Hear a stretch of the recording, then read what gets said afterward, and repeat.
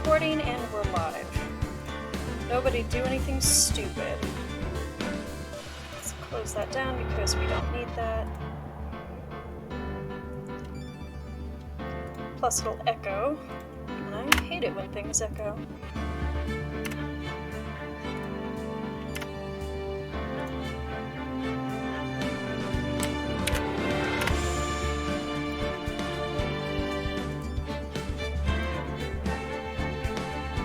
And now I have immediately confused myself. Am I actually this true? Am I actually live?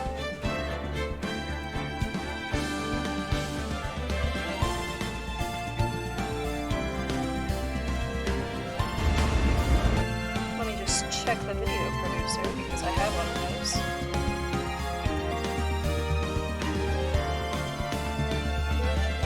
Yep. Alright. It's time to do what has to be done by me.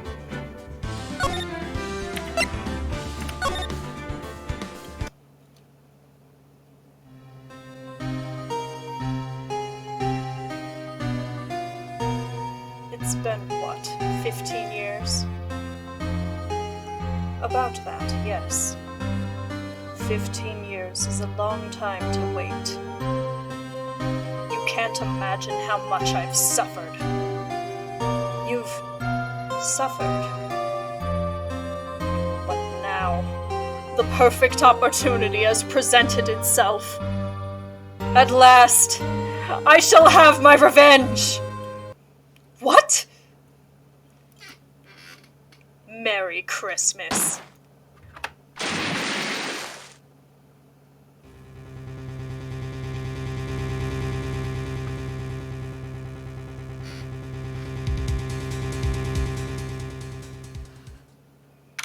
Hey gamers. Happy December 9th. It is nowhere near the actual time. December 25th, 10:08 a.m. Wright & Co. Law Offices. Hey, Nick! Do you know if there are any good waterfalls around here? Waterfalls? Dare I ask why? Duh, Nick! Isn't it obvious? I need a waterfall to stand under, preferably a freezing one. Oh. Is that part of your spirit medium training?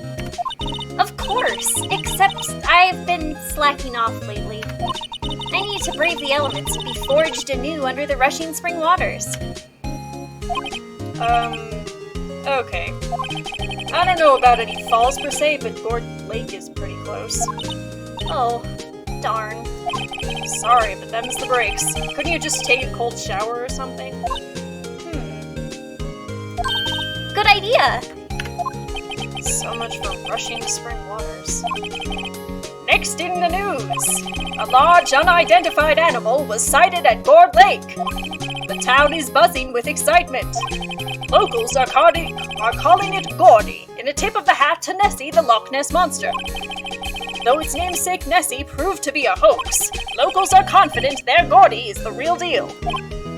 Dots. Boring. Can't they show real news for a change? Nick? Huh? The water pressure's kind of low in that shower. You want more pressure, huh? Why don't you go down to the fire department and have them spray you with the hose? Good idea, Nick! No horny! Hi, Nano. Apparently, Fey Blood is no aid in detecting sarcasm. We interrupt this program to bring you a special news bulletin. Strange occurrences continue at Gord Lake, but this time, it's murder! Gord Lake again? The body of a man was found in the lake early this morning. A body has been discovered. A suspect was apprehended. Sources inside the police department revealed that the suspect's name is Miles Edgeworth, age 24. A man has fallen in the lake in Lego City. Edgeworth was an up-and-coming prosecutor, known for his skill and connections. He was guaranteed a long and rewarding career. Has he thrown it all away? What? Edgeworth? What's going on? Edgeworth would never do something like... Nick? Yeah, Maya! If fireman yelled at me when I called him. We've got bigger things to worry about than that. They arrested Edgeworth. What? You mean the prosecutor? Yeah, he's a suspect in a murder.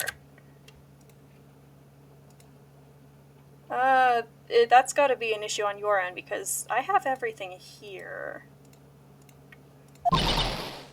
What? When? Where? Whom? Why? How? Really, Maya? Whom? I don't know. Let's go find out, Nick!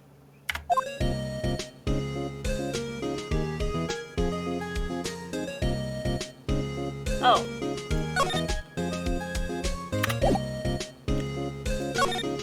Let's check out this plant. Mia's favorite plant. Its name is Charlie. Maya's gotten the knack of watering it lately. Charlie's been perking up these days. Alright, now that we've checked in on the very important plant, let's immediately go to the detention center.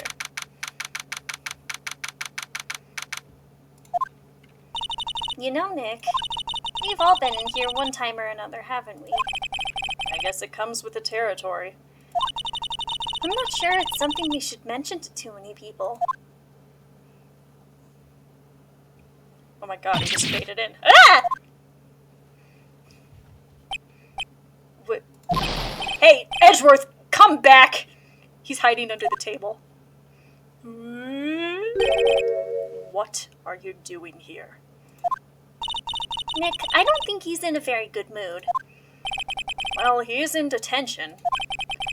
Were you in a good mood when you were here?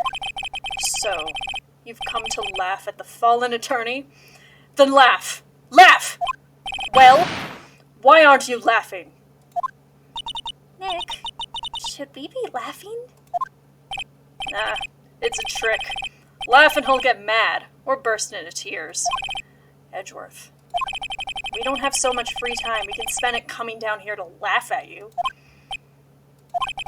Yes, you do. Actually, he's right. I hoped you wouldn't come. I didn't want you to see me.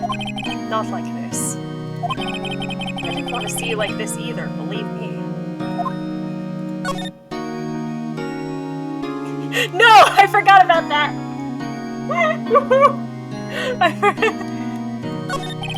Edgeworth, tell me what happened. Why should I? What are you going to do about it? Duh! We're gonna help you, that's what! Help me, you. Sorry? You're a novice. You've only been in 3 trials. Hey! Sure, you got lucky and won all 3. But your luck's bound to run out someday.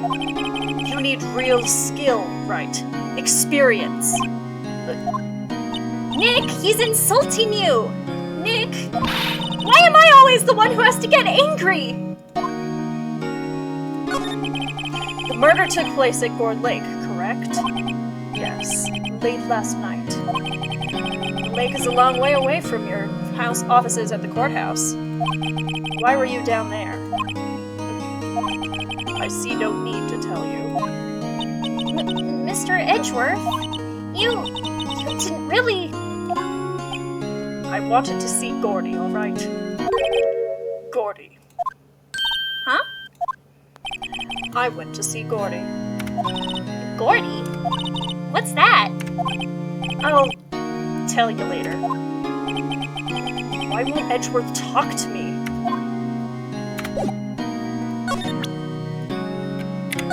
Take that! Your attorney's badge.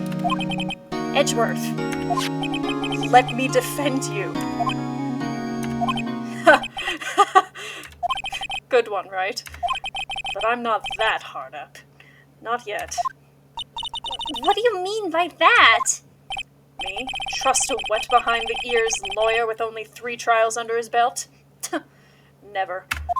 What? My case is near hopeless, right? Every defense attorney I've talked to has turned me down. What? Simply put, they were afraid they'd lose. It occurred to me that it might be my fault that they lack confidence. After all, I did get every single one of their clients declared guilty.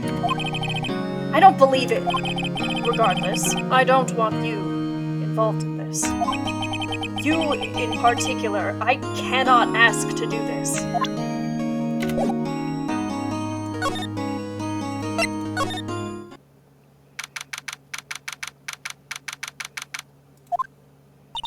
This is where it happened? No, Maya, it happened at the lake. Gourd Lake is in the middle of this park.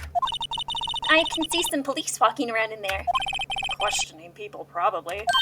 Hey, isn't that Detective Gumshoe over there? Well, pal, there's enough of us here. Anyone found anything? Sorry, sir, nothing. Idiot, the trial's tomorrow. We need clues on the double. But, sir, there weren't any clues. That's why we arrested that attorney, Mr. Edgeworth. Welcome to the gayest case in this game. Shut up! Just you try saying that again. I'll make you sorry if you do. So just get out of my face, pal. Oh, hey, Gabe. Yes, sir. Detective Gumshoe's kinda scary today. Recruits. Ah! Eek! Hey, you're that hairy guy. Hairy Butts. Right, Phoenix, right. Will he ever... And just what are you doing here, pal? Investigating? Huh? Well, yes, I suppose. Well, I'm here to help. Ask me anything you want. He seems different than usual. I wonder what's up. Mr. Edgeworth hasn't actually asked us to defend him yet. Huh? Oh, you don't say. Detective Gumshoe, do you know what happened here? Huh? You don't know, pal? No? Wow, okay, Mr. Head in the fluffy pink clouds lawyer. Head in the... huh? Never mind, I'll tell you. It happened last night, about 15 minutes after midnight. They're besties. There was a boat out on Gold Lake. In that boat were two men. One of those men shot the other with a pistol. Bang! And the shooter was Mr. Edgeworth? A cop who arrived on the scene arrested him. If it had been me, I wouldn't have done that at all. How did they get there so fast? Well, there was a witness. When the report came in, we raced to the lake.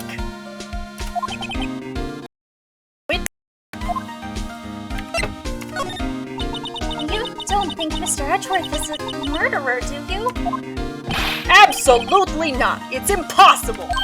I don't care if there's a witness either. I don't believe a lick of it.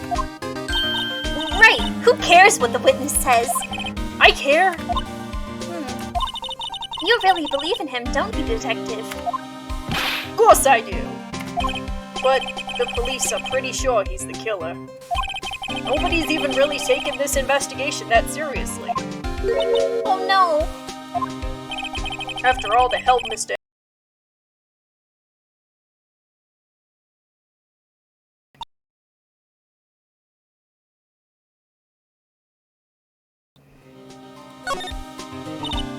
Is it true? No one will take Mr. Edgeworth's case? Yeah, he's a bit of a celebrity. If you defended him and lost, your reputation be sure to suffer. What's more, the case against him is, well, it's pretty solid. I suppose it would be if they have a witness. Hey, pal! Don't tell me you're gonna turn your back on him too! Remember the Steel Samurai case? Mr. Edgeworth helped you get your client declared innocent. I know. I went to Edgeworth. I tried. He really doesn't want us to represent him. Especially not us, he said. What? Well, that doesn't make any sense, pal. You should have heard him talking about you after that trial. He kept saying, right, all over and over. Nick? I'm not sure that's a good sign. Neither am I. Why wouldn't he want your help? I don't get it. was this witness? Oh, that's confidential. Anyway, the witness saw everything, apparently. I'm sure they'll turn up at the trial tomorrow. Was there only that one witness? Yep, it was cold out on the lake last night. And it was Christmas Eve, after all. Still, we're being thorough. You never know when you're gonna turn up another witness. That's why we're here today checking things out. Well, I mean, it's a visual novel. Those are well known to be romantic and gay. So far, we're coming up empty. Oh, it's Christmas today. I forgot. What are you getting me for Christmas, Nick? Maya, I already got you multiple gifts for Hanukkah. Detective, sir! What, find something? Oh, no, sir, not yet. But for Christ's sake, they want to hold an investigation briefing. A briefing? I'm off. Oh, sorry, pal. I guess you heard. I gotta go. Maya celebrates every holiday to maximize gift gains. She's so talented. Any last things you want to ask me about before I head back? Did I have the autopsy report? Well, yes. Do you have any information on the victim? Sorry. They haven't worked up the autopsy report yet. I'm still waiting for it myself. Actually, say, if you get the time, drop by the precinct. We can talk more there, pal. You're not coming back, detective? Probably not. So, what do we do if we have something to talk to you about? Oh, right. Here, I'll show you how to get to the precinct. Come down and see me anytime. Directions to the police station received from Detective Gumshoe. They're like written on Phoenix's hand. Oh, hey, Detective Gumshoe. What? We'd like to take a look around the park. Yeah, no problem, pal. You got my permission. I don't have Google Maps yet, even though it's 2016. You know, Nick, I think there's something to be said for talking to people when they're busy. Yeah, they don't have time to think about not giving you information. Right. Now, let's get investigating. More like Phoenix the wrong way.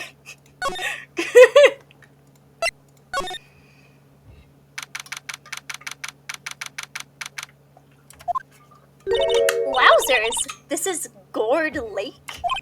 Yep. I'm not sure it warrants a wowzers, though.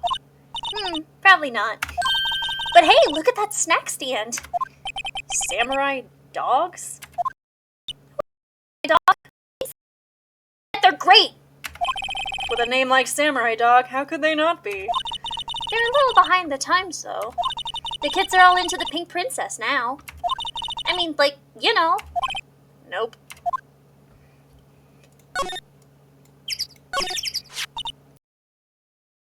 Poppers here. You know, you pull the string.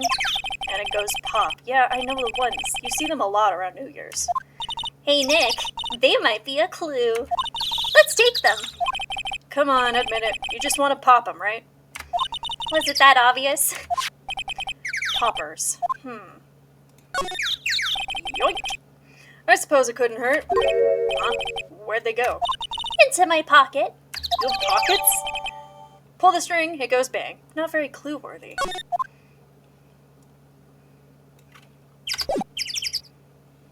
Yeah, that is the video game. No, I'm fucking with you. There's a bird in your room! Whoa!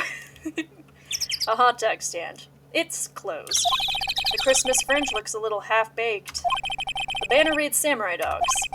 Somebody needs to redecorate.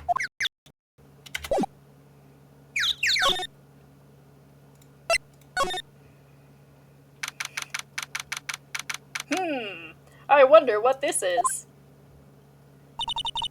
I like it here, Nick. Look, someone's camping, even though that sign says no camping. They've got guts camping at the scene of a murder. Hey, Nick. If they were camping here last night, they might know something about the murder. That's true. Good call, Maya. Let's go talk to them. They've got guts camping at a no camping sign. The sign says no camping. Funny place to pick to pitch your tent. Wait, what if the sign said no setting tents on fire? I don't think they have signs like that. Do you want one? Oh. I don't know what that has to do with anything, but it was funny. There's food and some magazines on the sheet. Takes a pretty tough skin to camp in this cold. Hey, Nick. What? Don't tell me you're hungry again. No. I was just wondering, why are camping pots and pans made of aluminum? They didn't talk about that in any of the law books. So there's no law saying they have to be made out of aluminum then? I'm not having this conversation. I'm pretty sure they're made of aluminum because it's lighter and it's faster to heat. But I may be wrong. This camera has a mic and some sort of attachment? It must take pictures when triggered by a noise. Wow, cool. Let's try it out. Hi, I'm Nick! Maybe I'm not saying it loud enough. Hey! I'm Nick! Huh. Nick! Will you stop that? Maybe it's broken. Don't kick it! Maybe it isn't set to respond to voices. Well, what then? These things? The party poppers. Bang! Click, click, click, click, click, click, click, click, click, click, click, click. Well, it responded. Yeah! Hey, you! Get your hands off of that! Ah! What in the Sam Hill? Look what you done now. There goes a whole roll of film. Ah, what? Huh? Sorry's nice, but it don't pay my bills. Y'all know how much a roll of that film costs? I'll pay you back. What were y'all thinking setting off a party popper at a place like this? Well... What? Don't try and play stupid with me just because you think I'm some country bumpkin. Yeah, I know how y'all Yanks think. I say, these southern folks talk with that exaggerated drawl why they must be dumb. Well, let me tell you, just because I might be dumb don't mean we all are. Nick, help. And who are you now? Her chaperone? Yeah, no. You're gonna say it for bejesus's sake. God, I'd rather sit through one of Papa's drawls than listen to you stutter all day. Oh boy. I guess we should pay her for the film. Watch it! Yes, ma'am? On second thought, I'll pay later. I'm really sorry.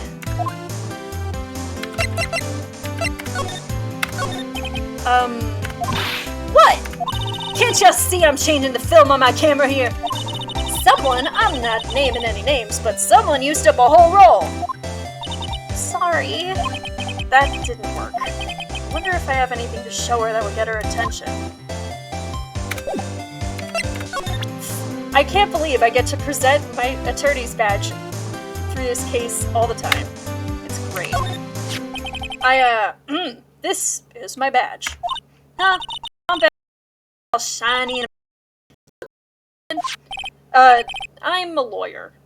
ACAB. What? Y'all ain't gonna try and pull one of them lawsuits on me over that film now. Cause I'll have y'all know I'm a fighter and I wrestle meaner looking things than you. No, that's not it at all. We're here investigating a murder that took place here on the lake. That's cool. Why didn't y'all say that? Go ahead, ask me anything you like. Finally, some guap. You're not hiding now. I won't bite. Come to think of it, where did Maya get to? She's like hiding in a bush. Sorry. I was feeling a little overwhelmed. The culture gap and all. Never you mind, honey. I can talk Yank for you if it pleases you. I'd be okay. Great then. You can call me Lotta. Hey, did you know I'm an attorney? I'm here photographing meteor showers for a research project. Mighty pleased to meet you. Oh, when was that murder anyway? I haven't seen on television lately. It happened late in the night on Christmas Eve. That's so! Christmas Eve? A man on a boat was shot. Did you see anything? Well, let me see. A boat, you said? I might have seen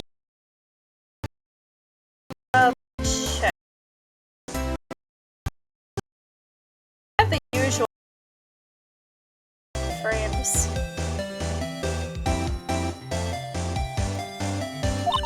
Y'all gotta remember, I've been watching this here lake for a good 3 days now. I've seen enough boats to choke a mule. Kinda hard to remember which I seen when. Maybe the internet is just down for everyone. You know those cats running in the tubes. They're not going fast enough today. So, what is it that you do, Lotta? Huh, me? Are you saying that the cats are running fine for you, but not for me? This is so sad. I wonder if my brother's like...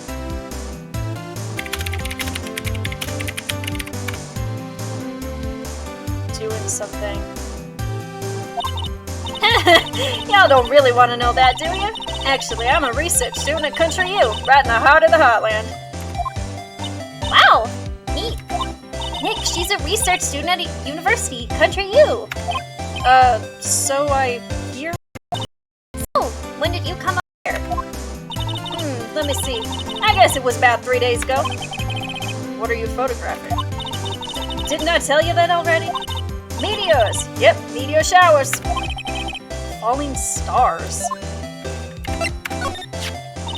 That's quite a camera you have there. Y'all better know it! It's German-made, a genuine Solingen.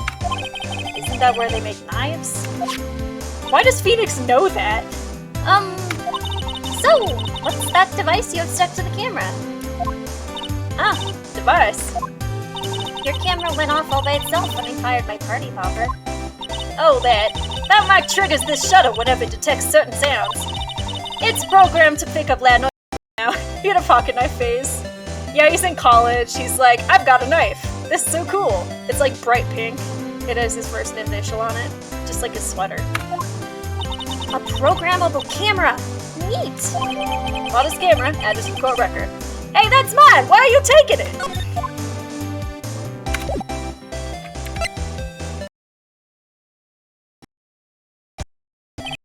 This is rigged to respond to but it only responds to like a party popper, Maya.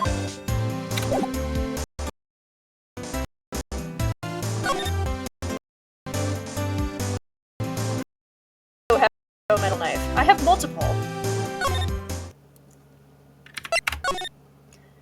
Yeah, Dolly.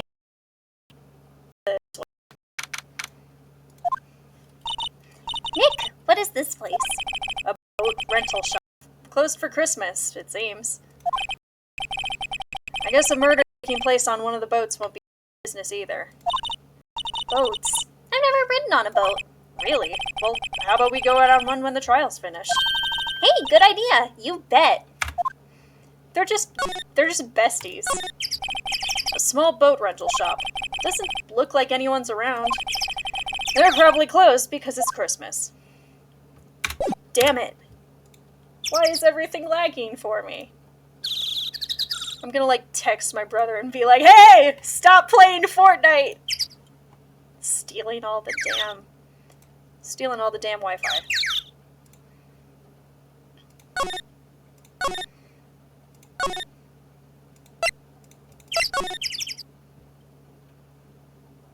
I'm not gonna tell him to watch my stream.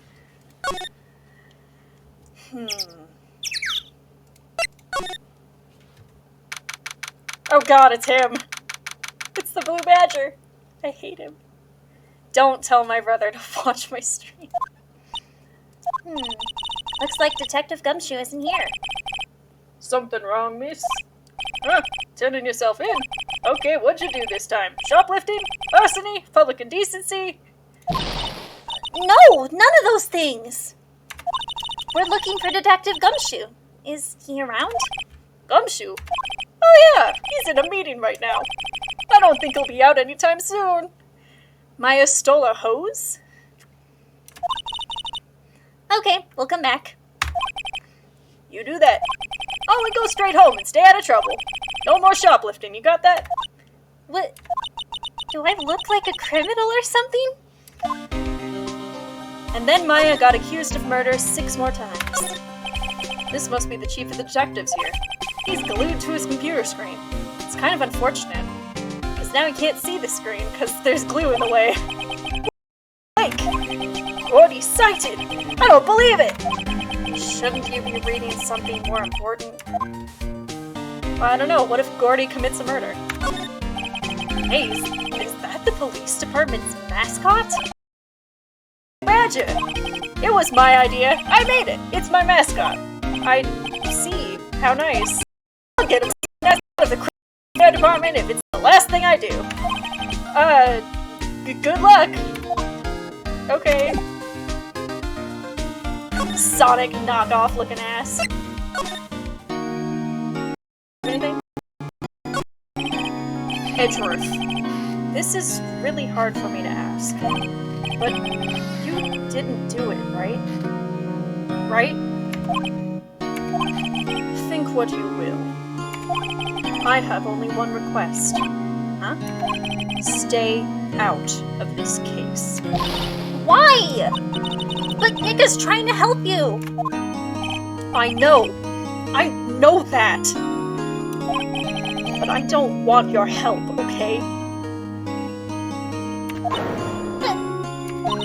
Why not? Look, just go away and leave me alone. Nick, Mr. Edgeworth did it, didn't he? Maya, let's go investigate elsewhere. But Nick...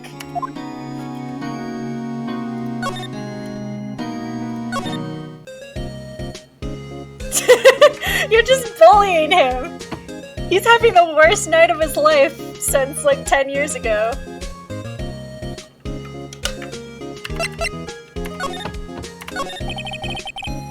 Well, what should we do? What do you mean? Let's investigate! We should talk to Mr. Edgeworth and check out the crime scene. You're right. We need more information. Save aimlessness and confusion for later. Phoenix didn't come to laugh at the fallen attorney, but you guys sure did. Why are you being so mean to him? He's my favorite, okay?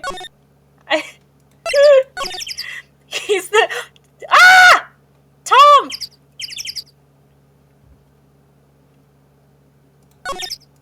There's been a murder. Wow, Gourd Lake is really big. Yeah. Say, Nick, why is it called Gourd Lake? Well, a long time ago, they used to go grow gourds here. Oh, no way! I was sure it was because the lake looked like a gourd when viewed from above. You know, like an hourglass shape. Well, it is shaped like a gourd, actually, but that's just a coincidence. Oh no, there's so many gay emojis in my chat! Oh, okay. Let's check the garbage can. The trash can is empty. At least the place is well maintained.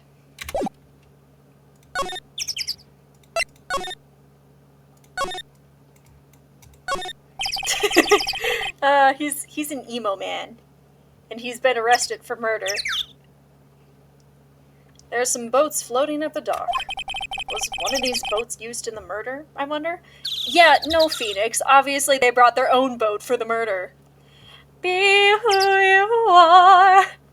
I don't know the song. Nick? Huh? I changed my mind. I don't really want to go for a boat ride.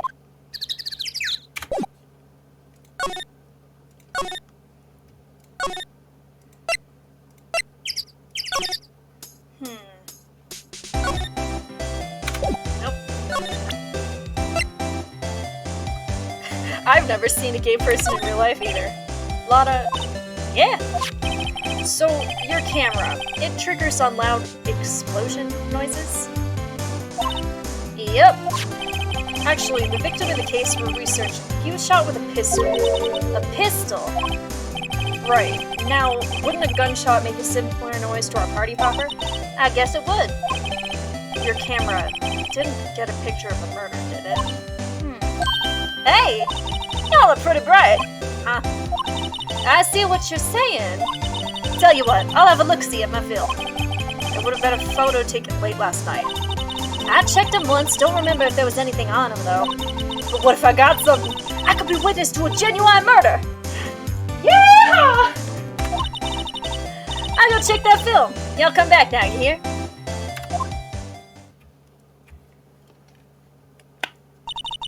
She went inside her SUV. I guess we should come back later.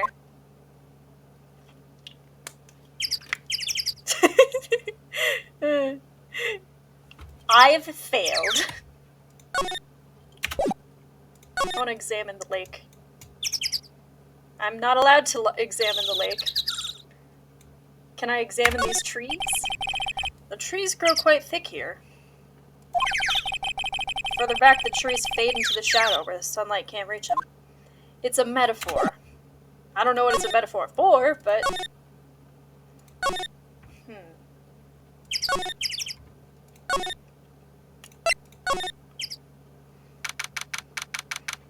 Edgeworth. Edgeworth? I guess Detective Gumshoe is still in that meeting. Edgemeowth. Hey! Thanks for coming down, pal. Detective Gumshoe! We just finished the meeting, for better or for worse. I get the feeling we're in for some bad news. Do you know anything about the victim yet? No, still can't ID it. Has Mr. Edgeworth said anything?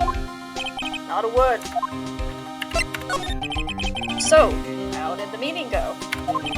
I can't tell you, pal. You're a lawyer. True.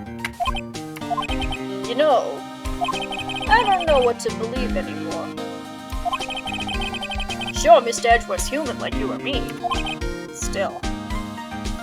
Well, he's the demon prosecutor. Of course they think he's killed someone. I get the feeling that if he'd done something wrong, he wouldn't go hiding it. That's just the kind of guy he is. Why can't anyone else see that?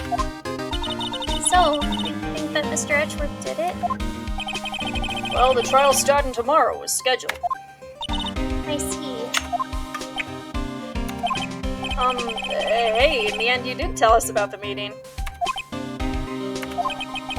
Don't go telling anyone else, pal. Edgeworth has been accused of a murder. Yes, sir. And do me a favor, because he was found in a boat on a lake on Christmas Eve, and he was holding a gun, and the other guy fell in the lake and is gone. Stand by Mr. Edgeworth. He needs help, and you're the ones to help him. Lawyers don't know how to murder. If I were a lawyer, I simply would not kill. I'm sure he's got some reason why he won't talk to us. Thanks, Detective Gumshoe. Detective Gumshoe, how come you trust Mr. Edgeworth so much? Well, I had a thing for him for a while. We got a strong working relationship, us two. We trust each other, and that's how it works. A working relationship?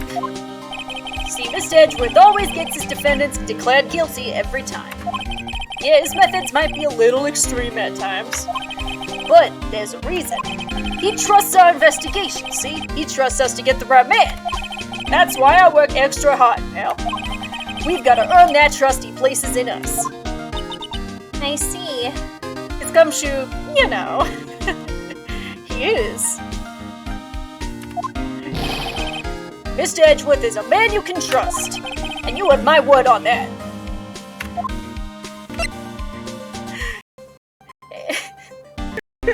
Aaron, stop pulling the case.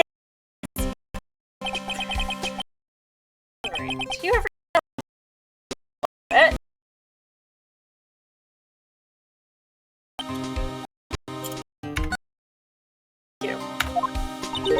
Nick? Can you show me that photo of the victim?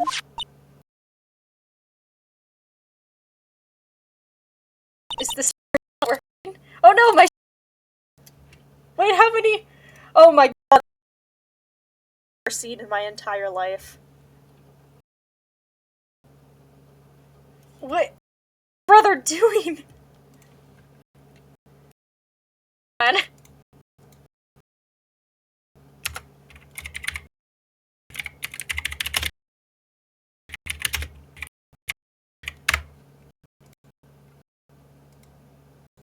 This is so sad.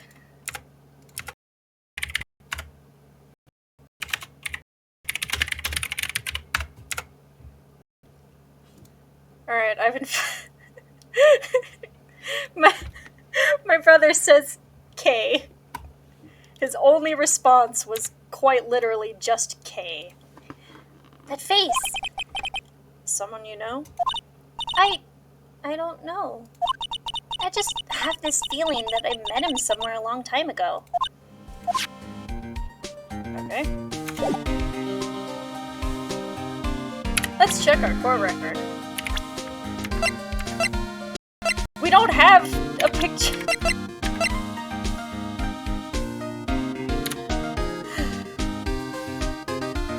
Which response? Edgeworth von Karma? Because you're spoiling everything.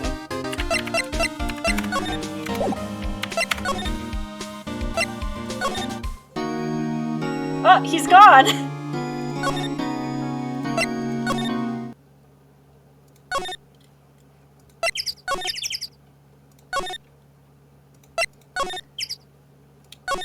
Looking for crime.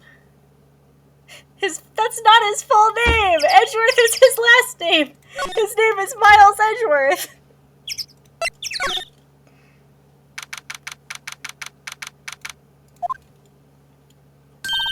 Ayo! Lotta!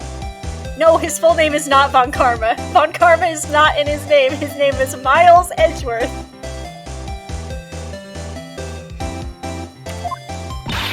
Wait up a sec. We got bingo. Bingo? Von Karma is... Okay, so Von Karma is originally from this game. We're gonna meet him very soon. And he was in RT Game Crowd's streams as the main villain of Miitopia. Yeah, Miles Tails Prower Edgeworth Von Karma. That's his full name. The Miitopia villain from RT's playthrough was, yes, Von Karma from this game. I have now said that twice. This is my OC. Von Karma. He's evil. My automatic camera took 2 photos last time. Hey! This is them. Take a look. This isn't very good for modern art. Wait. See? He's shooting him with... You're right, I did, but like, there's so much lag, I doubt anyone can hear me. I've got like 116 dropped frames. He's shooting him with that pistol. It looks like that, yes. But you can't really tell who that is shooting. The Lake Ness monster. Yeah, well, there wasn't enough fog out there last night to strangle a bullfrog. But, you know, seeing these photos reminded me of something. Would the boat rock from the kickback? I don't know enough about guns to have any ideas on how that works. What? Where's Sans? Undertale?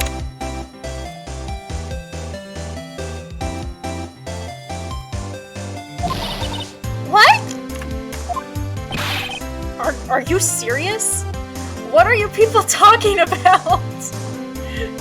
Why are you bringing anime into my other anime? Mario?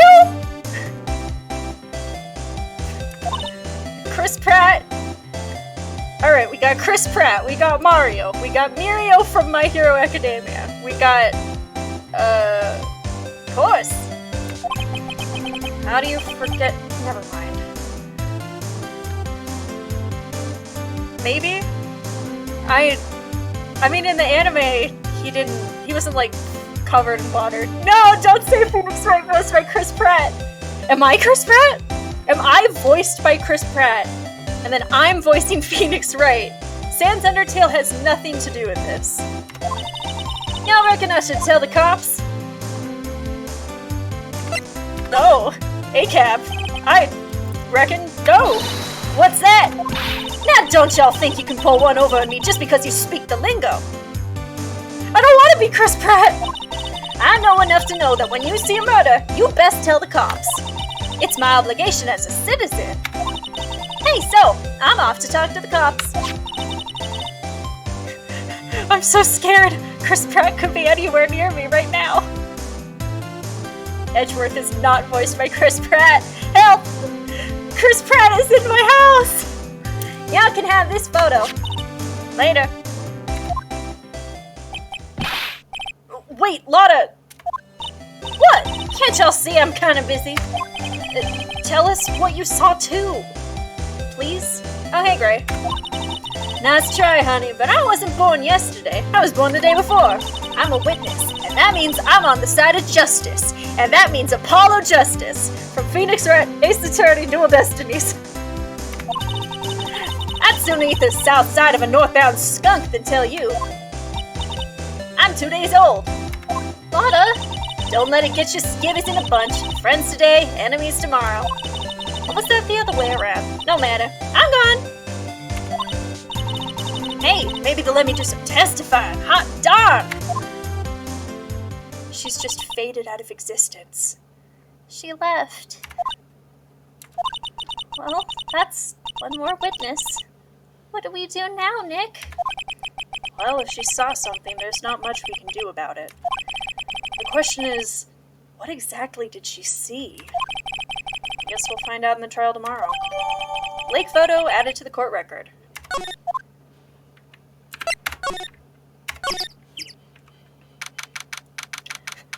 Lotta mitosis and is the real murderer. No, she's not the real murderer. That's not a spoiler because she has never killed anyone and never will. Looks like the police have given up their interviewing. I don't remember how to do this voice. Hey! Oh god. Ah! Nick, I think Santa's mad at you. Long time no see, Nick. Nick, you know Santa? Wow. It's Nick and Saint Nick. Hey, I see the connection.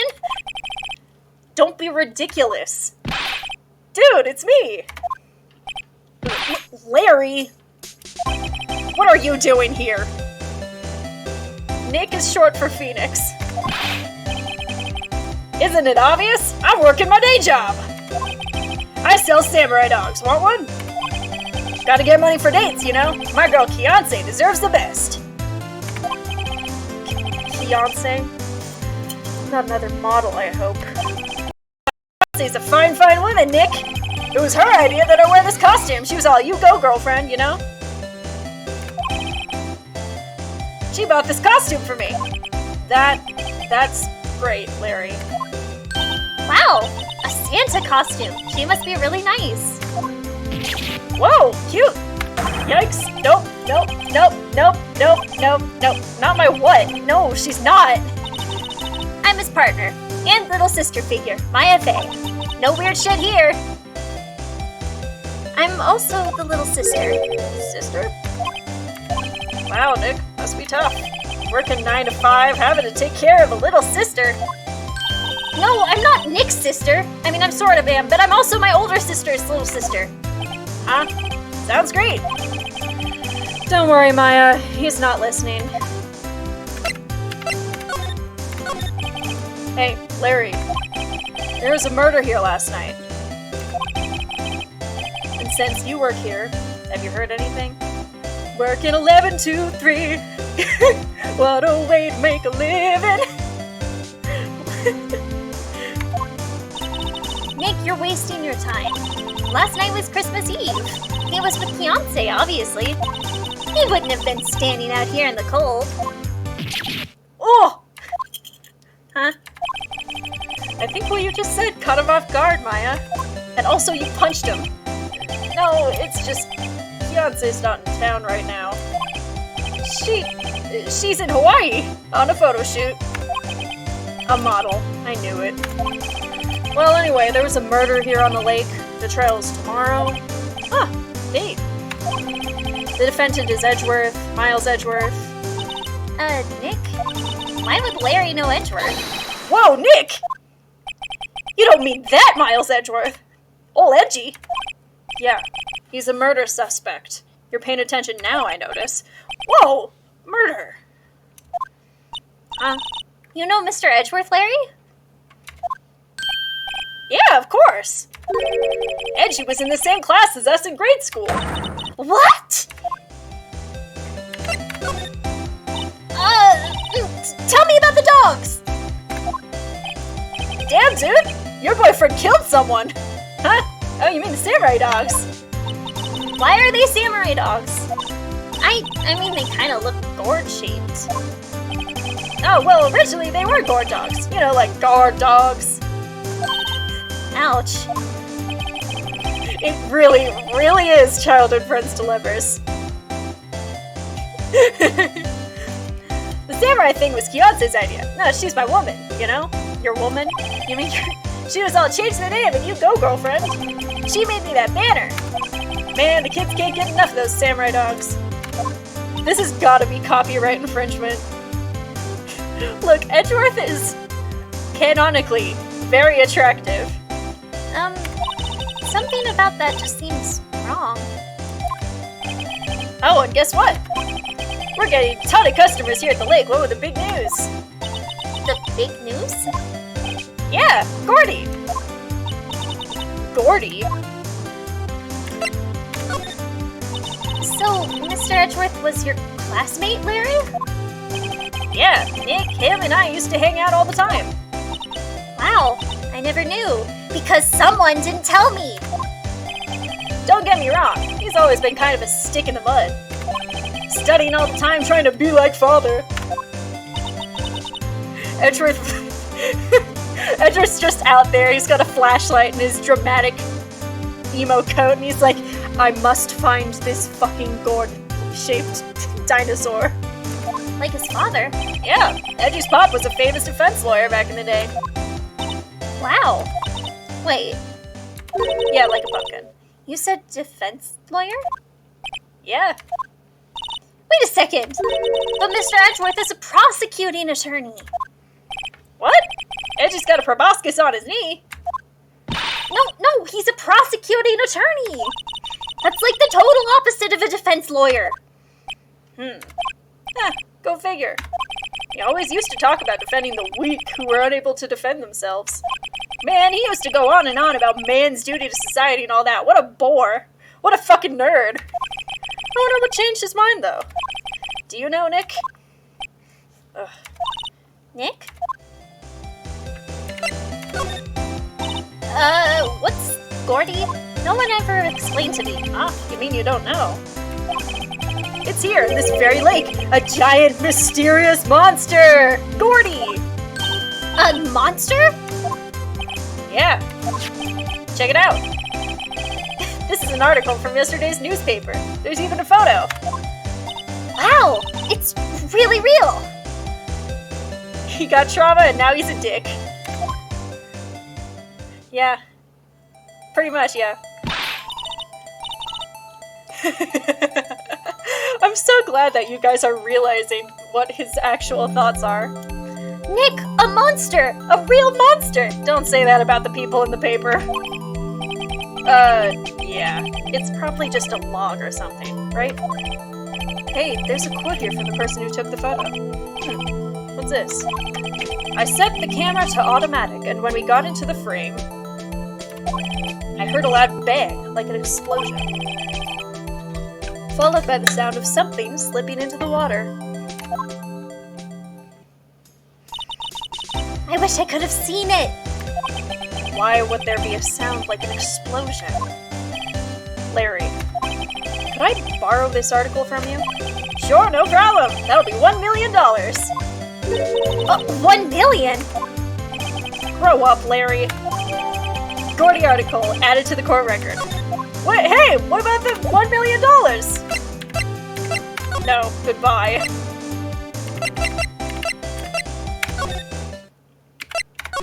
Nothing here.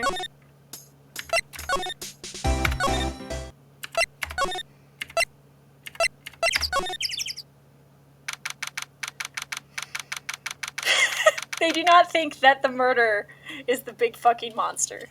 The big fucking monster is completely unrelated. Not a gumshoe in sight. We could I wish we could cross-examine Gordy.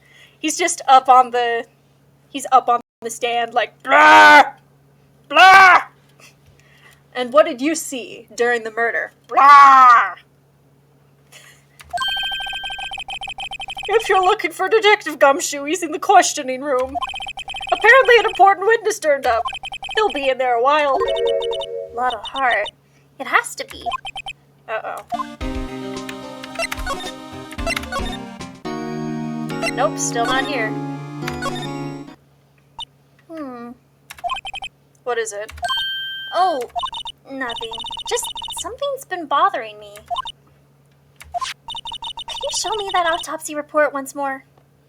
Edgy's not hiding in the table. He went back to his cell. When he hides under the table, you'll know. Hey, I remember now! This guy. He's a lawyer that was at that office Mia worked at. I met him once when I went there to hang out with Sis. He canonically hides under things when he's nervous. But, I don't remember if it was live action or if it was just taken from an interview, but there was a moment where where Nick goes, I came here to meet you again after all those years, and Edgeworth is like, I'm sorry, I've appeared to have dropped a pen, and he jumps underneath the desk. Hello, Rogo Wolfie. I know who you are. Wait, you mean Grossberg's office? Right, that guy. That was the last name I expected to come up. Yes, he actually hides under a table. Maybe I should go talk to him, for old time's sake. You know, that one time I accused him of being lovers with the man blackmailing him. Good times. He still doesn't have his painting. What a loser.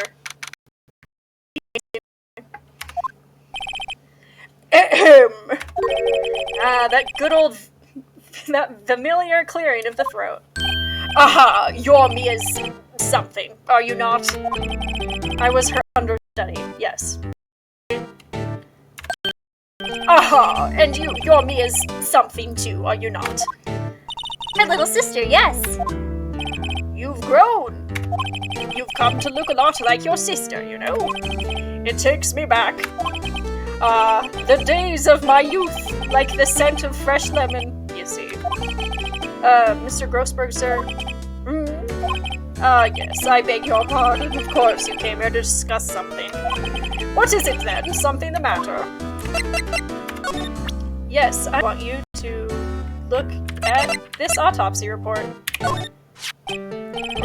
Strange. I feel as though I've seen this man somewhere before.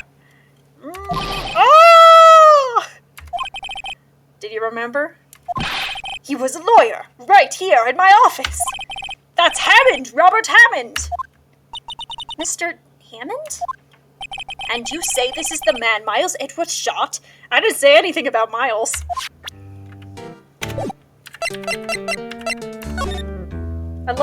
I love your orb, my man. Let me just ponder it real quick. Let's ponder this orb. Expensive-looking mahogany bookshelves filled with expensive-looking books. Huh, funny. They don't look like they've ever been read. Well then, let's take them back to our office. You won't miss them.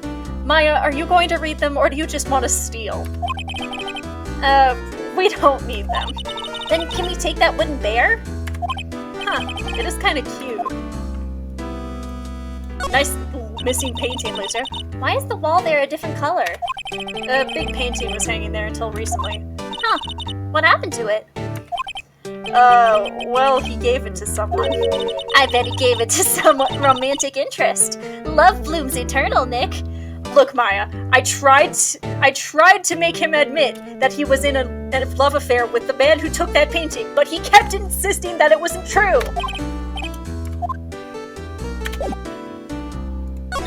I love how his mustache moves. There was a murder last night. A murder! You haven't heard? I just got up, you see. Isn't it like 11 in the morning? Well, Miles Edgeworth shot someone with a pistol. Edgeworth? What? Oh, who did he shoot? Well, the identity of the victim is still unknown. This is terrible news indeed. Why are you bringing up Hannibal the Cannibal in my chat? I guess he hadn't heard anything.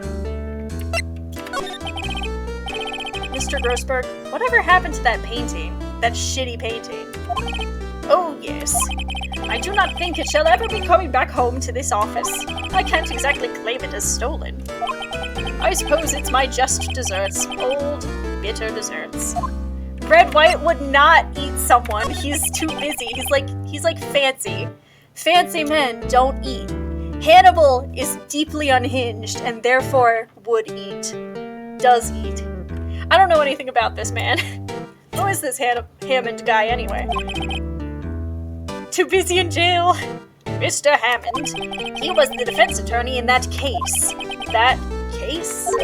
Yes, the DL6 incident. DL6? Why does that sound so familiar?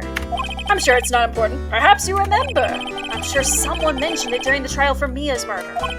That was the incident where the police were so at a loss they used a spirit medium. Wait, you don't mean... Was that medium my mother? Yes, my dear. The spirit medium, Misty Fay, your mother, contacted the spirit of the victim. But the case was a loss. No conviction was made. Okay, bye. Stop taking all of my internet. I love you. The DL6 incident, yes. Good job on the sword. Happened 15 years ago. A very strange case indeed. They never caught the criminal, right? I know it's downstairs. I put it there. I can't have any because I have 200 slow frames.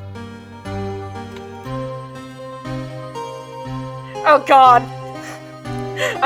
You've doxed me! You've doxed me, stop! No! Now everyone knows. Everyone knows my secret. I hope he left. I put the cake downstairs. I can't have any. I am quite literally in the middle of stuff. Correct. Stop! Stop talking to my brother! He's stealing all my frames!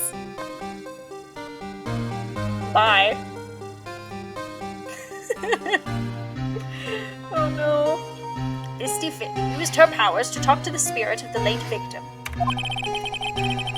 Stop. Her testimony led to charges being laid against one man. But Mr. Hammond won that case. Stop!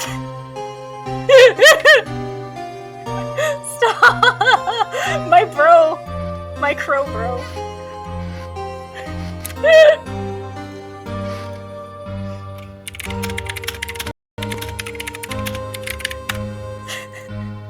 You're like seagulls.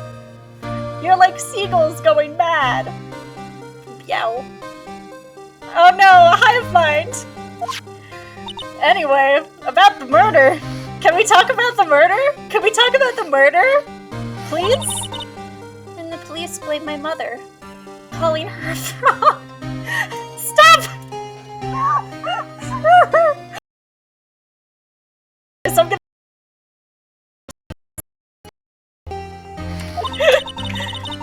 You were the one who helped her out then, right, Mr. Grossberg?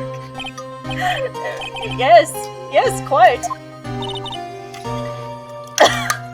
Yeah, but I'm trying so hard! Yes, you can have some cake. Thank you. I don't think Edgeworth wants my cake. It's chocolate cake. It has sour cream frosting. No, please, don't mention it. DL6. It's chocolate cake. You. Okay, coward. Edgeworth cannot have my cake. It's mine. I made it for my dad.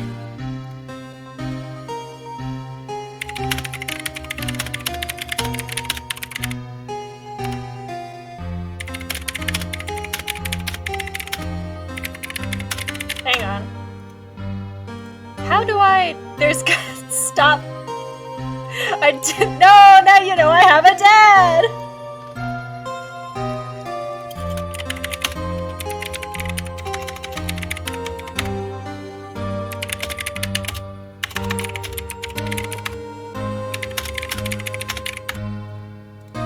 I'm like frantically trying to figure out what's going on.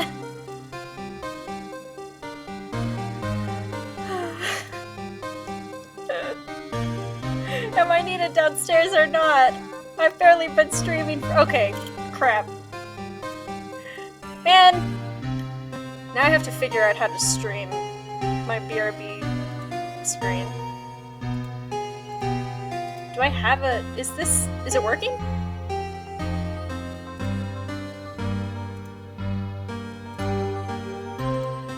Hey, do you guys see a BRB screen? Okay, I did it!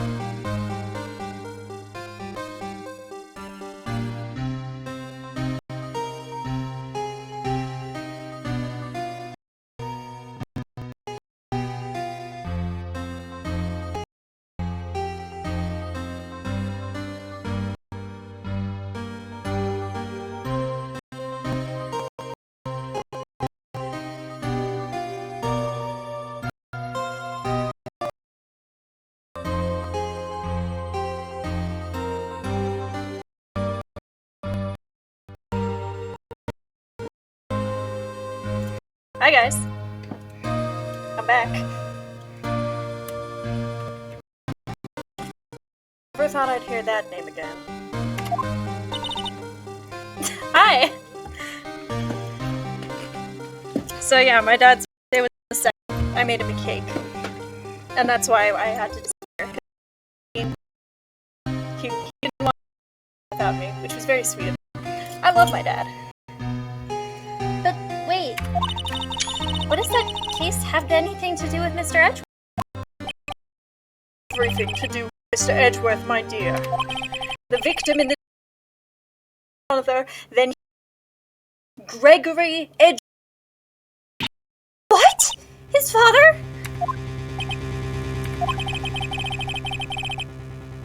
If you want to know more, you should ask him yourself.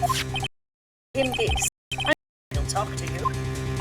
Oh wait, this is a photograph of my mother. Misty Faye's photo added to the court record.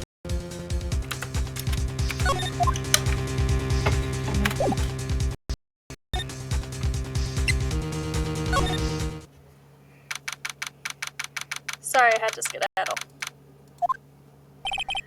What's this? I was hoping you'd gotten my message the first time. Edgeworth, what about your defense? No concern of yours. One yet.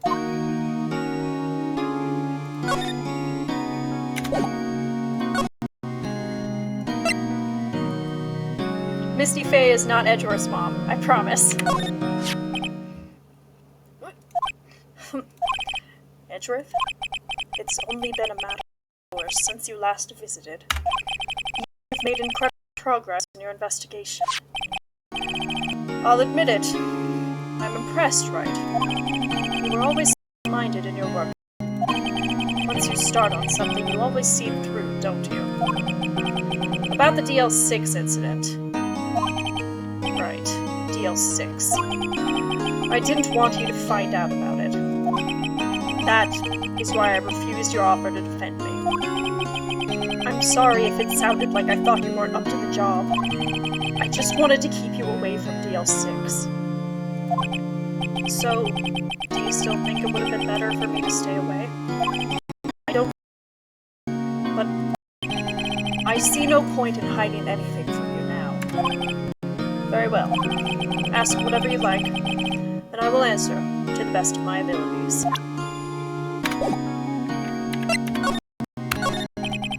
The DL6 incident was when my father died. Boom. Right before my eyes. He was shot and killed, and I saw it all. My memories from that time are foggy. I suppose it's a self-reason. In any case, assassin, a man. It's pretty clear he was the only one who could have killed my father.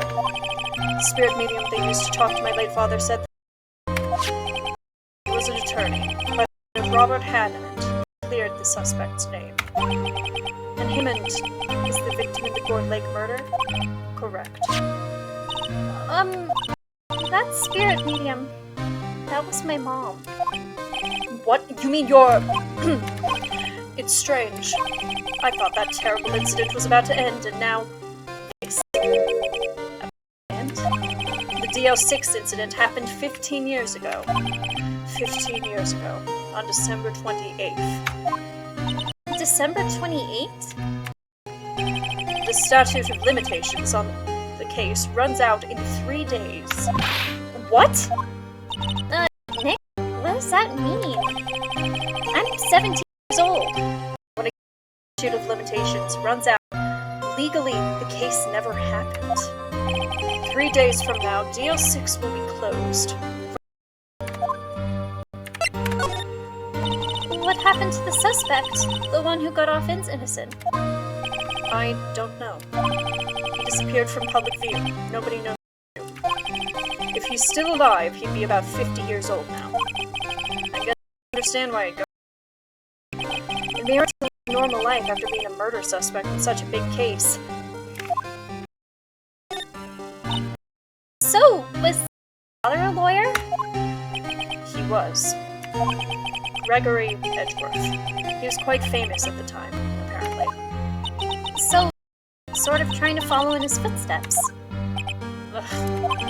I'd rather not talk about it.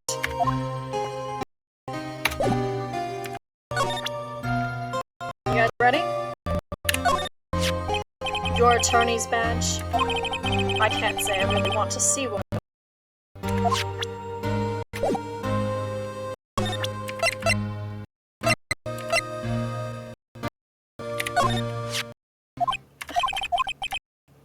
No, I already...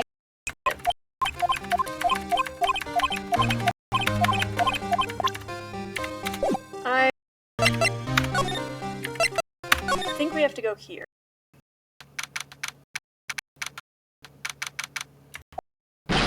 What's going on here? This wild lady comes in here just says she came to talk to y'all after hearing what Mr. White had to say. Now, pal. Heart. Why are you going around finding more witnesses? You want to give me Edgeworth the death sentence, pal? No. She did something I can do about that. I can't go around covering up evidence. You try to say something the way I do my job. No, sir.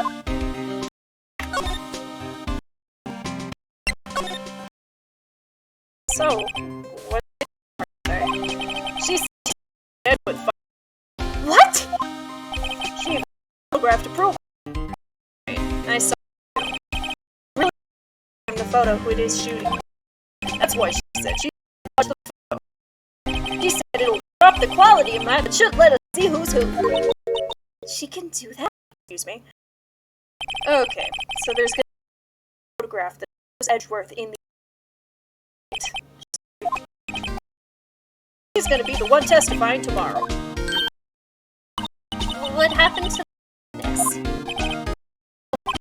Apparently, there was a cancellation. A cancellation? You could just cancel? It was gonna be Mr. Edgeworth. She says she saw the very moment of gonna be got taken when the shot rang out. That sounds like a winnable case. What did Mia used to say? If he's innocent, there's gotta be something overlooked. Ask the state to assign a public defender. I was just asked to file the paperwork. But you still got time, pal. Talk for me. Please. To convince him. You can let you defend him. Please. You're the only one who can do it. The only one who can say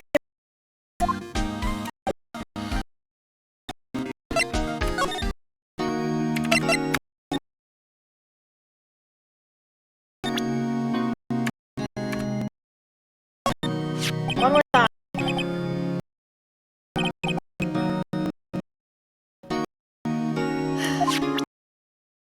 Here.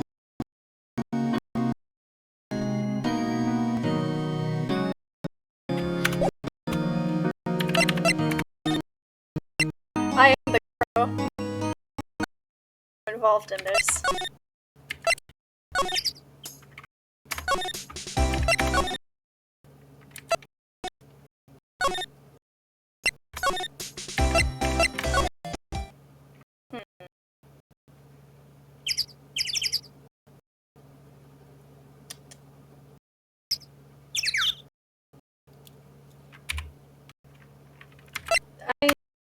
I would assume that you need to see the murder photo.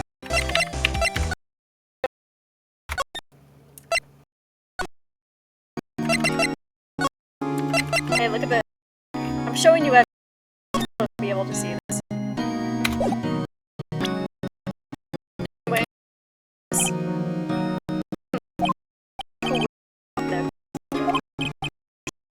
You should. What do you think, right? I don't think you'd point a gun at anyone. So you him? No, you didn't. What me? Right. Huh? It pains me to ask you this now. I know, you want us to defend you. yes. Will you? Who could have guessed this day would come? To finally pay you back. Back? Back? Don't do anything for you? I guess you don't know. It's a... my letter of request. Please give it to... Well, I guess... What's that? Earthquake! It's a big one! It's calming down. That was...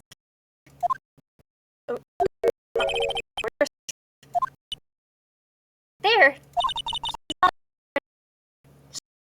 I don't have Sprite for frowning. I doesn't do so well with earthquakes. Heard of rolling up in a ball? Mr. Edgeworth doesn't stand up anytime. We can't help.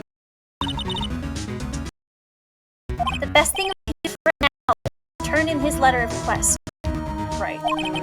We have to give out your request to Detective Gumshoe. We can't even do anything to help him off the floor or convince him he's okay.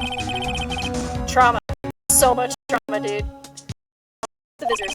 He hasn't moved an inch, and he won't have Edgeworth.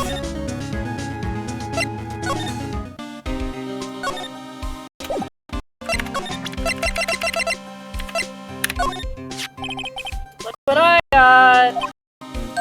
Hey, you did it, pal! Glad I waited to the last minute to file those papers. I'll rip them and start new ones for you. Thanks, Detective. See you in court tomorrow. Good luck, pal. Hey! You guys feel that earthquake a little... I was worried. Oh, worried? We're fine. I've lived out of my life to them by now. I wasn't worried about... I was worried about Mr. He did seem to overreact a little. Yeah, well, surprise. It was a pretty big quake. Go check on him. Perfect man, and I love you. You two go eat. Tomorrow's trial. Huh. With Edgeworth and earthquakes. I wonder. He was scared when he was...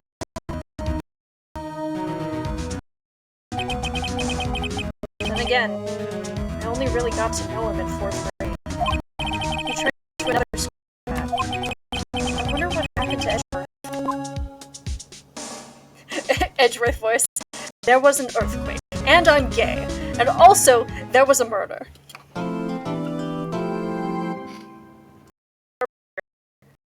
Apparently, you can't delete these save files. The ultimate mystery as my wife unravels. No, that's so many slow frames. What the fuck? Wait, why is that happening? Hang on, let me just... All of you sit tight. I'm gonna pull up my task manager and see if something's happening. Jesus. Hello, CPU? Can you calm down? What are you doing? What happened? Don't be scared. No! I just fucked up and closed the game. I just fucked up and closed the game. That's the wrong button. Let's bring it back up. I fucked it.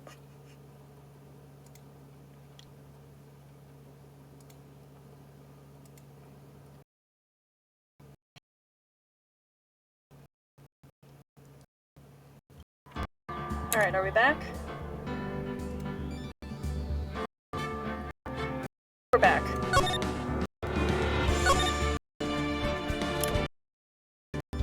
The frames are still slow, so that's not what it was. Why the fuck do I have an Xbox Game Bar app? I don't even own an Xbox.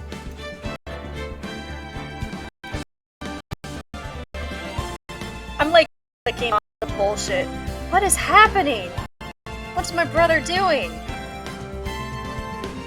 How much of the internet does he need?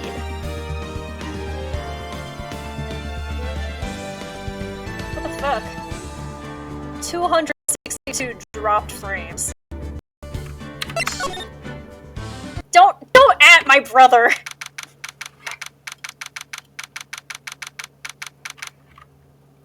For all I know, it's my dad. Like, everyone in this house is a gamer.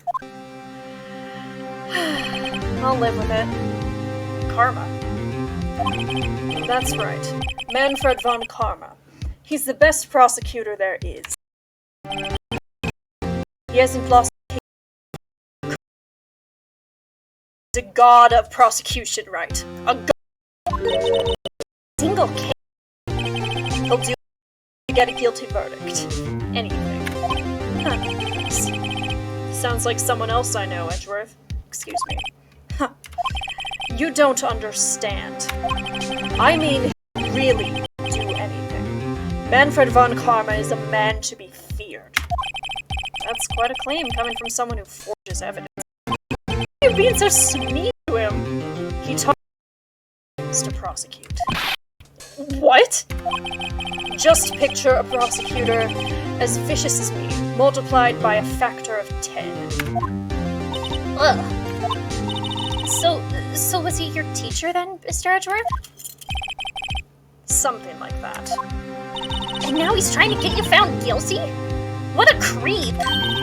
Oh wait, maybe he's planning on losing on purpose to help you out. Not a chance. He hasn't lost once in 40 years. 40 years! He's as ruthless as me times 20. That's pretty ruthless. The number went up. Like I said, he's a god among prosecutors. I guess that's something like Mia was to me. Speaking of Mia... Maya... Uh-huh. We could really be using Mia's help right now, don't you think? Oh. Huh?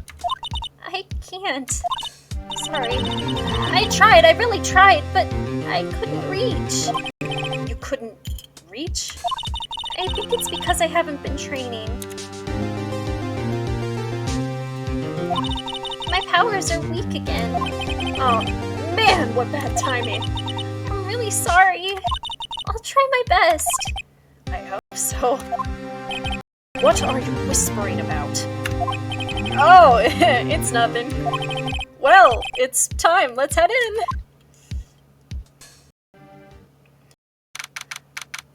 December 26th. Just talking about ghosts, Mr. Edgeworth. Don't worry about it. There he is. Court is now in session for the trial of Mr. Miles Edgeworth. The defense is ready, Your Honor. Mr. Von Karma, is the prosecution ready? Fool. You seriously think that I would not stand here were I not completely prepared? Right, my apologies. He's even got the judge scared. Very well, your opening statement, please. Decisive evidence. A decisive witness. What else could possibly be required? Nothing, of course, that should be fine. The prosecution may call its first witness. What's with this guy? Is he royalty or something? How am I supposed to fight against this? I call the detective in charge of this case. Detective Dick Gumshoe. Okay, Gumshoe's first. Let's see how this goes. Describe the incident, now. Yes, sir! Detective Gumshoe looks nervous. Please take a look at the map. The murder happened late Christmas Eve, around midnight.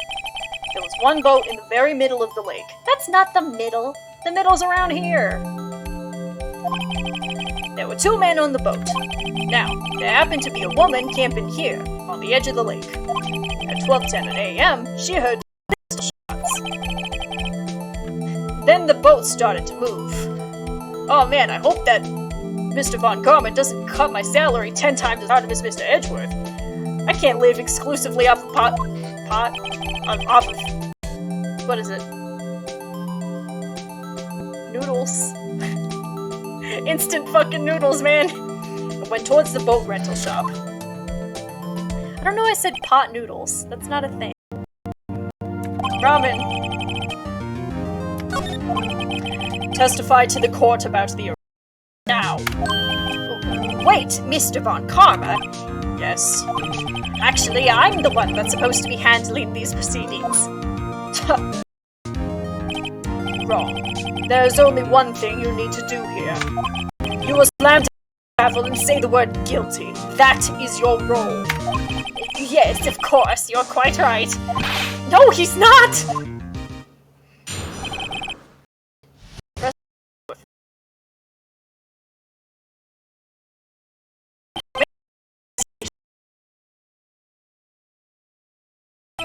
The scene is quite fast.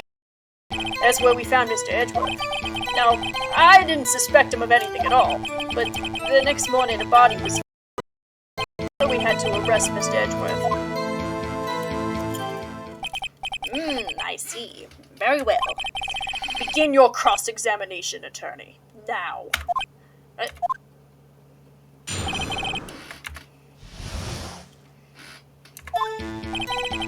A man called into the station. Who is this man? You received a call from a man? I don't know why there's quotes around it. Yep. But it said there was a woman camping there.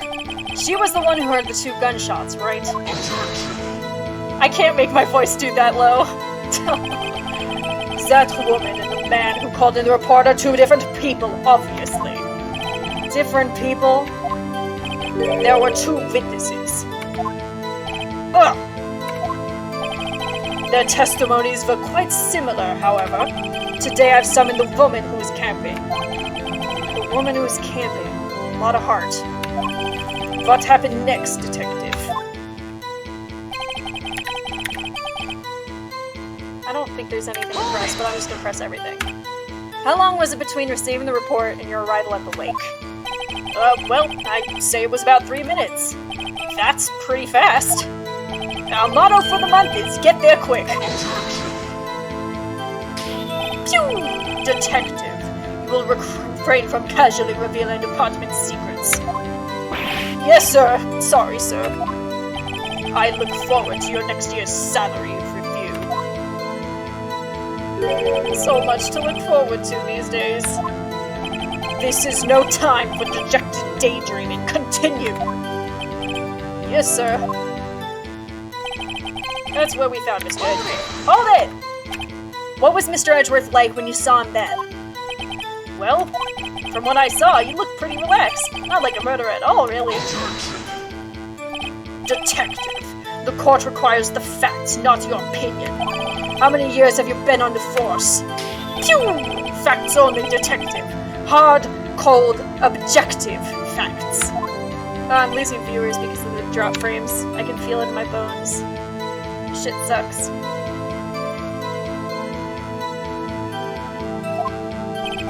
Man, he's got his share of objectives. I didn't see it. You should know. We have a trusting relationship with the prosecutors. The court isn't interested in your musings. Deep, trusting poppycock. I've never heard so many flippant comments from an active detective on the force. Detective Gumshoe doesn't look so good. Continue, now. But the next morning, a body was found in the lake. Did he find any clues on the body? A single bullet was recovered from the body. More like Detective Glumshoe, am I right? He was shot through the heart. Judge, here's the bullet. It didn't strike bone, so its shape is well preserved. Very well. The court accepts this bullet into evidence. So we had to arrest Mr. Edgeworth. Why is that? Oh, we found the murder weapon in the boat. The murder weapon? A pistol. Detective Gumshoe. That is a vital piece of information. Please revise your testimony. Right, sorry, Your Honor.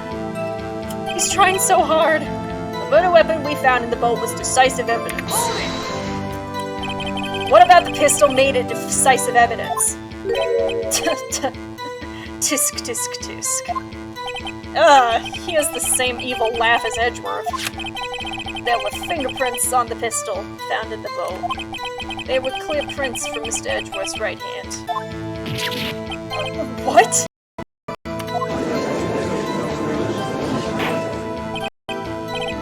Order! So, Mr. Edgeworth's fingerprints found the murder weapon? Yes, Your Honor. Judge, this is the weapon in question. Accepted into evidence. Pistol added to the court record. Members of the court. We now have the pistol used in the murder and the bullet found in the body. Detective. Yes, sir. Was the bullet found in the body fired from this pistol? Yes, the ballistic markings on the bullet match the pistol. Hey, Nick. What does he mean, ballistic markings? Shocking. To imagine someone here does not know something as basic as ballistic markings. Nick, he's glaring at me! Tisk. Very well, I'll explain. Actually, Judge, you do it. Me?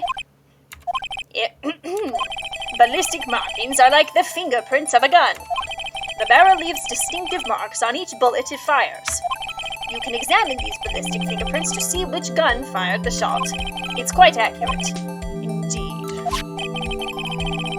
This leads to one inevitable conclusion. The bullet found in the victim's heart was, without a doubt, fired from this pistol. This pistol, which, as you may recall, was covered with the defendant's own fingerprints. You want to shove him in a Tupperware and toss it in the ocean? That's littering, though. Like, he's already garbage. This is bad. This makes it look like Edgeworth did it. Well, Judge, I'd say it's almost decisive, yes. Honestly, I could declare a verdict at this point. However... You wish to hear the witness speak, no doubt. Very well. I am somewhat fatigued, and so I will take a brief break. From what? We've been in court for like 10 minutes. I will call my witness after the recess, which will last 10 minutes. Judge! Yes? What are you doing? A 10-minute recess. But wait, Just bang your flimsy gavel and get on with it, man! Yes! Bop! This court will take a 10-minute recess. Who's running this court anyway?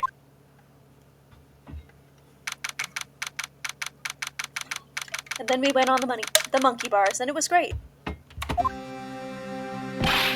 Edgeworth, what's going on here? Your fingerprints were on the murder weapon. And that foggy photo makes everything clear. The only one who shot that man was the person. True. You in the boat. Yes, it was me. What? But you must believe me. I didn't shoot him. Then who did? I don't know. You don't know? Weren't you right there? I heard a gunshot very close by. Then the other man in the boat. I but I thought at the time that he had shot himself. You mean it was suicide? That's the only explanation I can come up with. Huh. I can convince anyone of that. Say, Maya? What? Any progress with Mia? Oh. Sorry, it's no good. It's no use! Ugh. I know. I'm no good for anything, am I? If I can't call my sister, if I can't call my sister, I might as well not be here, right? I need you here. No, of course not. See, you're always trying to help out. Even if you help, it's the thought that counts, right? Better. I don't know anything about their defense. What's more, I'm a spirit medium who can't even spirits. As their off days. I've just been getting lucky lately. But you know when my luck is gonna run out. Really? Right. Don't jinx this case any more than it already is. It's bad for my heart. Oh. Sorry. You're 24, man. Court is back in session. Mr. Von Karma, call a witness. Will Ms. Lotta takes a stand? Bad for his gay little heart. Lotta, you are a research student at the university. That I am. Good. Begin by telling us what you saw the night. And don't add anything trivial or subjective. Understand? I'll need to learn some manners. Understand? Yeah, I understand. Go ahead. Yep. Your testimony, please. I love you very much. Be good. It's Christmas Eve, just after I heard the come up from the lake. When I looked out the window, I saw two gents in a boat. Then there was another bang. There was an area thing for that boat. Enough. A photo of the incident. This is that photo. Accept it as evidence. Well, this is a surprise. This looks like the very moment of the murder. Bonk, bonk, bonk. Order. I will remove people from this courtroom if I do not have order immediately. As the witness testified, she went to the lake when she heard the shot. There were no other. So the men in the boat with the victim must have been the one who shot him. Yes, it was the defendant, Miles. Why are you using 3 exclamation points? Seems kind of gay when he's punching. I will order. Judge. The evidence is... I have very little doubt about this case. Very well. Absorbing people's accents. This court finds the defendant... Objection! Wait, Your Honor! I haven't cross-examined the witness yet. A cross-examination.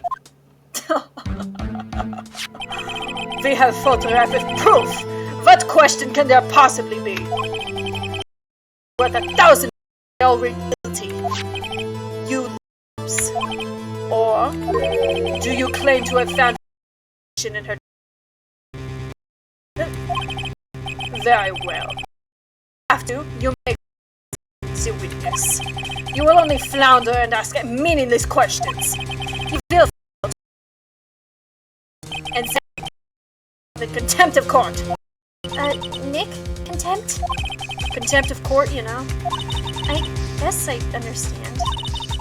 What are you gonna do? Do you really think there was a contradiction of the facts in her testimony? Yes. I think I noticed one little thing. I'm impressed, Nick. I didn't notice anything. Right, let's on. For his head, I'll go for his groin.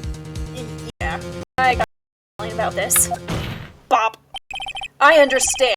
I will cross-examine the witness. Very well. Pray for your sake this isn't a waste of time.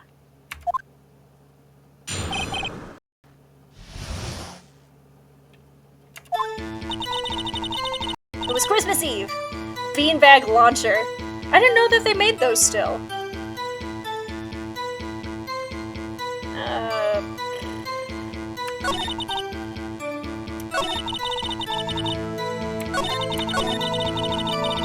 I don't need to... What do you mean you wreck it? Anyway. Hold it!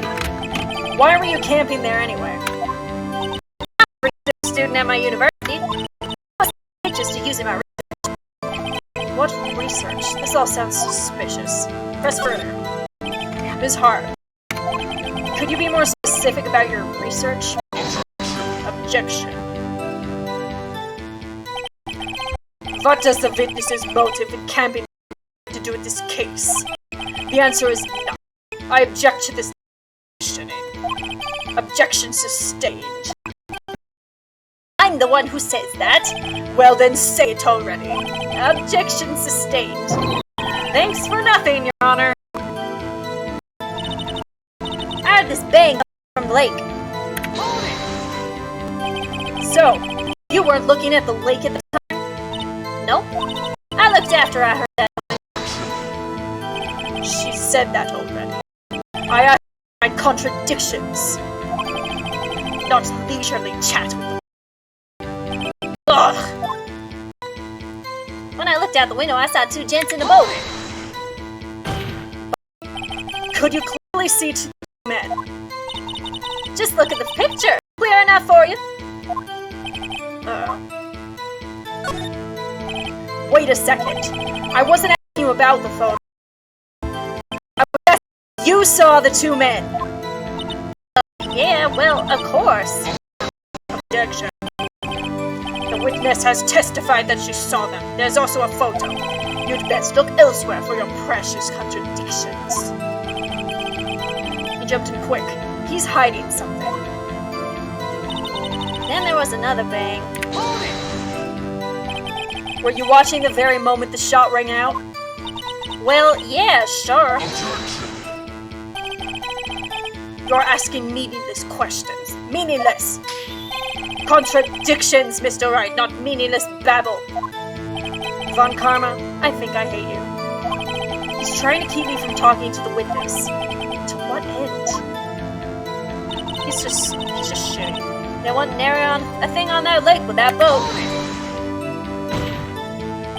Are you sure about that? Yeah, sure as a country gal can be. That sounds pretty sure. Tell me more. How come you're so sure? Well, heck, I scanned the whole lake. Scanned the whole lake? It almost sounds like she was more interested in the lake than the boat. Miss Hart, you... Objection. Mr. Wright, the witness has answered the question in full. Ugh. No need for further questions. Sustained. That's what I'm... Sustained! Yes, of course. Ah, great.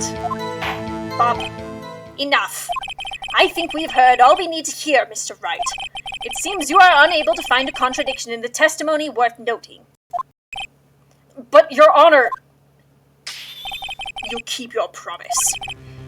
Mr. Wright, I am afraid that I will have to penalize any further outbursts by holding you in contempt of court. And if that happens, you'll have to leave the courtroom immediately. Understood? Uh-huh. Nick?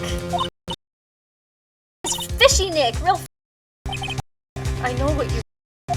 But if I can't say anything, what can I do? He's furiously signing. I believe we've covered the evidence sufficiently to make a decision. Then pass your judgment. Very well. Mr. Miles Edgeworth, please take the stand. Hold it! Who was that? It was me! Maya, is something wrong? Do you need to use this? No, I do not! Lotta Hart, your testimony stinks! It's unclear whether you were actually looking at the lake. It's highly doubtful that you actually saw Mr. Edgeworth. Tell us the truth. This is a matter of life or death. Look! Lotta, did you really clearly see Mr. Edgeworth that night? Did you see him fire that pistol? Bob, you will stand down. The court does not acknowledge the defense's outburst. Answer me, Lotta. What's the big idea? Treating me like some kind of criminal. I saw Edgeworth. Enough. Judge. Declares of defense contempt of court. Yes, of court. Of court? I'm sorry, but you were. Guard, escort Mr. Wright out of the courtroom. He is in contempt of court and must leave. No. No! Wait! I was the one who made that outburst, Your Honor. Nick is innocent. What's the difference? All that remains is for the guilty verdict to be declared. Isn't that right, Mr. Phoenix Wright? Wrong! Bob. Wrong. What? Did you hear what Ms. Hart just said? She said she clearly saw Mr. Edgeworth. That was not in the testimony. That changed the testimony, and I have a right to cross-examine her again.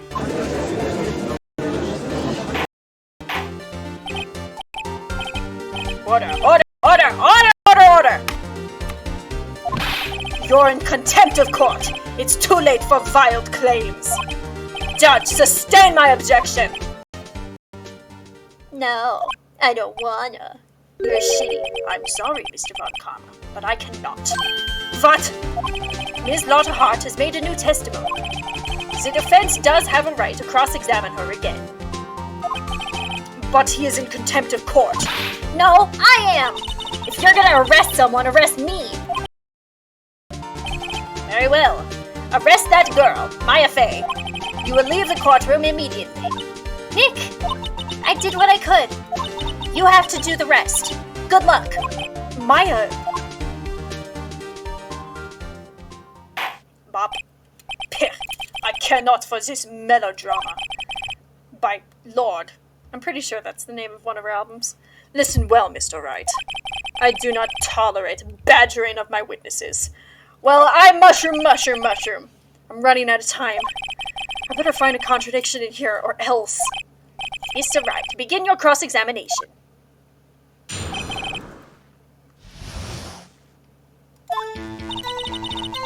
I saw it clear as day. The man on the boat was Mr. Edgeworth. Oh yeah? Then why is this photo so shitty? Gotcha. Gotcha, Ms. Hart. Finally! What? You got... Look at this photograph. Every time I do, It makes me laugh. the photo I took, the very same. There's something I want you to see in this photo. It's actually quite visible. The fog, Ms. Hart. So? This picture was taken with professional, high-quality film, correct? Yet even it could not capture the faces of the men on this boat. Bob. Yet you claim you saw Mr. Edgeworth. How? What?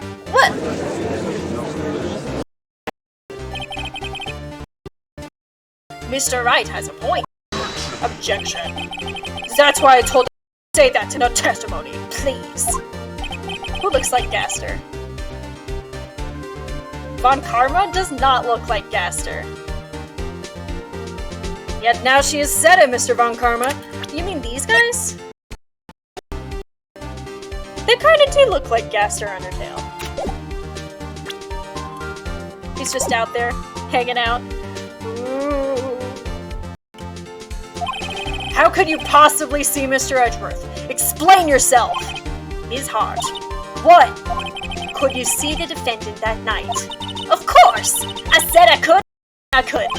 Then please testify as to the circumstances of your sighting. I did it! I finally found a hole in Von Karma's carefully vague testimony.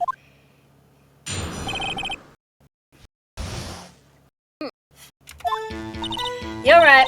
It was a cold night and the fog was thick as brick. Once I got back in the car. Binoculars with me. When I heard noise out on the lake, I looked with my binoculars. See? No problem. Use binoculars. Very well. You may begin your cross-examination, Mr. Wright. This one would better be good. Why does my mic keep twisting? That's true.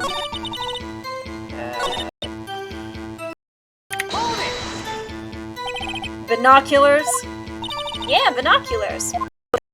Yesterday, you mentioned that you were out looking for shooting stars, correct? Well, yeah. Wouldn't you need a telescope, not binoculars, for that?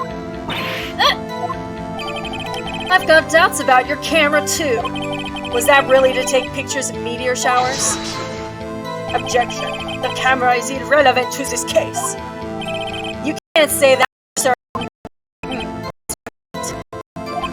Is the camera really relevant to this case? If you believe it, you may continue with this questioning. But no. If you find nothing with this, there will be consequences. Well, Mr. Wright, do you wish to press further about the camera? This is break-in time. The camera is of utmost importance, Your Honor. It is perhaps the key to this entire case. Therefore, I will continue my line of questioning. Wow, maybe I went a little overboard there. Like that one guy, Robert Hammond, who went overboard that boat. Very on the camera. Yeah, I hear you. The camera was set up to take pictures of a meteor shower. What made you choose that lake to photograph meteors? Edgeworth is just he's in the defendant's seat and he's like, I think I might be right now.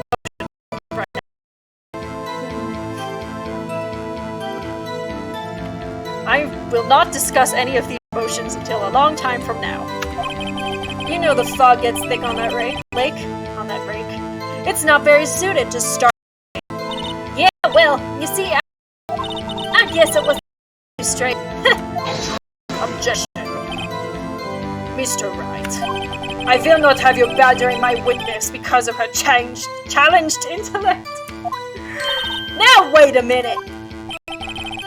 God, that was hot. Am I gay? No, Edgeworth must have come out years before. Continue your testimony. You were saying how it was as you saw Edgeworth. Ugh. No unnecessary comments, please. The camera was set up, but you don't give two shits about that. Objection! Oh, shit, I did it wrong. This evidence clearly reveals the contradiction in that statement, Your Honor. How exactly are that evidence in the statement just now related? They aren't, are they? Not at all. Mr. Wright, please think the facts over before making accusations. I don't think that won me any points with the judge. The camera was set up to take pictures of a meteor shower, except it totally wasn't. It was set up to take pictures of Gordy. You were photographing shooting stars? That's a lie! Says who? Take a look at this photograph. This was taken on an automatic setting, was it not? Yeah, that's right. You have to point a camera upwards to take photos of the stars, Miss Hart. But as this photograph clearly shows, the camera was directly at the lake. Ugh! Right, what are you driving at? I can't drive, Your Honor. The witness was not at this lake to photograph shooting stars. Well then, what exactly was she photographing? Your Honor, take a look at this. What was Ms. Hart trying to photograph at the lake? Take that! Now I have it right. Ms. Hart, this is what you were trying to photograph. What's this? A newspaper article? Gordy? Ah, the sighting at Gord Lake. Well, Ms. Hart, I never heard of no lake monster. You got proof for something? You prove that I was down at the lake trying to photograph this Gordy. I have it. Proof. Intriguing. Very well, let's see it. And no joking around this time, please. What is proof that the witness was trying to photograph Gordy, the lake monster? Take that! The proof, Ms. Hart, is your own camera. Ah! Your camera was set to take photos in response to loud noises, correct? Thus, this photograph here, taken when a gun fired on the lake. And here, this article about Gordy. According to this article, Gordy made a loud noise when it emerged. Well, you were trying to photograph Gordy, weren't you? That's why you had set your camera to respond to loud noises.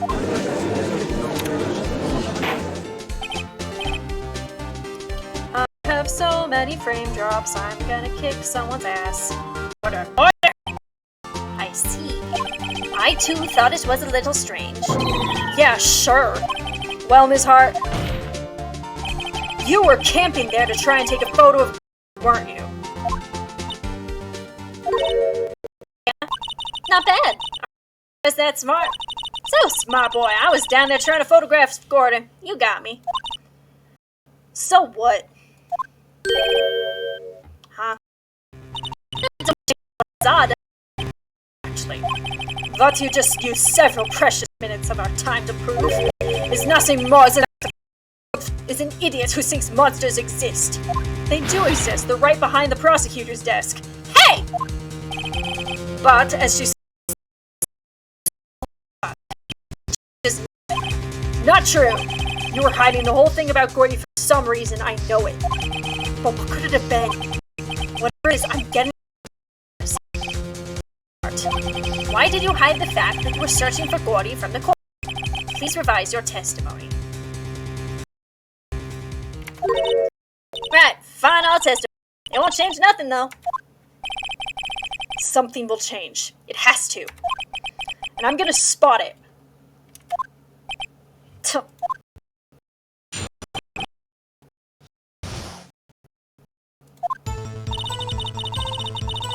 Actually, I'm not a research student at a university. I'm an investigative photographer. Imagine what a lake. But that's all I was hiding. When I heard the bang, I looked straight out at that lake. There wasn't much else to that, so I just watched the boat the whole time. Then I saw a flash near one of the men's hands, and I heard another gunshot. I was looking right at the boat the whole time, crossed my heart, and hoped to fry.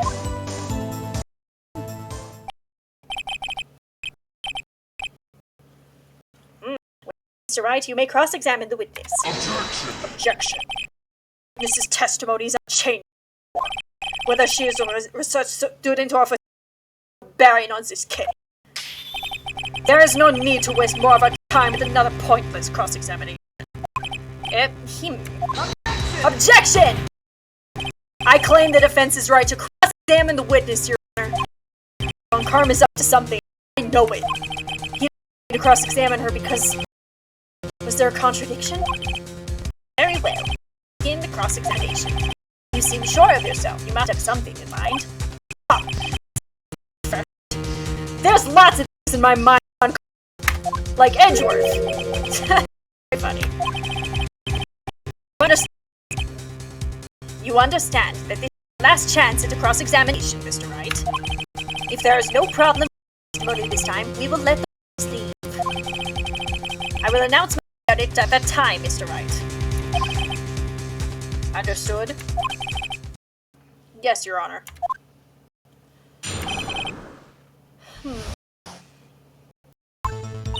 Actually, I'm not a research student. I'm an investigative... Hold it! An investigative photographer? Yep. You get your photo and sell it to the press. It's that kind of business. Hey, I was taking pictures at my sister's graduation last year. Guess what? What? It was a UFO just all hanging... A UFO? You know, an unidentified flying UFO. That's when I had a revelation. I knew I should become an investigative. I see.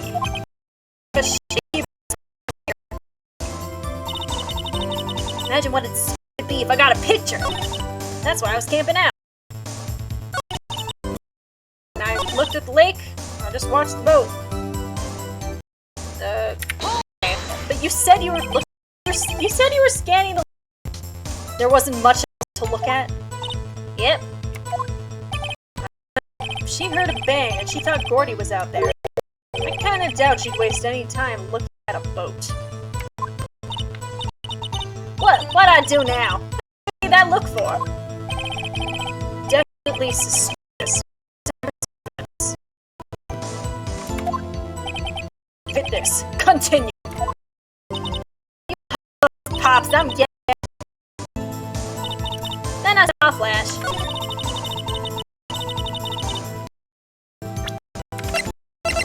were scanning the lake. Action! Ms. Hart, were you really looking at that boat? What's with you? Of course I was looking at it. Any normal person be looking at it. Any normal person would. You are from normal. Well, that's not very nice. Just step over here and say you were camping at the lake to take a picture of Gordy. Oh man. I'm so sorry. I have no idea why it's acting like this.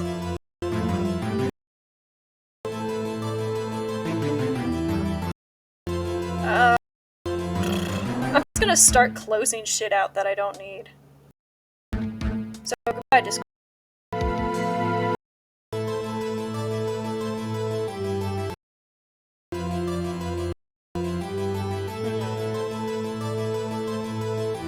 Why are there so many things happening?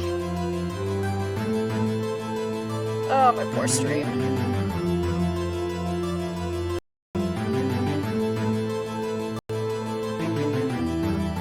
I'm hoping that'll give me a little boost. Think about it. What would you do if you heard a loud noise? You'd be scanning the lake for any sign of Gordy, that's what. You wouldn't give the boat a second thought. Ah! Continue. You testified that you were watching the boat through binoculars. However, you would need binoculars to watch that boat. You need them to search for Gordy. And that's what you were.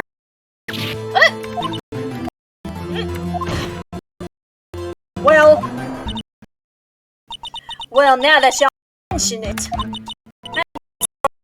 Binoculars and kind of scan the lake a bit. I mean, Gordy might be out there and all. Miss Hart, are you saying that you were not watching the boat then? Sorry, y'all. I wasn't fibbing, really. It was just, I thought, I could be witness to a murder and all. I kind of got excited. I was sure I was watching that boat, till now. This really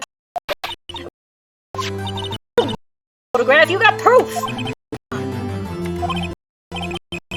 Still, can't see who's who in this. Right. Photo and... Objection. Witness, that's enough. You've had a long day. Shut your... Shut my what? What was she gonna say? She took the photo and what? Wait a second. She even had a photograph to prove it. But you really can't tell from the photo who's shooting. That's why she's gonna enlarge the photo. She said it'll drop the quality a bit, but she'll let you.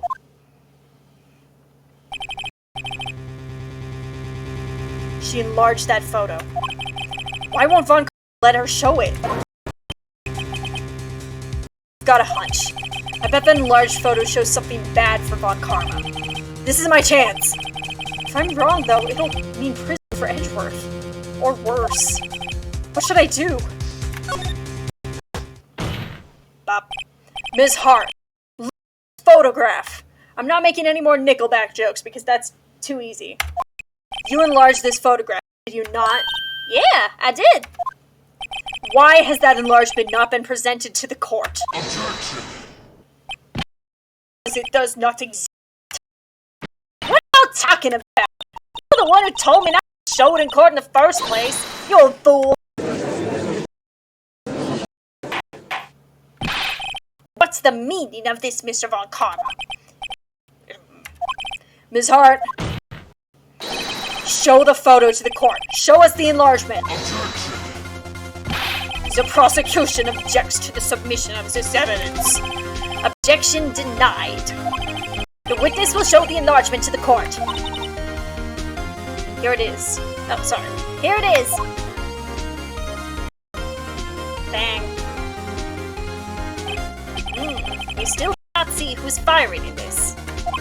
It could be the defendant, or maybe it's not. Regardless, I'll accept this as evidence. You happy now, Mr. Wright? Huh. There has to be something. You asked for the enlargement. and little good it has done any. That's why I requested she not show it. I suppose this means this examination Is over, obviously. Then I would like to close the cross-examination of Ms. And not too soon. That was a flagrant waste of my time. Do you have anything to add?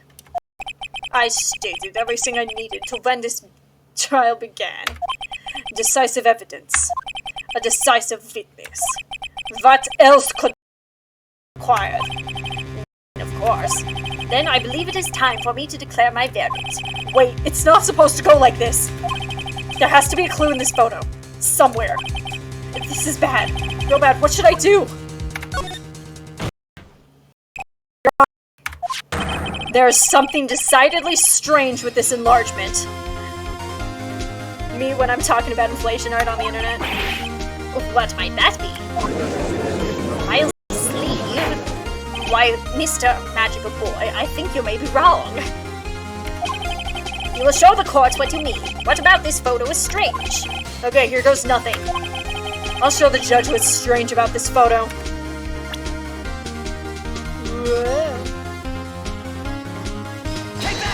Take that! Your Honor. The shooter? I'm not sure I understand. What about the shooter is strange? Look at the hand? That hand directly contradicts another piece of evidence. This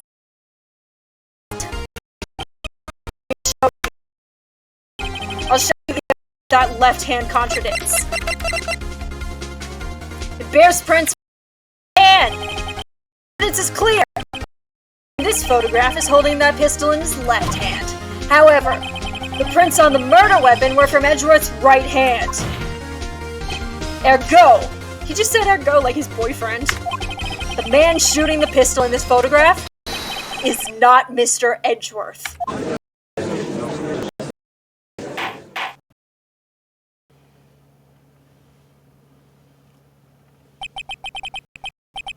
Now that everyone in the courtroom has quieted down, I would like to reconvene this court of law. Mr. Wright, Yes, Your you have given us definitive proof today. We now know that it was not Mr. Edgeworth who till that night. However, this leaves us with a rather large problem. If it is, then who shot our victim? Precisely. As we have seen, all of the people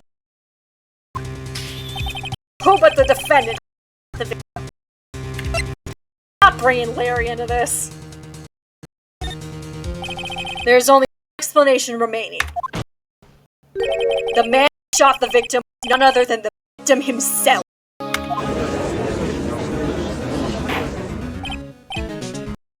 Order! You are saying that the victim committed suicide? Yes, Your Honor. I have no other explanation. Indeed, it seems to be the only remaining I'm so very, very sorry, Mr. Wright. But suicide is out of the question. What? Examination of the victim reveals the distance. The distance? Clearly shot from further than a meter away.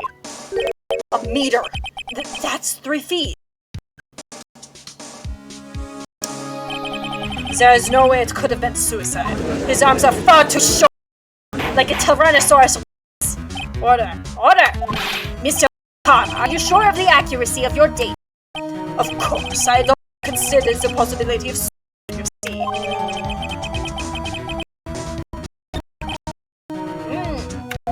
I see. But allow me to state my opinion. No, thank you. Considering the situation, the shooter had to be the defendant, Mr. Edgeworth. However, the prints on the gun reveal not Mr. Edgeworth. This is... Therefore, I would like to suspend proceedings for this trial for the day. It orders the defense and prosecution to further investigate this matter. Yes, Your Honor.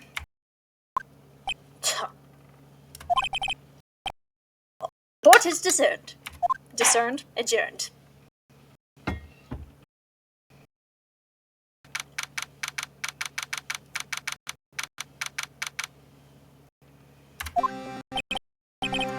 That was Hey! Have anything to say? No. Declared innocent, right? Well, yeah. What happened on that look anyway? If commit suicide, then who? The shooter was about a meter away too. There was a My Little Pony version of Ace Attorney? What? Don't give me that look. I did not him. I was just kidding around. Nick, we don't kidding around. Look, I'm gonna go check on Maya. Right. What? Tell her something for me. What? Tell... says in court. That's all. Would it kill you to just say how you really feel with the thanks, Edgeworth? I requisitioned a entire testimony. I thought it might give me some ammunition for the trial tomorrow for my court gun. Of course, the shooter. Somebody that stood with the bang keeper.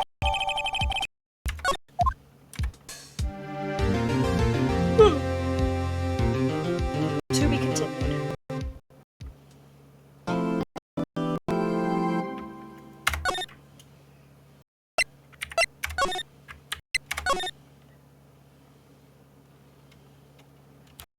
Alright.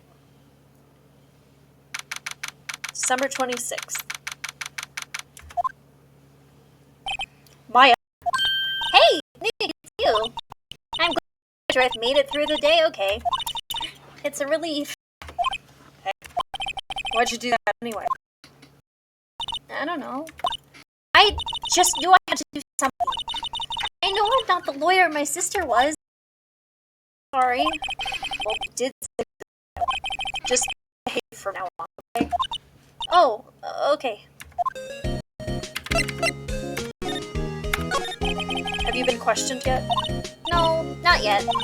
Detective Gumshoe was here just now. He said, seeing as this is your first offense, we'll let you go after questioning. Even though I've been accused of murder. Ugh. Oh, and he wanted me to get bail money ready. You can pay for me, okay? Huh? How much? I don't know. I guess they'll send you a bill or something? Why do I picture giant bales of money every time I hear the word bail? Any luck with Mia? None. I can't get through to her at all. I tried. I really did. I don't know. I think I probably shouldn't have stopped my training. She sounds like she really did do her best. I should check and see if there are any waterfalls in the local area. I wonder if I'll ever see my sister. That's the saddest shit I remember.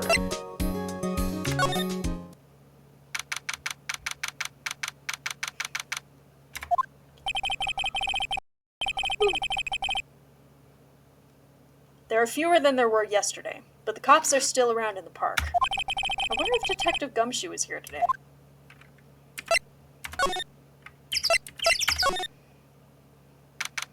Yo, are there any waterfalls around here?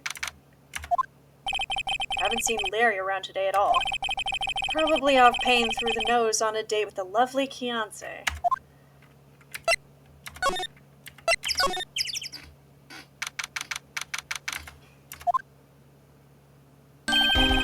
Hey, Detective Gumshoe. Hey, pal. Trial today, Yes? What about the trial? Well, I was gonna say good show, but it wasn't really all that. But you did save Mr. Edgeworth, I guess. I'm sure I have a thank you. Thanks? Detective Gumshoe, any idea what strategy Von Karma is planning for tomorrow? It sounds like he's bringing in another witness. Another witness? Oh, right, you said something about that in the trial today. I thought they canceled. There were 2 witnesses. Remember how he said that in red? I was wondering who that other witness was. Who was it? Sorry, pal. As much as I'd like to, I'm not at liberty to divulge that information. Right. I'm more afraid of Mr. Von Karma than I am friends with you. Oh, right. I wanted to ask you something about Edgeworth. What's up? Is he afraid of earthquakes? I never heard anything about that before. Mr. Edgeworth doesn't talk about himself too much, see. But there's one thing that's clear as day. Him hating crime the way he does, and him becoming a prosecutor. And him being scared of earthquakes. It all started with that incident. The DL6 incident? Yep, that's the one. 15 years ago, when he saw his father shot before his very eyes. He still feels the pain now. You can see it in his eyes. I wanted to talk to you about Maya Fey. Oh, she's not out on me. That's strange. I told them to let her go as soon as they had their report written up. Man, I don't know what would have happened in that courtroom today if it weren't for her. Seeing her dragged out by the... To be honest with you, pal, I shed a tear or two. Mr. Edgeworth, he's so moved, trembling. Watching his mouth in a gateway. Really? Cold as Edgeworth. He was really grateful for what she did, you know? I'm gonna head back to the station. I'll put on my and get her out of there as soon as I can. Thank you. Oh, wait. I was wondering. How much is bail going to be? Don't worry about that. Mr. Edgeworth isn't the whole amount. What? Edgeworth? Didn't I tell you? He's to her for what she did. Alright, pal. Well, don't forget to go her up, okay? Huh. Maybe I'll get Edgeworth to pay this month's rent, too. That's what you're thinking about?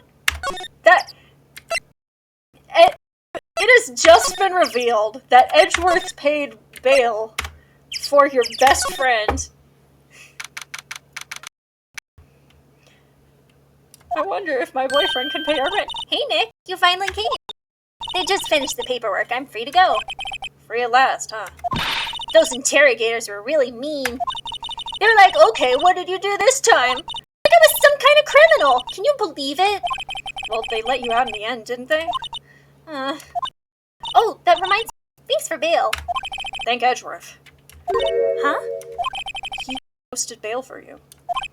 Said he was grateful for what you did. Sure, Edgeworth did that. Yeah. You know, Maya, I've never actually said that, but he's kind of, like, really handsome.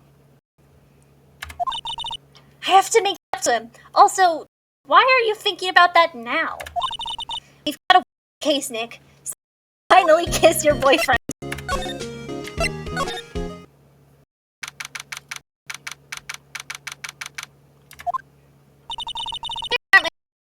Are there? Probably back in the precinct, working against Edgeworth. Heyo. Hey, it's Lana. Y'all really did. What did we do now? Nah, I'm not complaining. See, I did thinking. You may only kiss after the trial, Gordon.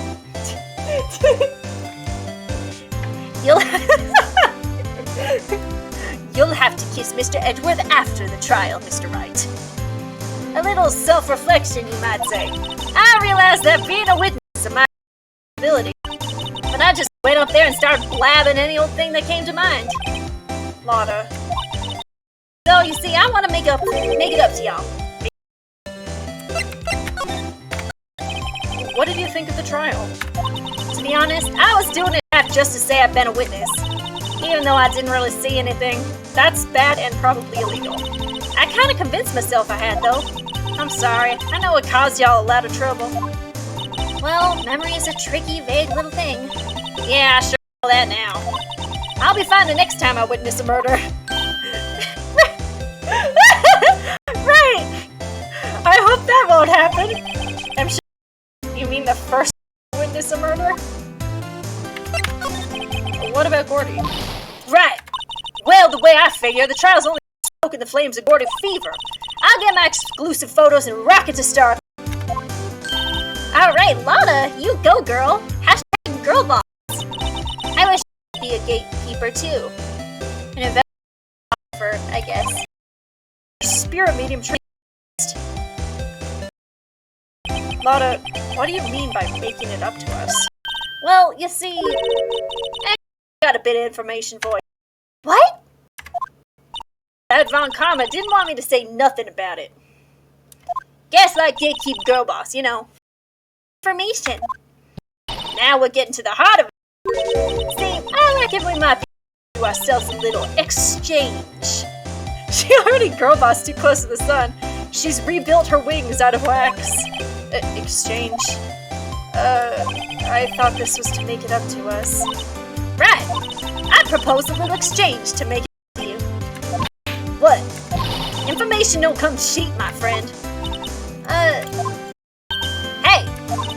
I see you thinking, my, how unsophisticated these southern folks are. It's written all over your face. Let me tell you, most southerners are way more sophisticated than you. I'm just the exception, okay? Well, what'll it be? We're gonna deal or not? What do we do, Nick? Deal. We don't have any other leads, so I don't think we have a choice here. Okay, how much? Huh? You off your rocker. I mean, sophisticated, but I'm not trying to rob the poor. Huh? The only fair exchange for information is information. Listen good. What I need from you is information about Gordy. Whoa, whoa, whoa! Gordy? But Gordy doesn't, I mean, he might not exist. Then bring me shows he don't. Ugh. I'll be keeping watch from the car, okay? You see something, come to me first, got it? Okay. Right, see y'all later. Okay, Nick, let's get hunting. Hunting? Seriously mean Gordy? I sure do. What about Edgeworth? My first priority is Edgeworth. I summon Ketamine Ape! My hand. For him, Nick, don't you get it? Okay, and how a make-believe monster? Find a monster with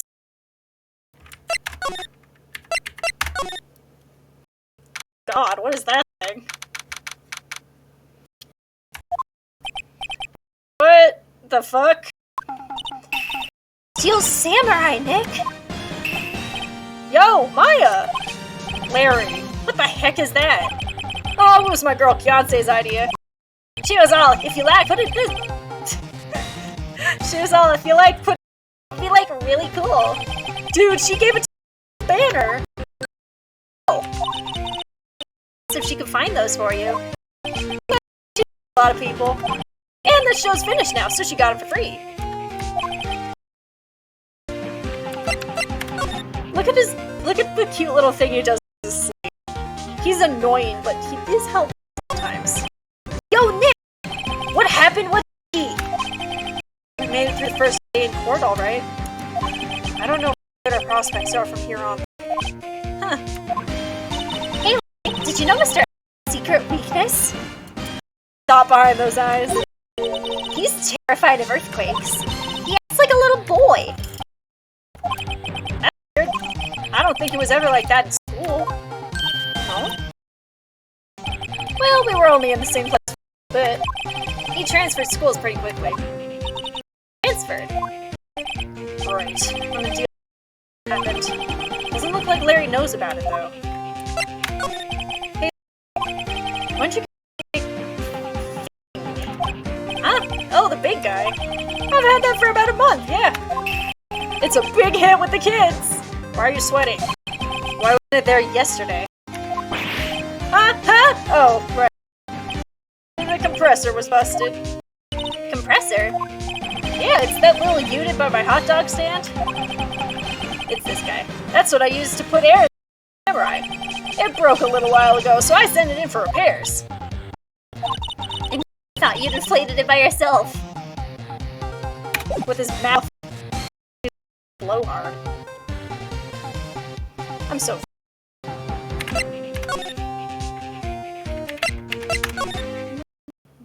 there's something here.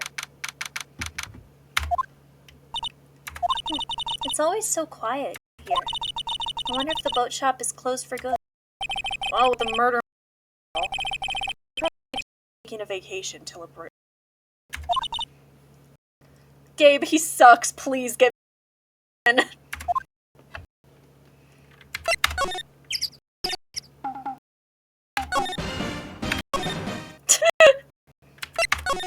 Please.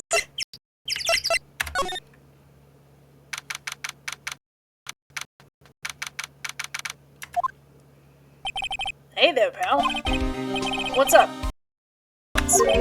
Wait, you didn't go and do something that's gonna hurt his case again. What do you mean again? Whatever. Have a seat, pal. I'm here for you if you need anything. Besides money, that is. We're about the same when it comes to... How's the investigation? It's not, really. We have another meeting coming up. We're supposed to talk about Mr. Edgeworth's motive. His motive? See, Mr. Edgeworth's father died in the DL6 incident.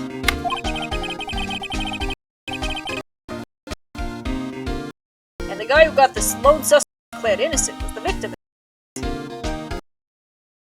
Robert Hammond. They're saying that's why Mr. Edgeworth shot him. And Edgeworth never his past. I bet they'll drag that out and hit him with it in court tomorrow too. Mr. Edgeworth. I gotta admit, it doesn't look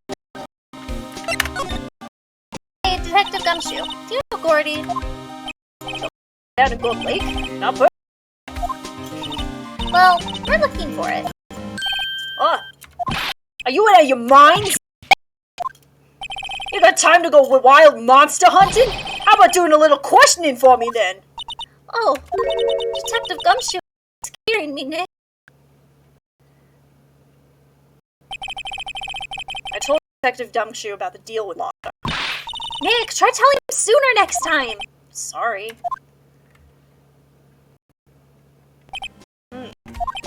I see him.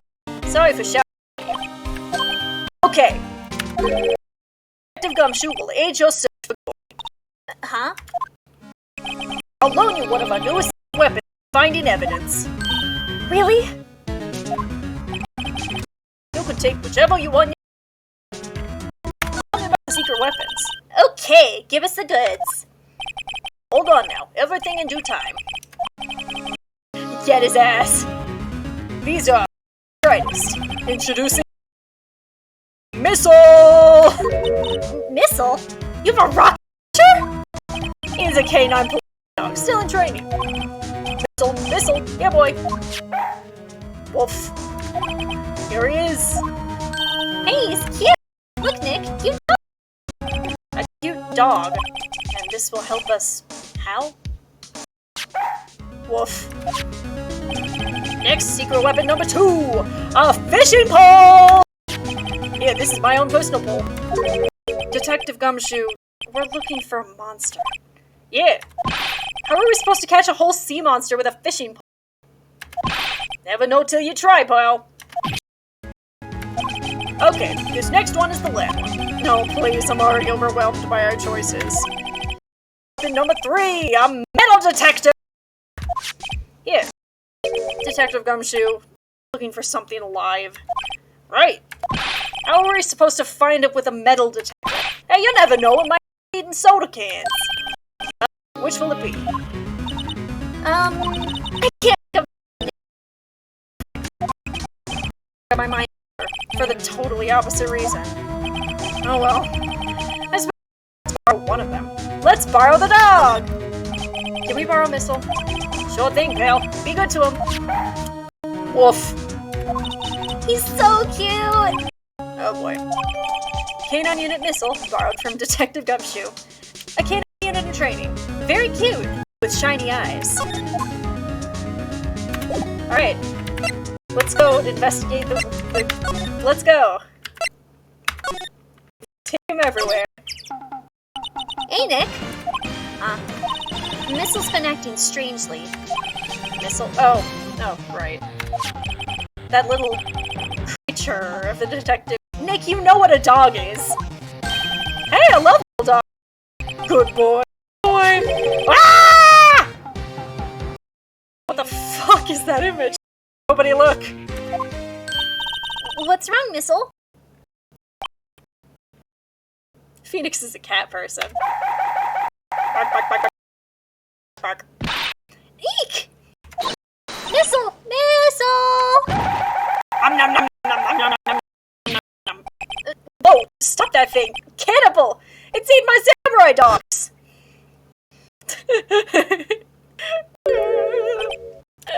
My samurai dogs. Sniff. Wow. Ate every single one. I'm sorry. Sorry! Sorry to pay my bills, Nick! It's gonna do this time. Well, that didn't work.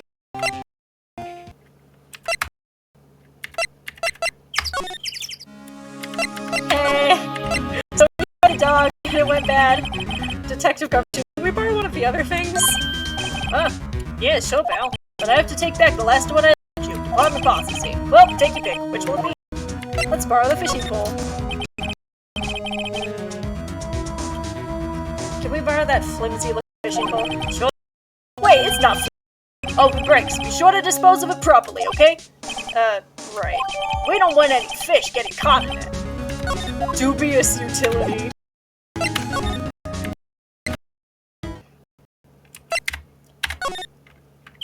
Well, yeah, I'm gonna take the metal detector next. Nothing here. Aha!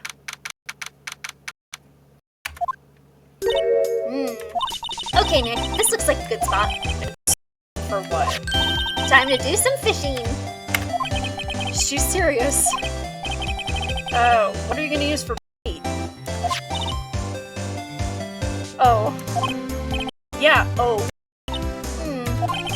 I figured something like this would happen. A missile along with us too. At least then we'd have bait. What? Nick! How could you? I'm kidding. Some jokes are better left untold. Ouch. She hit me.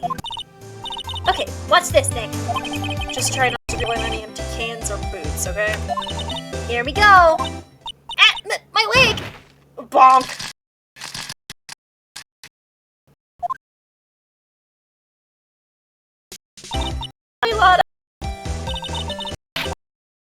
Don't tell me I'm some film company. Pay her! My poor, poor wallet. Edgeworth is a dog person, actually.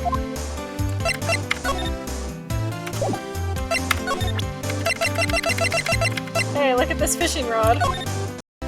I'm doing this for an achievement, by the way. Mono, for 40. A fishing pole? Are you out of your doggone mind? Yes! Yes, it's a fishing pole. Huh. I never thought of that. Good luck. You'll see. Thanks. Actually, I guess you won't. I don't believe it. Let me just... It's not spoilers if it's in the past, right?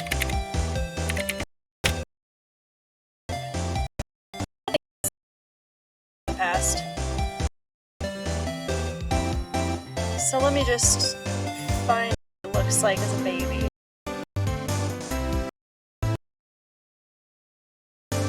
This is probably to save the image and everything.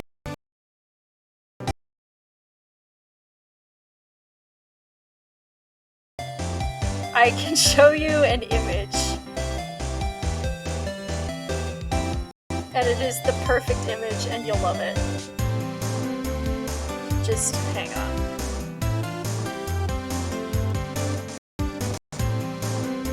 Look at him!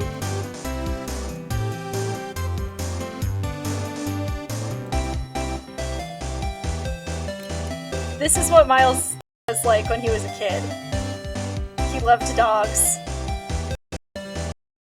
He's so cute!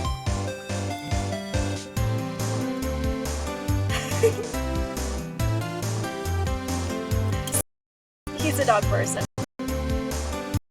guys would enjoy that.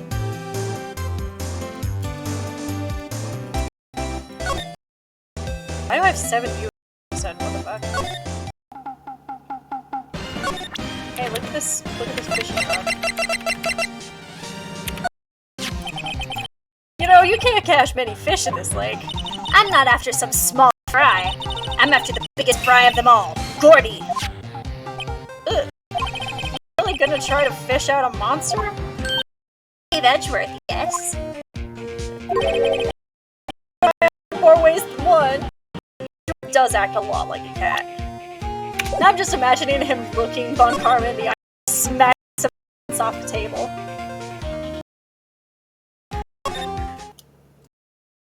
Alright.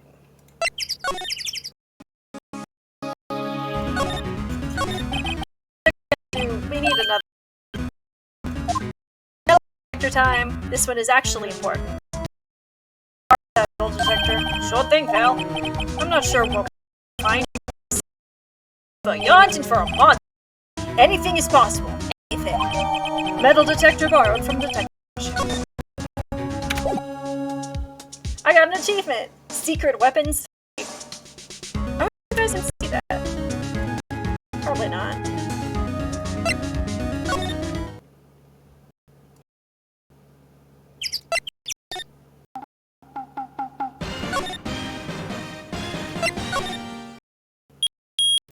Beep, beep. Nick! It's beeping! The metal is beeping. Sure is loud enough. Whatever it is, I'm seeing those bushes. Why do I have to check it out? Go check it out. Nick. An air tank. The valve looks broken. I thought it was Gordy. First of all, why would Gordy be in the bushes? And second of all, why would a metal detector react to a sea monster? Oh.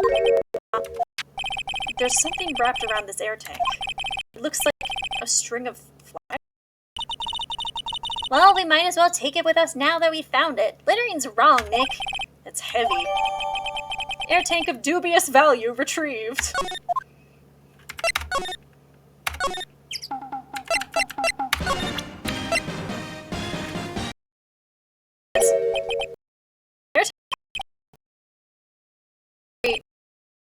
This way.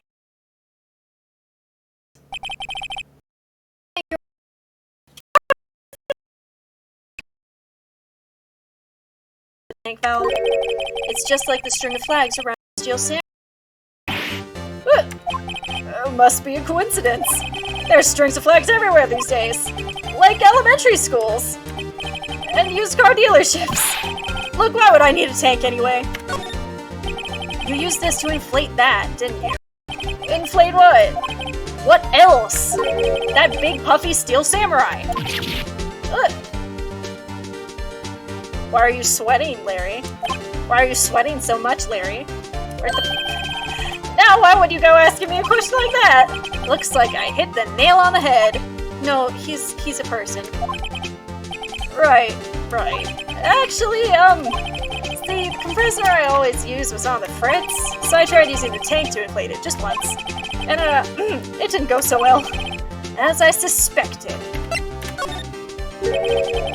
It didn't go so well? Yeah. Do you think you could be a little more specific? Come on. Look, it's embarrassing, so I really don't want to talk about it.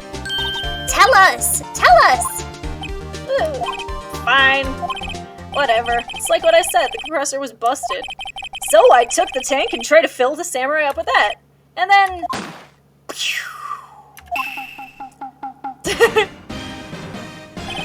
the valve busted open and made this incredible noise. And that tank there took off like a rocket. And it took my poor deflated steel samurai with it. Steel samurai blasting off again!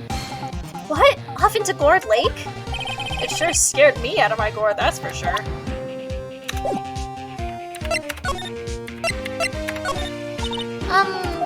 So the tank and the steel samurai you were trying to fill up flew away.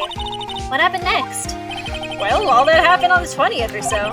The 20th, a week ago. Now, as far as I could see, the tank went flying out into the lake.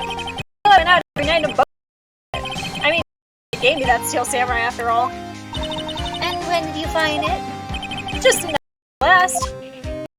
It flew way out there. Took me all days to find it. The night before last was the night of the murder. Sorry for not telling you, Nick. Actually, I was here on the night of the murder. But you see, I went home that night. So you didn't know about what happened? No. That's too bad. It's not all bad. We've solved one mystery at least. A mystery? Maybe we should go tell her. We've solved the mystery of the Gordy.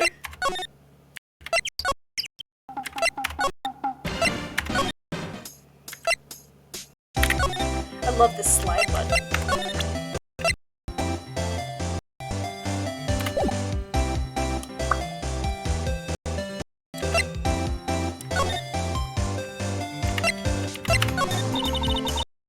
In today's trial, that's for sure. Testifying is serious business. That's why I decided not to talk about that case anymore. Huh? Well, didn't you say you had information about the case? Tell us that at least. Like I said, I'll trade it for the dirt on Gordy. Well, Mr. Lawyer, I got the info y'all need. Y'all got the scoop on Gordy for me yet? Gordy, real.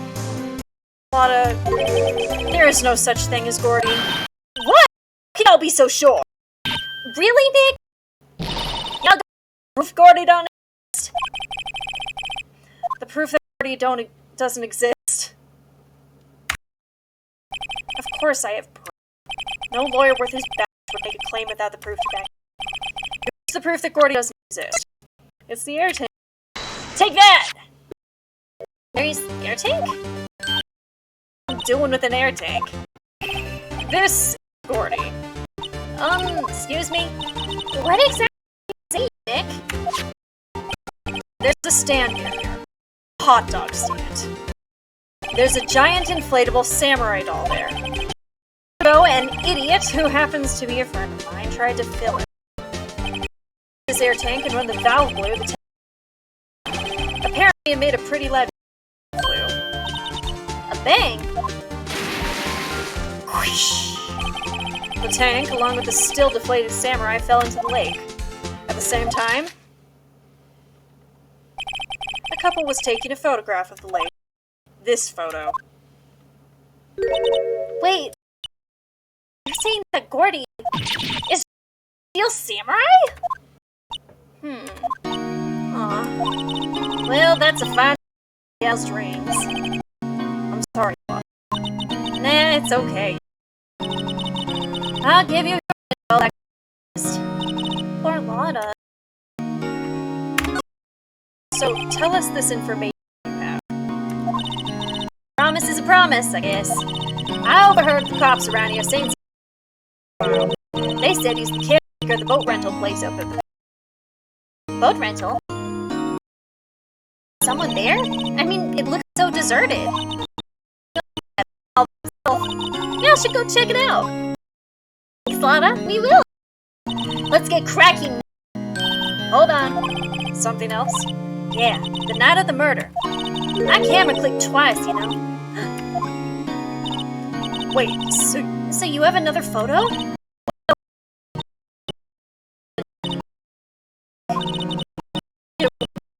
Evidence, so I kept it to myself. Well, it might not be helpful at all, but yeah. Second late photo added to the court record. Bye now. Y'all take care. Time for me to pack up and leave. Poor Lotta.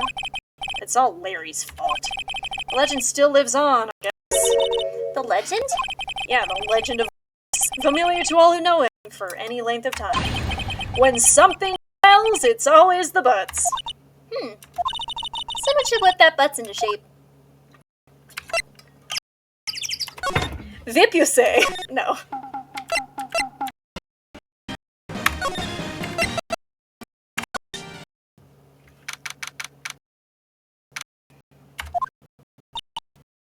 Molly. Hey, Nick. This is the boat shop, the Larry, the loudest. You're right. Doesn't seem to be anyone around at all. Well, let's go check it out anyway. A new place.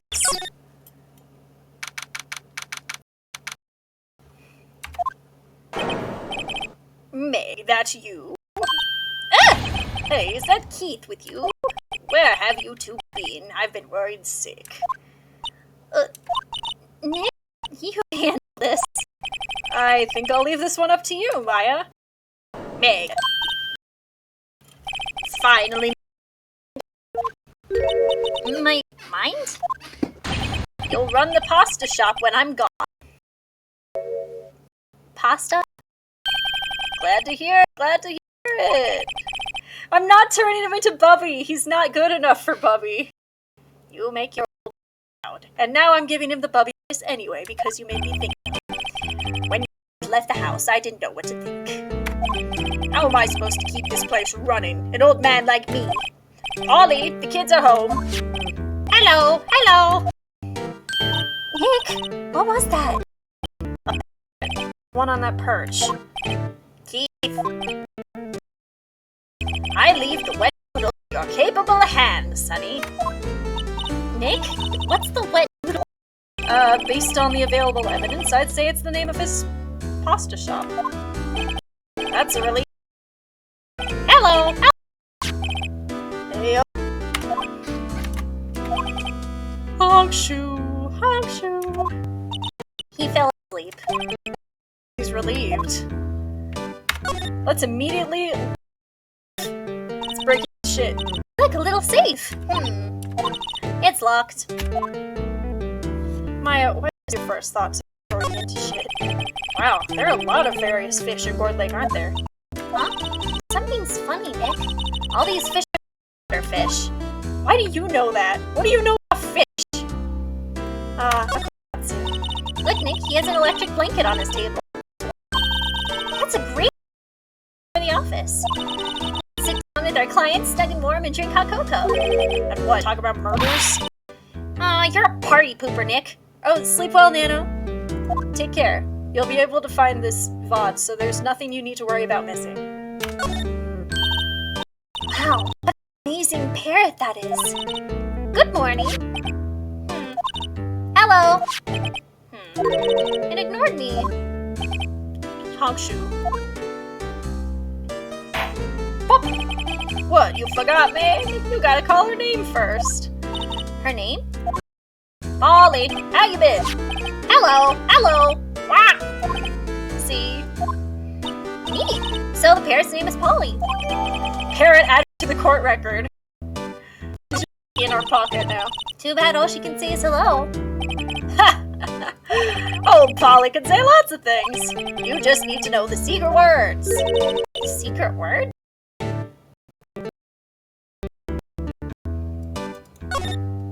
Polly, what's your name? Ollie. Wow. Cute. Maya's found a new friend. She's just making bird noises. She's adorable. Hongshoe. Pop. A pasta shop? Yep. To think the wet noodle will live on when I'm gone. My father's starting to, so that makes you two the third generation. Meg. Yes. Tomorrow we'll start with the secrets of dough tossing. Dough tossing? You too, Keith. Yes. You'll be the best pasta wrangler the West has ever seen. Pasta wrangler? The West? Isn't pasta from Italy? Meg. Yes! You know the best pasta's always been made west of the Rockies, don't you? Right, of course. Everybody knows that. Nick? How long do we have to keep up this all in the family charade? Charade? I think it's charade. This old man must know something about the murder. We're not leaving until we find out what that is. Hongshoe. Boop. This is a boat rental shop, right? What are you talking about? This here's the Palace of Pasta, the wet noodle. Though now that you mention it, we haven't gotten many orders for spaghetti lately.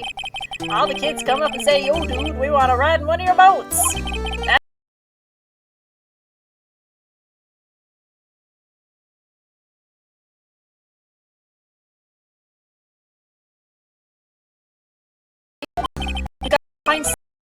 information out of him. How'd you? Oh, my memory is late. That's why I just tell everything important to old Polly here. Everything important? I wonder. Polly, what's the number to the safe? 1228. What? Alright! Hey, Polly. See, Nick? All it takes is a little clever thinking and a criminal mind.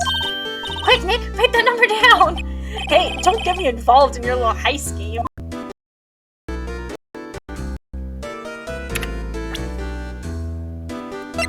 Hey, look at this.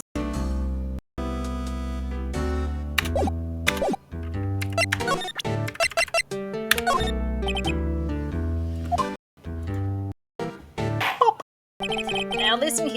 Remember that tricolor poster we were talking about? A rainbow-li-oli. I figured out the last color we should use. Indigo blue. Indigo blue? That didn't seem to work the way I thought it might. How'd you? Oh, that lawyer's badge. Yes, it is. I don't believe it. This old guy is the first person to recognize my badge. I get it. Hey, yup. I got you figured out now. Not Keith. Now's our chance to clear things up. Sir. Not Keith. And I'm not Meg either. We're here investigating the place on the lake the other night. Please help us.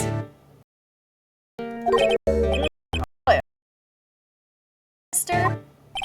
Alright, I'll help. Mission. What's that? When this case is over and done, you'll know where to... Fine. Okay, promise. Are you sure about this? Hey, I'm up to get this case solved. Also, who wouldn't want Phoenix Noodle? I guess so. That's good for you, Keith. Didn't I just say... You do, man. Yes. You bring a tear to his eye, you know. Is it that you wanted to know? Oh, hello. What? Talking the bird again. Let's the grizzly murder. Hey, up, I seen this. Something about this, sir? Keith. It's okay. Call me Dad. You know something about this? Yup, the other night. Yes, yes. I know. I seen it. What? Tell us what you saw. Suppose, since you're taking over the... Oh.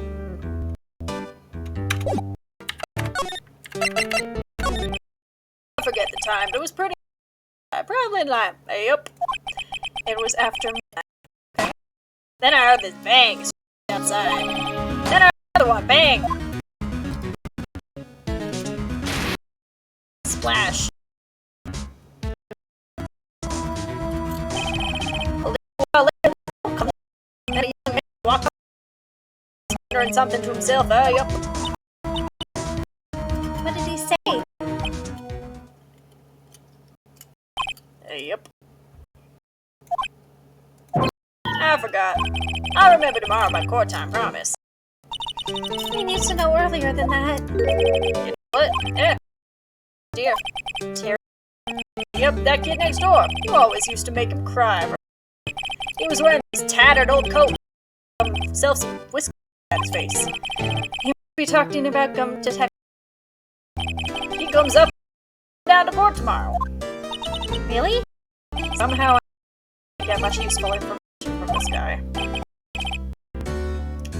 Yeah, maybe I'm bleeding. I think you're right. Wait, I had one more question. Polly, something? What? Don't forget DL6. What? Huh? Did you just say, Nick?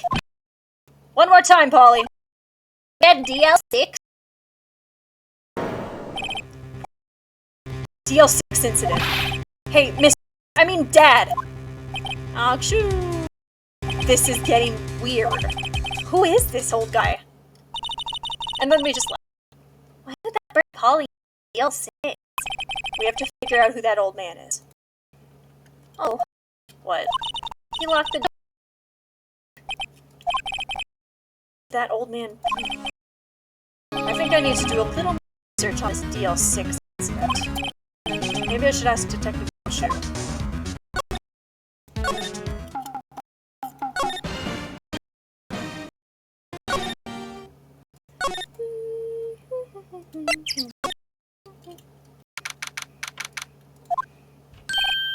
Well, long time no see. Welcome back. Knowing the secrets of the universe. I shit you not. It's very true. You moved the car with your bare hands? You're very strong. You don't look so happy. What's wrong this time? Actually, we wanted to ask you something. Yeah? You know the boat rental shop down at Gord Lake? Oh, the old man who runs it is a witness, right? Oh. How'd you... No. Supposed to be top secret. Do you know who that old man is, Detective? Actually, I don't. He's a bit of an odd bird. I haven't been able to get a straight answer out of him. I decided he's evasive enough to stand and testify as a witness. That's why we called Ms. Lotta Hart yesterday. Who is?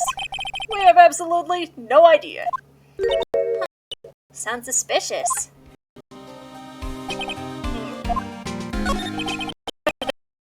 Please help us. Huh? We need to know about the DLC incident. That was when Edgeworth's father died. I can't help but think that it has something to do with this case. To tell the truth, I don't know much about DL6. Mr. Edgeworth forbade us from bringing the file, so I'm afraid I can't show them to you. What? However, if you can convince me somehow that the DL6 incident is related to this case, well, I guess I'd consider opening the file up. Hey Gabe, watch this.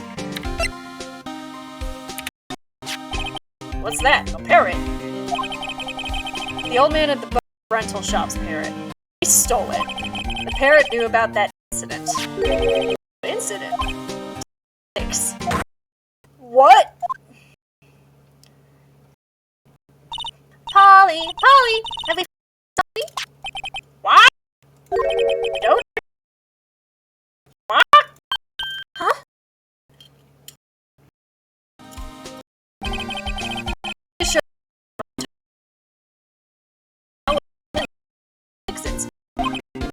Wait, what if that old man connected to DL6? Nick! You think he might be? I getcha. Sounds like you need information on the DL6 incident. Records room. To go in and find what you need. Though.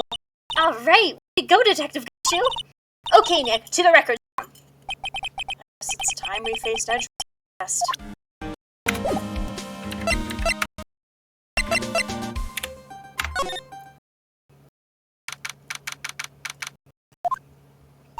Wow!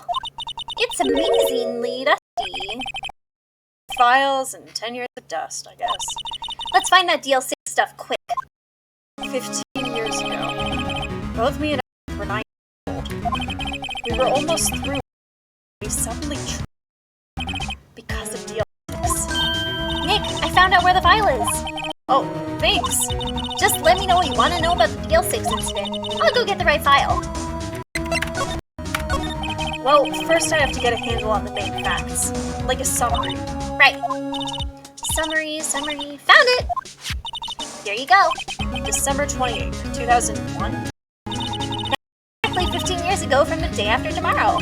So in 2 days, the case is closed. The incident took place in the elevator of the district courthouse. What? Is this the same district courthouse where we're holding the trial now? Looks like it. There was a large earthquake on that day. Part of the court building collapsed and all of the lights went out.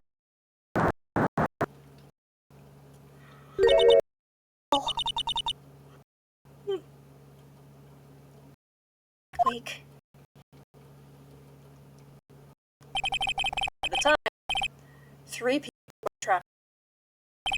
It took 5 hours for them to be rescued. 5 hours? That would be scary like that in the... There was a in the elevator. Survivors were unconscious. The survivors? One of the 3 in the elevator in the heart. That was Mr. Edgeworth's father, wasn't it? His father was shot before his birth. So Miles Edgeworth was one of the other passengers in that elevator. Do you have data on the victim, Edgeworth's father? Yeah. I love you. I keep waving at the computer like you're gonna see. I love you. Take care. This is so many slow frames. So embarrassed.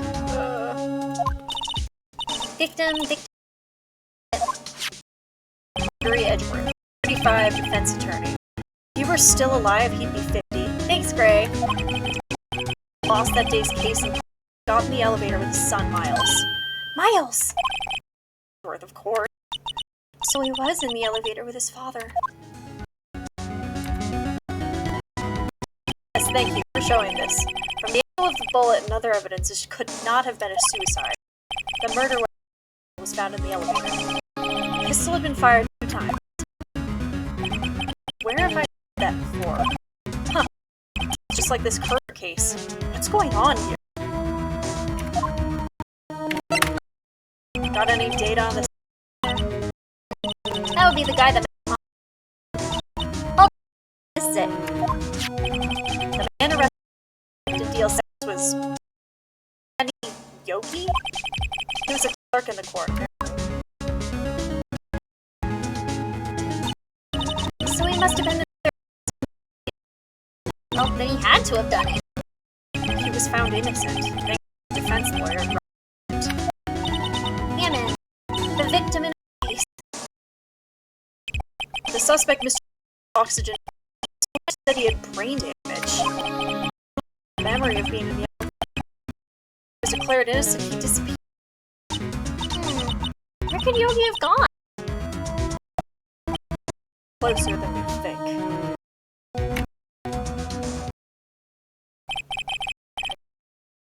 What happened in DL6 now? I still don't know what sort of impact the whole thing had on Edgeworth. Nick? The whole file? There's too much. We'll never get it out. What we think we'll need. DL6 to court record.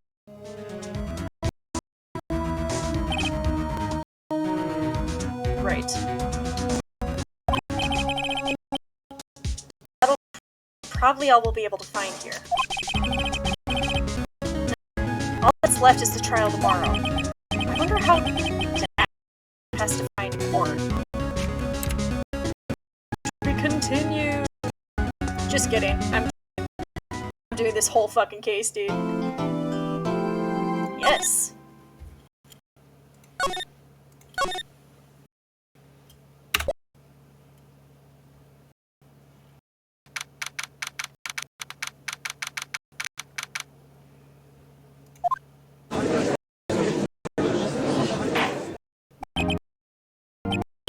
Court is now in session for the trial of Mr. Miles Edgeworth. It's ready, Your Honor. The motion is also ready. Anyway, Mr. Your opening... very well, no opening statements. not so fast, Judge. Taking a meaningful pause before speaking. Right, a prediction. Today's trial in 3 minutes from now. You're insane. Order, order! Mr. Von now. Must you question it? It will be over in 3 minutes. We have no time to waste. I'll call my witness now. Right. call my witness. A decisive witness to the stand. It's that mysterious bow shop owner.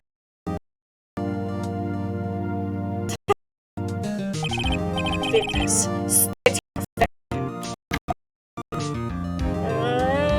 Pop. Yeah. I am the proprietor of the restaurant, the Wet N Lake. And, the night of the incident. Over until shop, correct. Yep, I was. Please test. Wait a second. Is.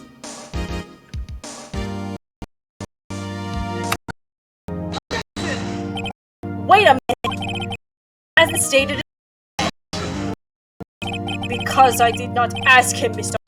I have predicted I will end in 3 minutes. Stop asking trivial questions and cooperate. Bob. Will state his name.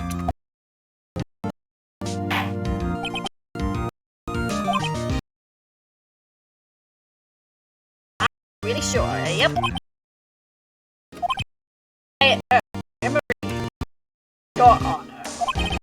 The witness does not remember anything beyond the last several years. Ergo, he cannot recall his own name. He can't recall, you say? Yes. But the incident in question took place 3 days ago. He can testify. Very well. Let's hear his testimony then, shall we? Witness? The night of the murder.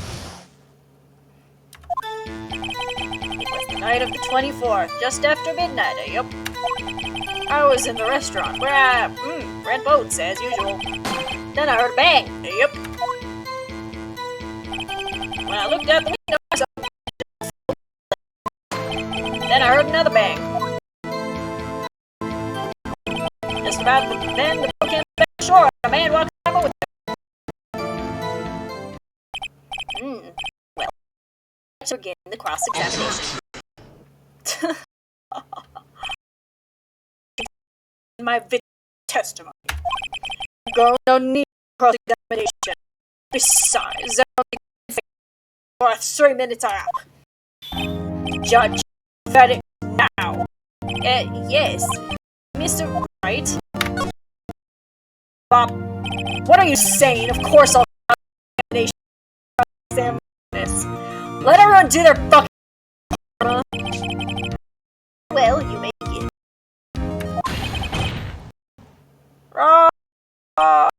Excuse me, Mr. Von Karma? 3 minutes just passed. I see. Well then, let's just take our time. You'll cross-examine this. I love how everyone's coming on our side. Blah blah blah. It's the night.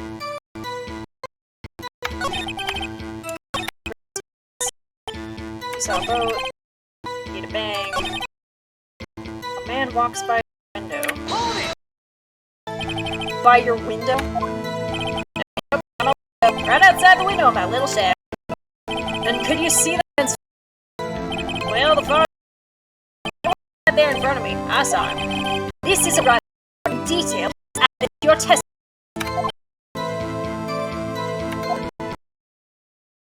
Tisk, tisk, tisk. I have a feeling about this. That man was the defendant. He was saying, I can't believe he's dead.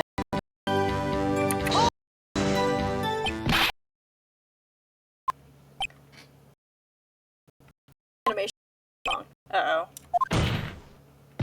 Dad! Dead certain, Keith! He said, I believe he's dead. He was walking by, too.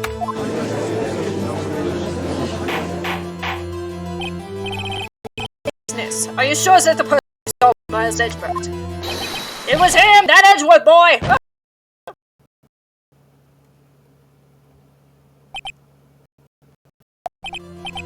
This is decisive evidence indeed. I see no room for doubt. Von Karma, he lured me into crime so he could set up for a fall. Nick, I don't like the way things are going here. Everyone in the courtroom is glaring at us. I better act quick or this trial's gonna be over. Objection! Your Honor, we proved in yesterday's trial that it could not have been Edgeworth who fired that gun. Don't bite, I'll let crumble into dust in your mouth.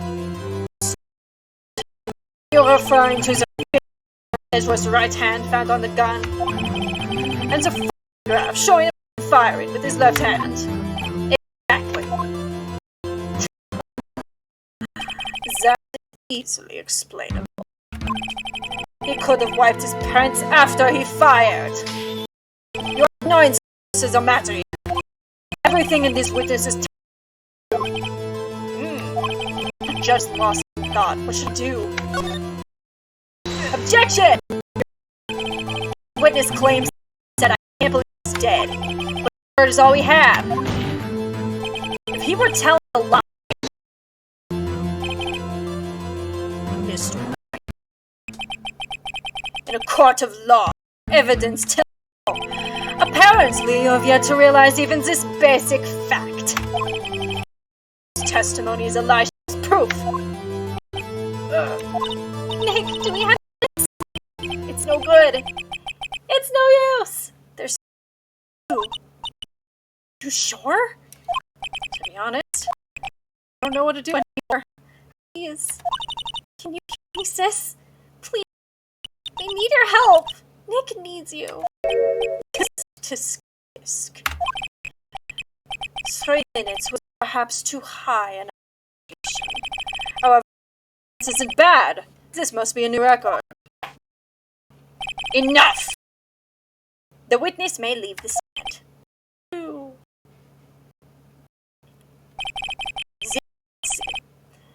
This court sees no reason to further prolong the trial. Any need for more time to decide the case against the defendant.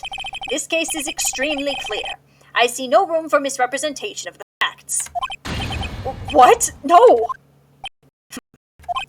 This court finds that Miles Edgeworth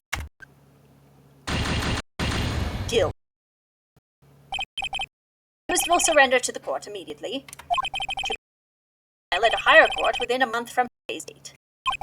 That is all. This court is Bob.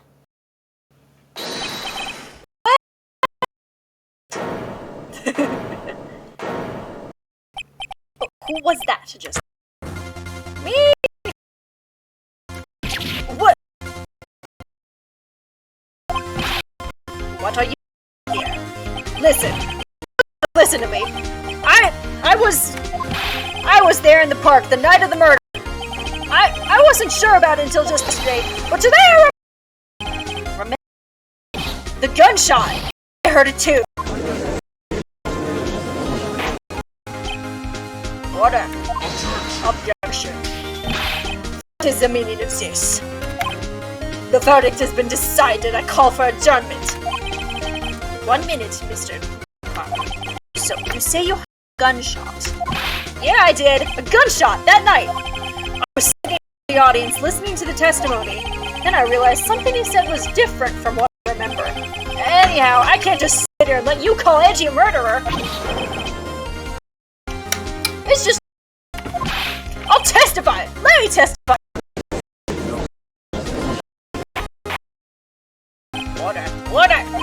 Well, this time happened like this in my court. I'm not quite sure how to proceed. John, you've already given your decision. The trial is over. Nick, this is it. Giving us one final chance at this. She's right. If only it wasn't Liz, he could make things even worse. Mr. Edgeworth was just declared guilty, Nick. It doesn't get any worse. You're right. Okay. You're on. If there is another witness, it is our duty to hear him speak. Right here. Right now. A waste of time. The verdict cannot be turned. Bob.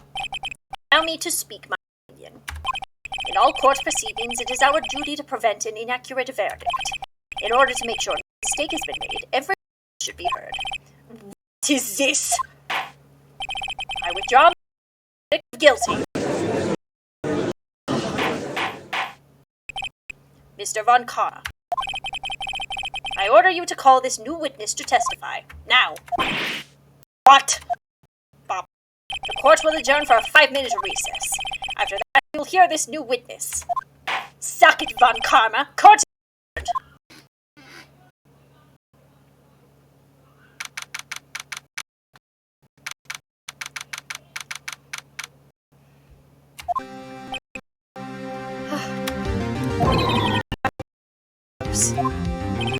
Sorry to keep you on the edge of your seat like that, Edgeworth.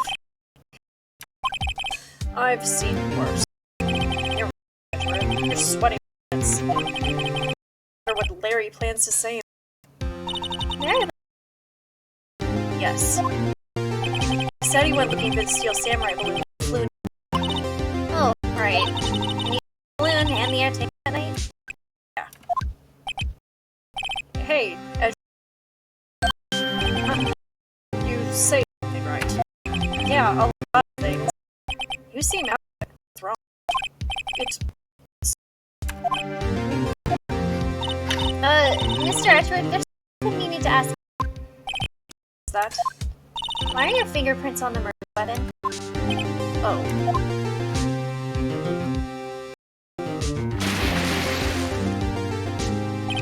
When he fell in the lake, I went into a daze. I couldn't understand. I couldn't think straight. It's like that one vine. Clay Aiken. Dudes kissing. Then I saw the pistol lying on the floor of the boat in front of me. I picked it up without thinking. Reason, really. I see. I'm sorry. I see. Right. Yeah? This might be our chance. Our chance. Von Karma has only ever run perfect trials. Perfect trials? Perfectly prepared witnesses. Perfectly complete evidence.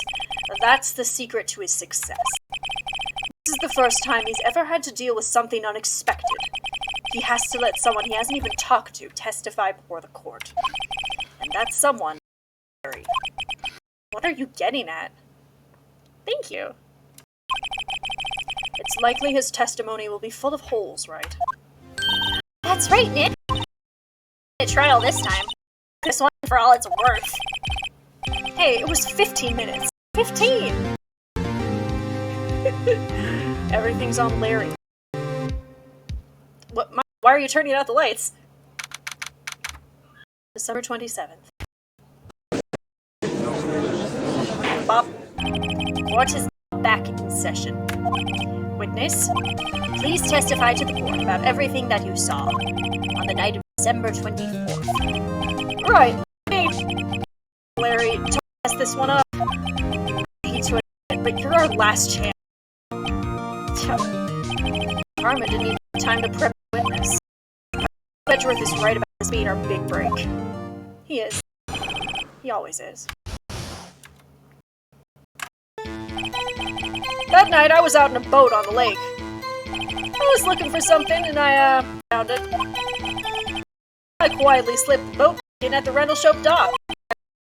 Damn it. Then, as I was thinking about going home, I heard a bang! I looked out over the lake, but I didn't see another boat. So, after I heard that gunshot, I went... Why? It was an unusually vague testimony, even for this court. Mr. Begin your cross. Yes, Your Honor. What's wrong? It's Larry. I have no idea what he's going to say if I press him. I'm a little scared. My gun, not my business. I went home. Well, we've come this far. There's no way to go but forward, Nick. We could go back in time, but I think that would be a bad idea. That night I was out in the boat. He was something, he slipped the boat back in. He heard the bang, he didn't see a boat. But there were multiple gunshots, so he's wrong. You only heard one bang, correct? Yeah. Huh. Pretty wishy-washy test. Guess I should just start working on the contradictions. Sorry. I wish I could be...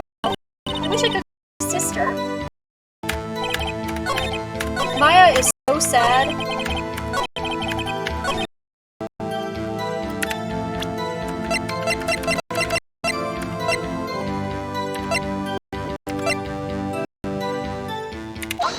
Objection!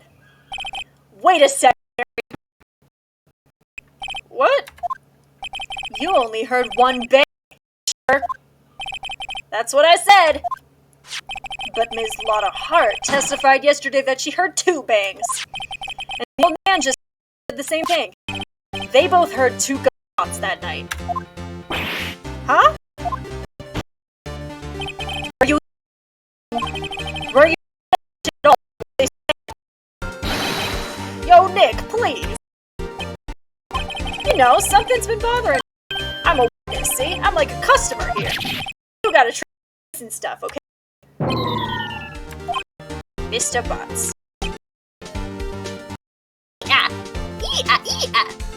Be afraid. What? You heard 1 gunshot, are you sure? Well, to tell you the not sure? How can you not be sure? Yeah, well, I'm listening to something else. Something else? Not really, with my headphones. What? Order, and start booing. Mr. Butts, you're listening to the radio with your headphones? Yeah, what? That a crime? The ultimate mystery. How's that worth this game? Yes. Mystery solved. We can all go home. Can't believe it took us 3.5 hours to figure out the game. Everybody listens to the radio. What's the big deal? Mr. Von Karm. Waste of time. I do not accept this witness nor shoddy testimony. Mr. Wright?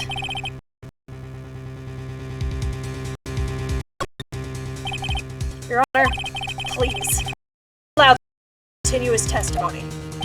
Bah! Nothing is more predictable than a loser when he's lost. Very well. Please give your and be sure to include details like your radio. Right, leave it to me. I wouldn't think another way out of it, believe me.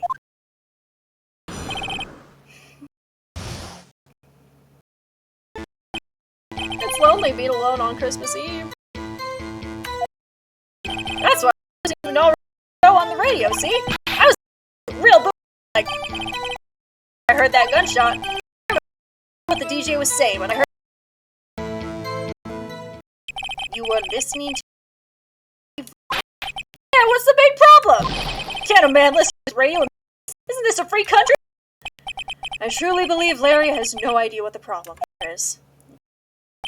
Can you believe the words this witness? What he heard was probably more than a drumbeat from the radio. True enough, he was able to believe this testimony. Objection! Wait, Your Honor. The witness exactly what the DJ said when he heard the gunshot. Excuse me? DJ says things on the radio. Anyway, what this means is when he heard that sound, music was playing. The DJ only talks between songs, so we could have heard the gunshot from the lake. I'd cross-examine the witness, Your Honor. Very well, Mr. Wright. I can't believe I'm continuing this charade.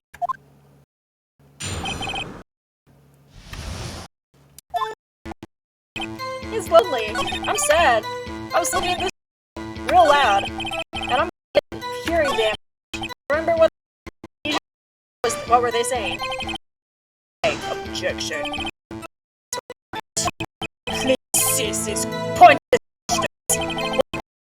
But could knowing what a radio DJ said to us. I'll answer the question only if you see something. Sure, Your Honor, of course.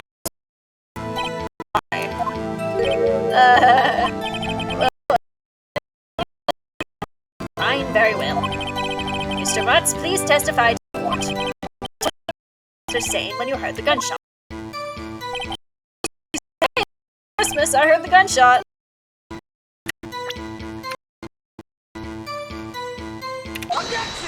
Objection! You absolutely sure what you're saying? What's with the face? You look scary, dude. Scare me. You better know I don't scare that, he says, sweating. Is something the matter? Honor, did you hear what Mr. said? Jay said, hey, it's almost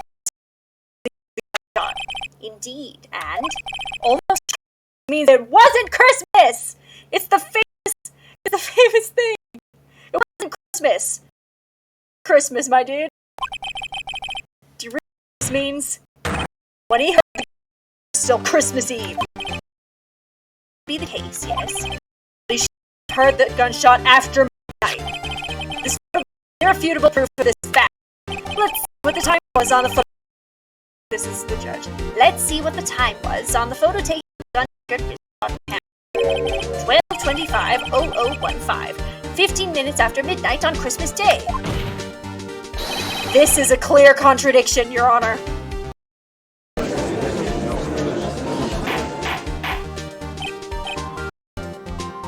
Order. What does this mean? The two prior witnesses after midnight. Says he heard a gunshot before midnight. Judge. The answer is simple. Phew! The current witness is plainly mistaken. Just look at him. What? Well, Mr. Wright, what do you think about Mr. Butler? He heard the gunshot before midnight. Larry's right. He's not mistaken, Your Honor. He heard that gunshot before midnight. Intriguing. You have evidence for this wild claim?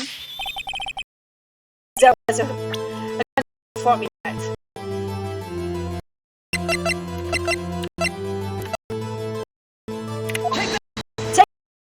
Look at this photograph. This was taken by the heart with her automatic camera. Up on the photo reads 11:50 p.m. Oh. There's nothing on the lake in this picture. Not why nothing is shown in this photograph. It is why this photograph is at all. What do you mean? Your Honor. The photograph was taken by an automatic camera. That camera said loud noises. Aha! Correct. It was on the lake at 11:50 p.m. That is why the photograph was taken. In other words, when Larry heard that gunshot, it was most definitely still Christmas Eve. Indeed, that is the case. Then where does this? Ms. Hart testified that she heard the gunshots after midnight. Are you claiming she was mistaken? Not at all, Your Honor. It is a fact that the camera also heard at 15 minutes after midnight. Your Honor, that night there were two sets of gunshots, with a 25-minute pause between them.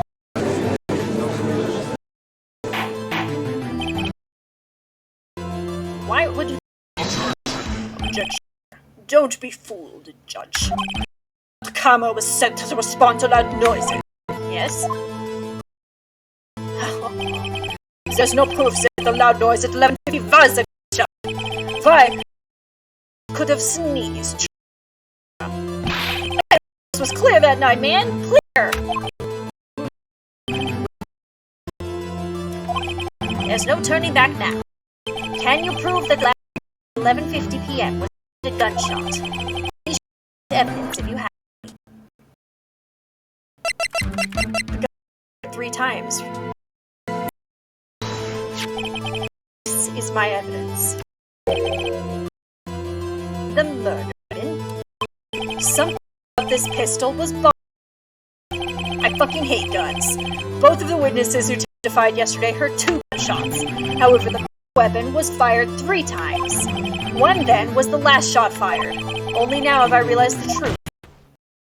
That third shot Larry heard just before.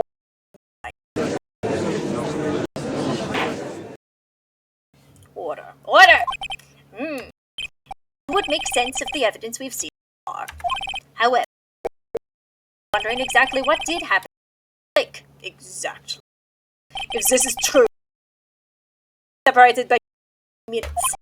One at 11:50, another at 15 minutes after midnight. I'm just numbers out there. Vi! I better wait a second. All the lights are off. Now's my time to make my escape. God, 7:25 minutes. What's wrong, Nick? Have it! Huh? For the case. Huh? Yeah, of course I remember. Like, yesterday. The murderer in this case had the same idea as the murderer in that case. What do you mean? Yes. Figure this out now. We'll never open the dangerous girl's guilty verdict. I've got a hunch, and I'm gonna run with it. Is this safe? Safe. We have a guilty verdict. We have nothing to lose. Let me know if I say anything that sounds fishy, okay? Right, Nick. Bob. Your Honor, Yes, Mr. the testimony is clear in this entire case.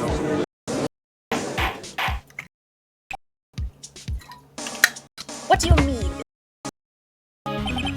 Tisk tisk. So you finally realize there can be no other murderer. It was himself. Wrong, Connor. A man was shot that night. It wasn't Edgeworth who did the shooting.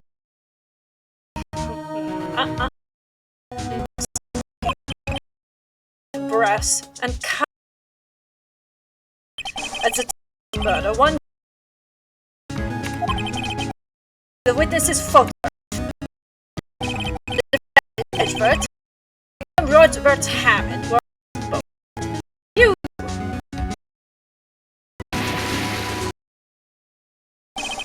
There was a gun fired on that goat and Robert the lake. The distance shooting was 1 meter. It couldn't. Well, my Wi-Fi. How is it now? It's just getting worse and worse. I'm so sorry. I had no idea that this would happen. My poor CPU is trying its best, wrestling against my grip.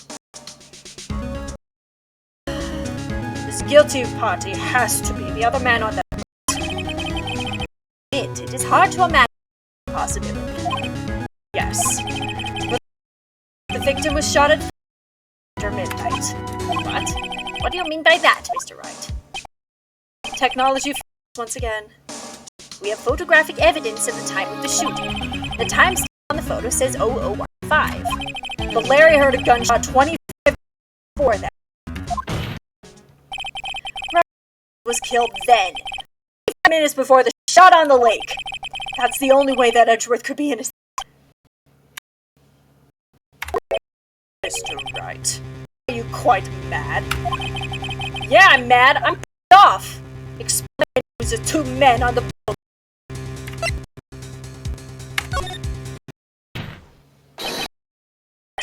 It was Edgeworth and the murderer. After the murderer killed Robert Hammond at 11:50, he assumed the guise of Edgeworth.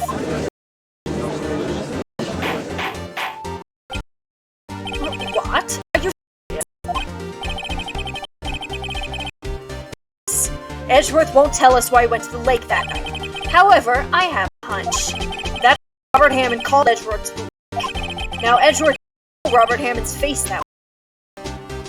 That didn't suspect anything when the Robert Hammond's place. I'm not sure. Crus. Mr. Wright. Of the murderer, then. I will not. Murderer's name. Actually, murderer's name. You don't know? Ah, you waste my time. I don't know because he never told us. Murderer is the caretaker of the old man.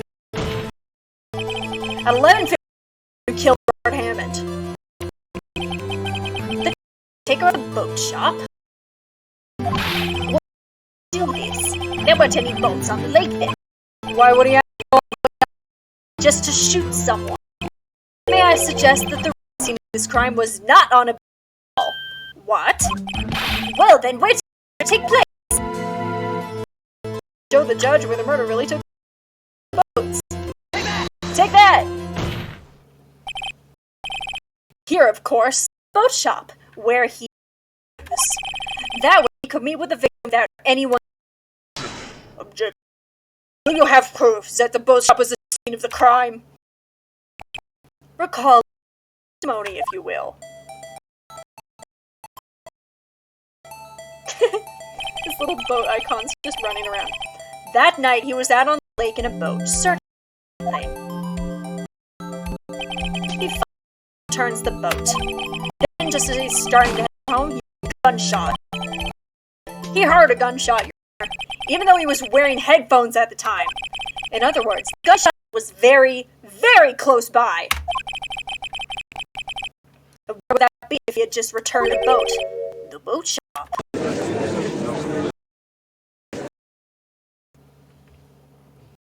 Mr. Wright, what happened at Edgeworth Lake? Please tell the court from the beginning. Yes, Your Honor. Nick, are you sure about this? Not really. But I think if I start at the very beginning, and I take it slow, I might just be able to figure this out. This is the intense part. I mean, it gets more intense later, but that night, the caretaker of the boat shop called Robert Hammond to his shop. I'll kill you. Oh no, I'm dead. This was around 11:50. When the gunshot was fired. After that, the guy put on Robert Hammond's boat. He became Robert Hammond. Then he got on the boat to Edgeworth and went out into the middle. Who fired the pistol? Right.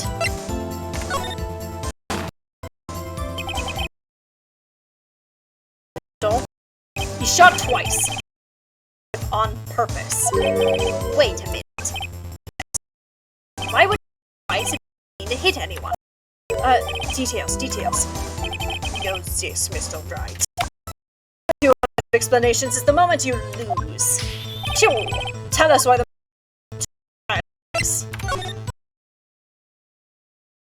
create a witness, Your Honor. A witness? The murderer lifts his pistol and fires one shot. That ensures that anyone who heard the shot would look at the lake. His heart did exactly that after hearing the first gunshot. Next, the murderer waits a bit and he fires again. Then, splash! The murderer jumps the fuck out the boat all by himself, leaving the pistol in the boat behind him.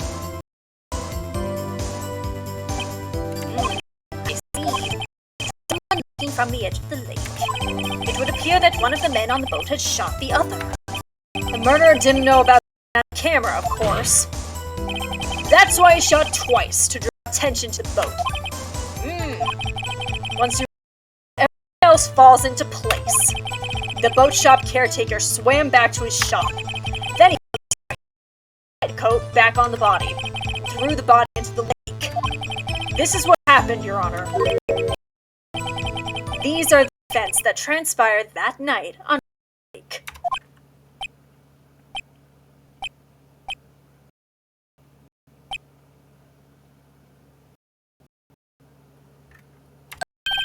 Bailiff, bring out the witness from before.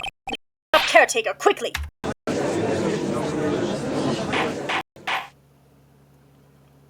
Hey, it's me, I'm the bailiff. Very well. While we are waiting for the caretaker, I would like to ask the defendant, Miles Edgeworth, questions. Mr. Edgeworth, take the stand. I am now at the stand. Mr. Edgeworth, you heard what the defense has said? Yes. Why did you go to the night? What the writer said was mostly correct. Astonishingly so, actually. Several days ago, I received a letter. The letter was signed Robert Hammond. He asked me to come to the boat shop by late at night on Christmas Eve. He said he had something very important to discuss with me. Something important? I'm sorry. I can't say what it was. Your Honor, sir! Bailiff, we are conducting a trial here. I ask that you remain quiet. Witness is scared. He isn't at the boat either. What should I do? Fight him quickly. We cannot allow him to get away.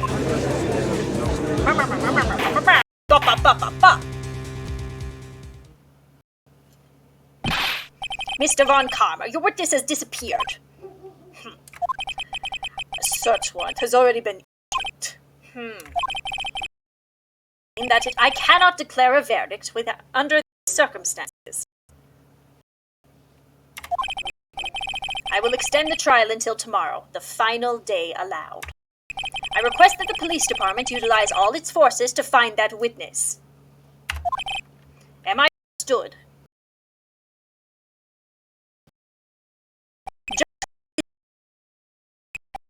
Identity him and I want him sexually. Well, turned. Now that you've all been scarred for life. Summer 20. Yay, Nick, you did it! Yeah. Well, at least we got out from under that guilty verdict. And what about Larry? That was something else.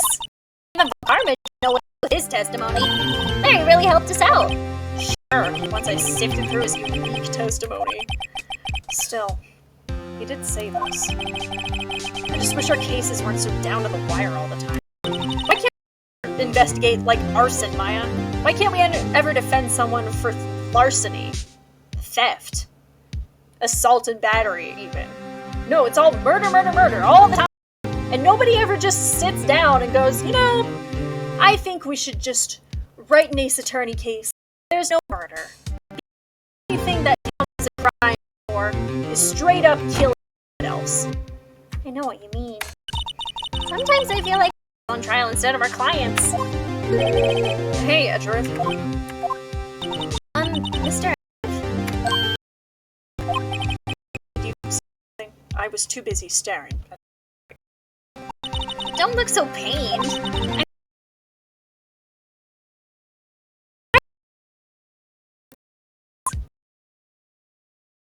I'm sorry.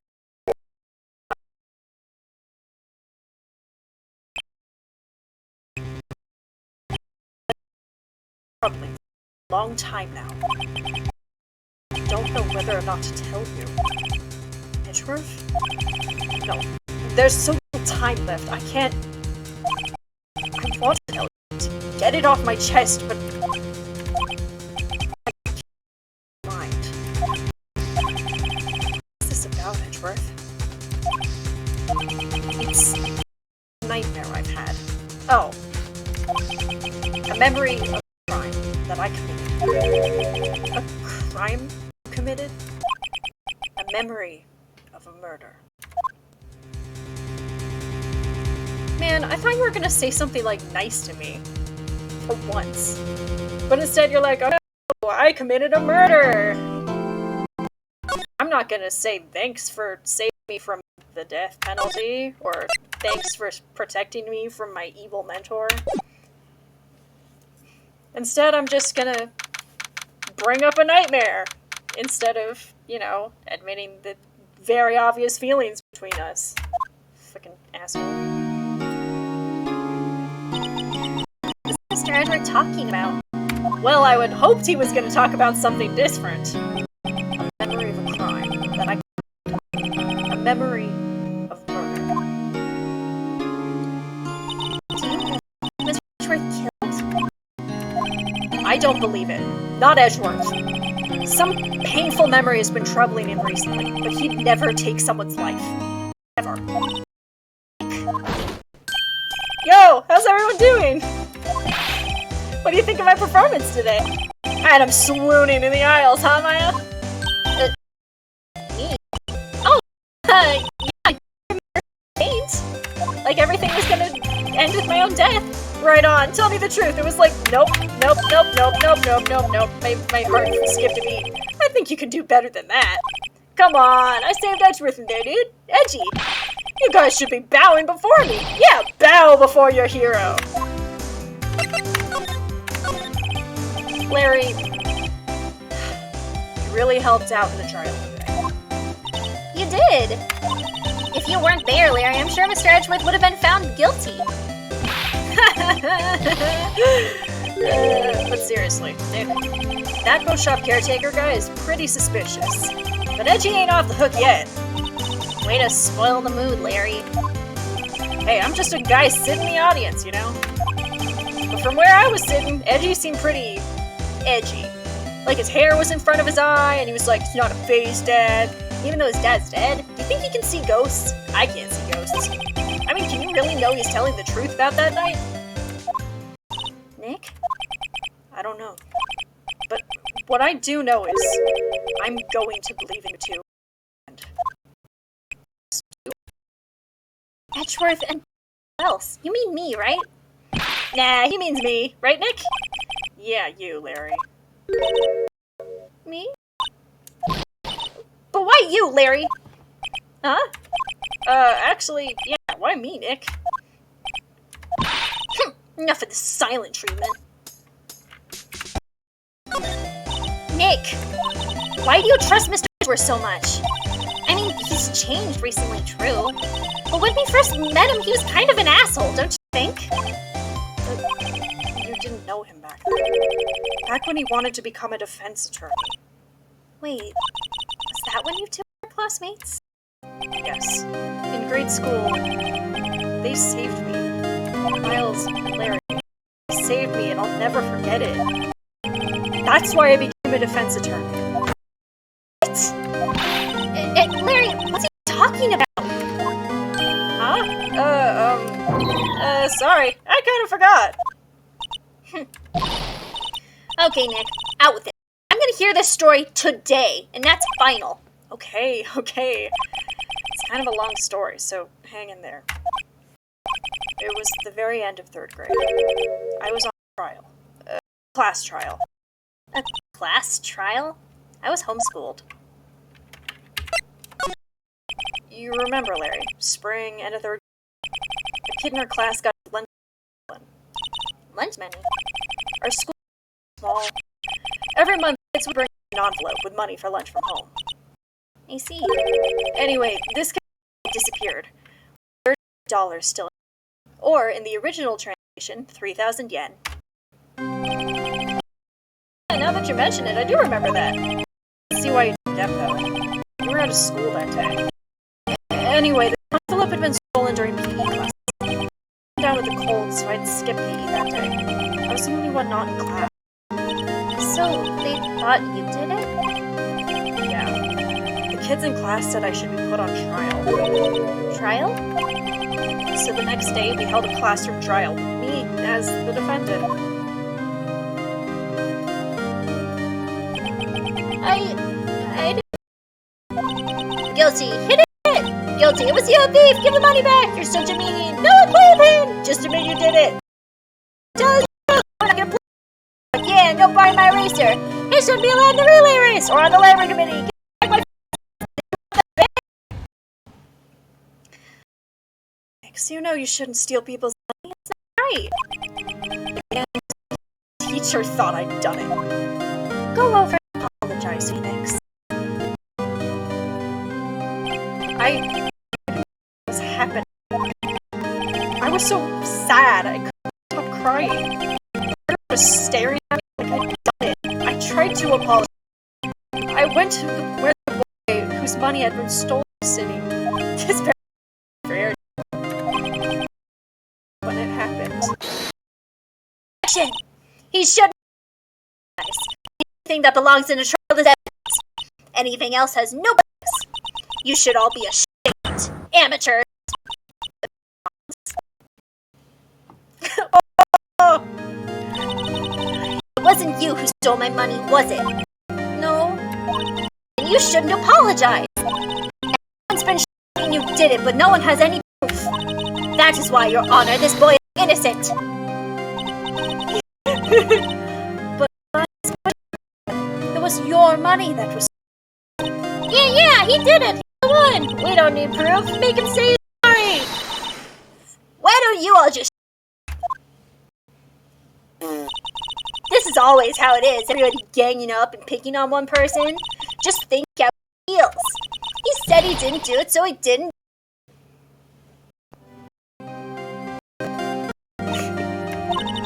Very well. I will replace the money myself. This class trial. Your Honor, I love them. That's how it happened. After that, 3 of us were the best of friends. How? I had no idea. Yeah, I had no idea either. I mean, I forgot. That's when I learned what it meant to be alone. Totally alone. Without a friend in the world. You did a good thing, Larry. Yeah, well, I was just lucky that I took the day off from school. If I'd have been there, they would have thought I'd died. So I took it kind of personal, see? Something smells is usually the butts. Anyway, Edgeworth and I talked after that class trial. That's when I heard his father was a defense attorney. Would shine. Talked about his father. I'm going to become a defense attorney, just like a famous defense attorney. Then, a few months later, he suddenly to another The TL6 incident. right. I'm not sure, but the transfer probably had to do with his father's death. Several years later, when I heard Edgeworth's name, there was an article about him in the newspaper. There was something like dark suspicions of a demon attorney.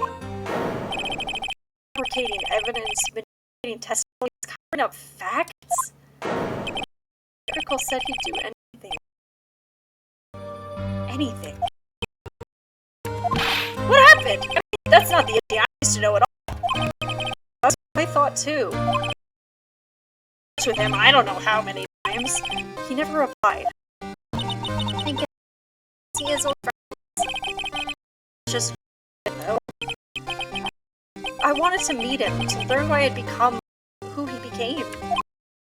That's when I decided I turned the lights back on. Wait, you don't mean... Sorry about that. That's why you became a defense attorney? To meet Edgeworth? If defense attorney, I knew he'd have to be, whether he wanted to or not. In court. Edgeworth believed in me. I believed in him. No one's on his side. I'm the only one who knows the real Edgeworth. I'm the only one who can help him. Well, Nick, is that why you helped me out for free? Yes. I helped you because I believe in you. Except I don't remember saying I'd do it for free. Aw, Nick! Nick! Nick! We have to save Mr. Edgeworth if it's the last thing we do, okay? Right. Very well, maybe. First, there's that rental boat shop caretaker. We need to find out who or what he is. I don't know what she's implying here. I'll settle for who. I guess I can clean out some of this evidence I no longer need. Okay, let's go. And then Phoenix spent like 10 minutes taking things out of his pockets and being like, I don't know, do I need this still? I'm not sure if I need this still. Let's go talk to Edgeworth.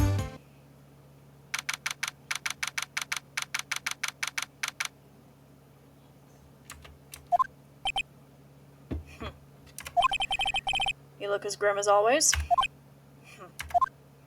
Mr. Edgeworth, I heard the story about the class trial. Class trial? What do you mean? You don't remember. No, I don't. Your lunch money was stolen, wasn't it? In 3rd grade? Lunch money? Oh, sure. Yes, I seem to remember something like that. Nick, I think you're the only one who really remembers. Well, it probably only really mattered to me anyway. Mr. Edgeworth, didn't you know? That trial was the reason Nick became a defense attorney. Ridiculous. Gee, thanks. That's sad.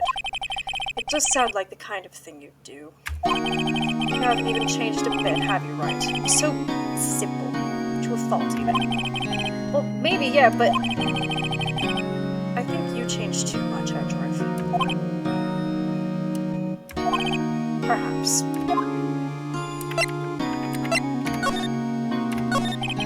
Hey, Edgeworth, why'd you become a prosecutor anyway? You used to look up to your dad. You said you wanted to be a defense attorney. I couldn't let myself deny reality like you. What? What do you mean? My father was taken from me, and you want me to defend criminals? I'm sorry, right, but I'm not that good of a person. One suspect was apprehended in your father's murder, right? Yes, the man trapped in the elevator with my father. His name was Yanni Yogi. He had to be the shooter, any way you look at it.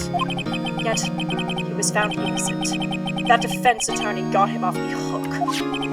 That would be Robert Hammond. On that day, 15 years ago, the three of us were trapped in that elevator for 5 hours. When we were rescued, we all suffered oxygen deprivation. I had lost all memory of the murder. Lost your memory? Even now, I can't recall what happened in that elevator. That was the crux of Yogi's attorney's argument in court. He claimed Yanni Yogi had been not of sound mind due to the oxygen deprivation. Yogi was released due to a lack of evidence. Innocent. That's when I changed my mind. I started to hate defense attorneys. What's your relationship with Von Karma? He's my teacher, and a man who deserves respect, if not trust. I learned everything I know of courtroom techniques from him. So, he's like my sister was to you, Nick? He is a perfectionist in all things. In court, in his personal life, he is obsessed with doing everything perfectly. Perfectly, huh? In all the cases he has taken on, none were left unsolved. Not one suspect was declared innocent. Ever. But that's... I know.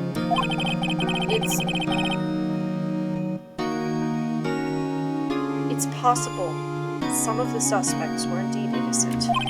However, it is impossible for us to accurately determine that in every case.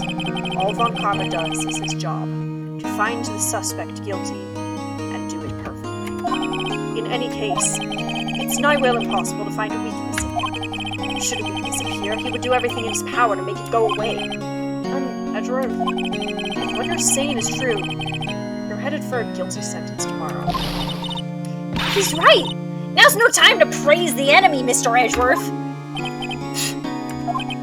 It's a strange situation in which I find myself, I'll admit. No kidding.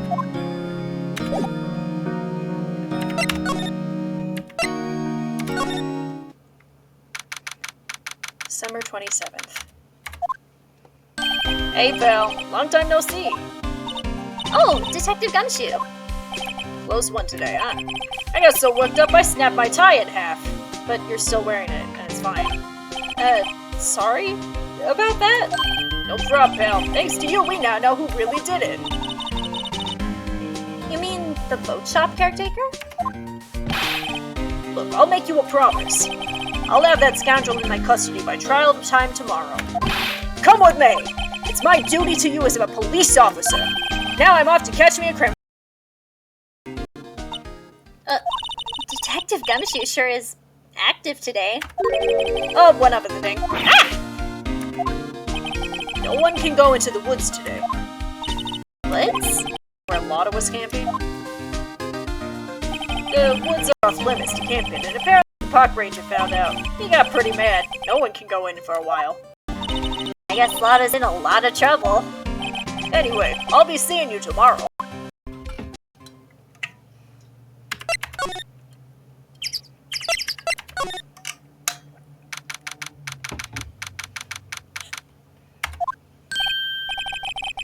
Huh? The steel eyesore is missing. Eyesore? Looks like the hot dog stand is closed too. I guess Larry's too busy worrying about Mr. Edgeworth to show up for work.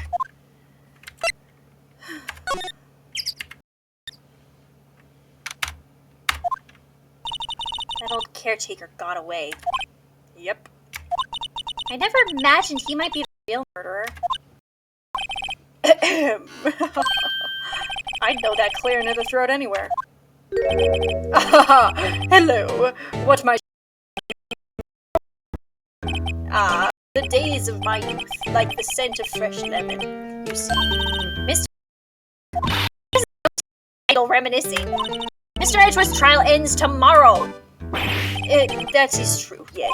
But from what I saw of today's trial, Edgeworth should be fine, right? Well, I'm not so sure about that. Oh, by that. Well, I'm not sure. If you find anything out, come by my once. I'd be able to offer you assistance. Thanks. Bye. What do you think Mr. Grossberg is doing here anyway?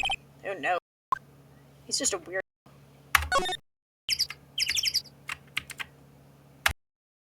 There's some boats floating at the dock. Placing a boat from this dock. Apparently, the police took away the actual boat that was... Indeed, there's space for one more boat at the dock. I no longer know what the word dock is. The boat rental shop. Doesn't look like anyone is around. The caretaker... Huh. Yeah, looks like it. He didn't seem like a person.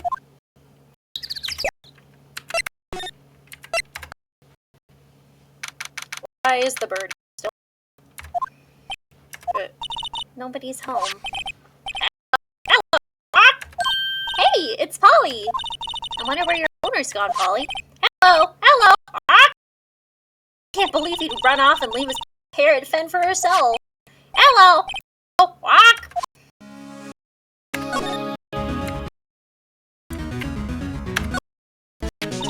Maybe I should Nick. You probably just kidnap her. About her anyway. I'm sure they'll do... Well, okay. Sorry, Polly. We take you. Great, now the bird...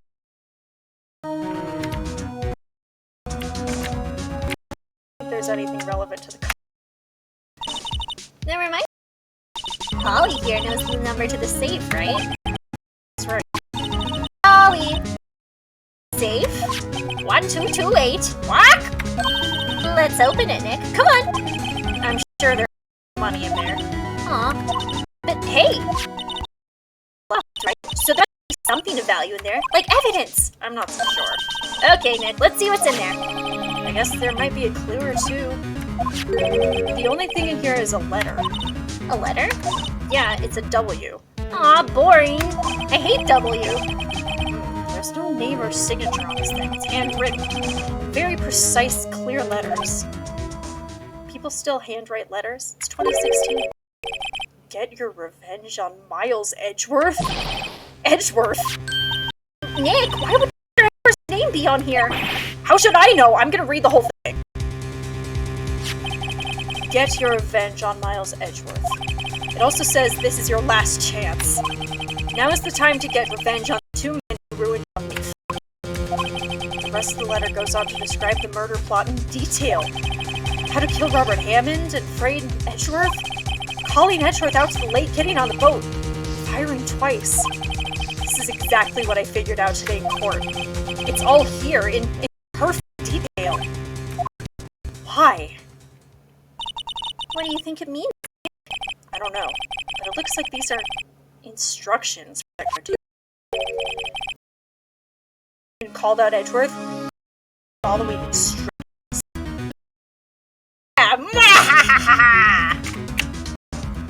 It was quite literally premeditated. But who could have written that letter? And to get revenge on Miles Edgeworth? I don't know, okay? But one thing is for certain. This letter is an amazing letter from the safe added to the court. Now we need to hide it because the last time they tasered us. Oh no, they punched.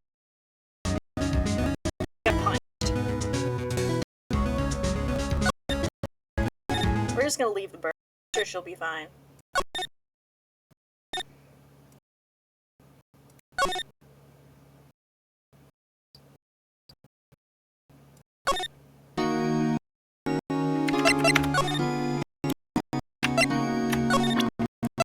this? Poor Polly. Edgeworth, see this letter? This came out of the safe in the shack where that character lives. I see. Revenge on... Who is that old guy anyway? I don't know. Could be an innocent defendant who got away with something? Nice, right. But I don't remember that old man. Not at all. So, he was following this letter then? Which means there was someone else behind it. Now is the time to get revenge on the two men who ruined your life. Two men? Meaning myself and Robert Hammond? It also says this is your last chance. Last chance? Wait, maybe...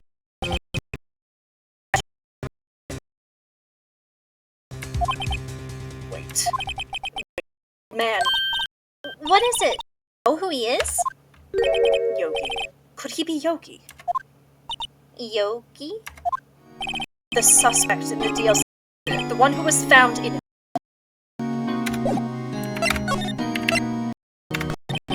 Yanni Yogi was a court bailiff at the time. He happened to be in that elevator together 15 years ago.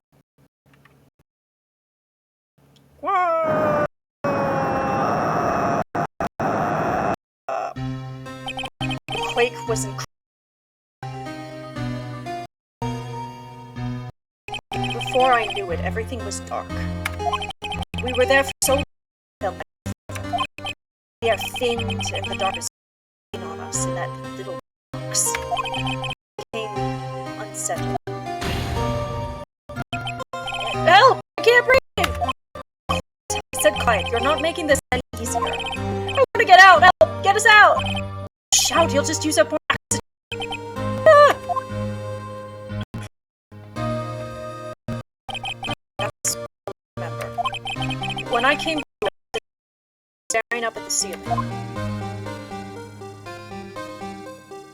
In court, Yogi's mental condition was called into question. They claimed the oxygen deprivation and stress had caused temporary insanity. In the end, the claim passed the court. Yogi was found innocent. Huh, but isn't that strange? This letter tells him to get revenge on you. Why would he want to take revenge on you? You were just there. Right. Yeah? There's something that's been troubling me these last few days. Are you finally gonna say it? I didn't know. You mean where or it's a nightmare. A memory of a crime that I committed. A crime you committed? Of a murder. I think the time has come to tell all. For the last 15 years, I've had the same dream almost every night. I wake up in a fearful state every time. What kind of dream? It's a dream about my father's killing in the dark. Help! I can't breathe! Quiet. I said quiet. You're not making this any easier. I want to get help! Get us out! Don't shout. You'll just use up more oxygen. I can't breathe! You're using up my air! What? Stop breathing air! I'll stop you! Ah! What? What are you... Stop breathing my air! No. Father! Father! Then I see the pistol by my feet. I don't know if it was evidence from that day in court or the bailiffs. In a daze, I pick up the pistol. Get away! Get away from my father! Bang.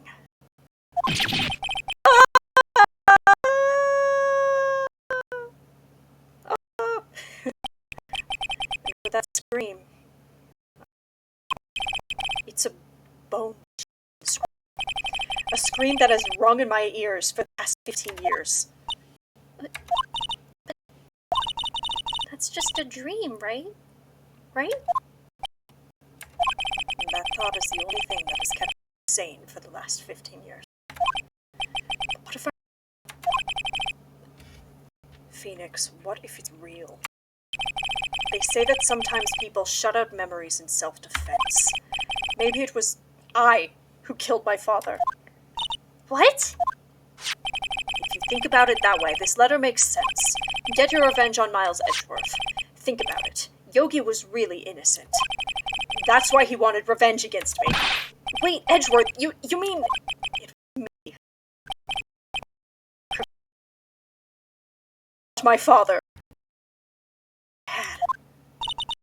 What do, Nick? What can we do?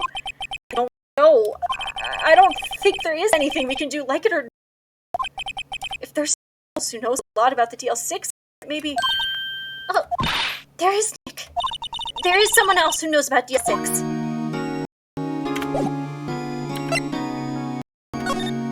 So we're gonna leave him, huh?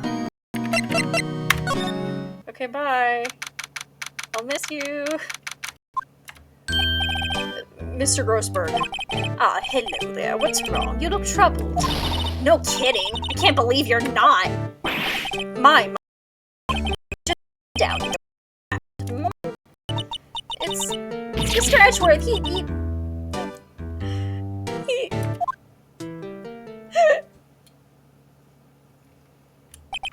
I see. So, Edgeworth dreamt he shot his own father. It's only a dream. Only a dream.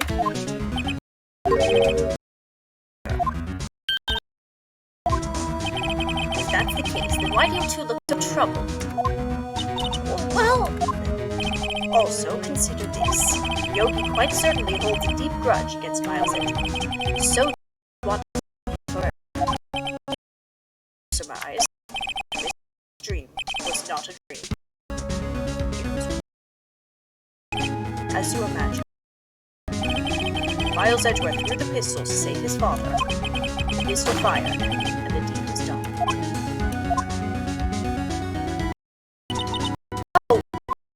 I don't believe it. Yogi was suspected of murder.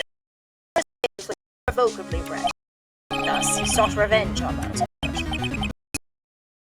Of course, with the statute of limitations so close. You know about Edgeworth's father. Defense attorney without peer. It sounds trite, but it's true. Well, he may have had one peer now that I think. Your mentor. My sister? Gregory Edgeworth was very disappointed in Carmen. That's no surprise. Von Carmen is an extreme man. Testimonies and evidence are nothing. The result, he had a perfect win record. To beat him, Gregory Edgeworth tried to call attention to his men. And? He lost. And died in despair, as it were. I see. When Gregory Edgeworth was killed, the police called on a spirit medium. Misty.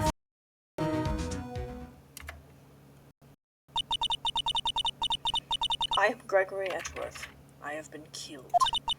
The one who shot me was the bailiff, Yanni Yogi. Yet Yogi was found innocent. That's when my mother left us. Everyone called her a fraud. That's right. Everyone she was, you see. Yet, when I think about it, it seems the one who lied was Gregory Edgeworth's ghost. Gregory Edgeworth must have known who shot him. I don't believe it.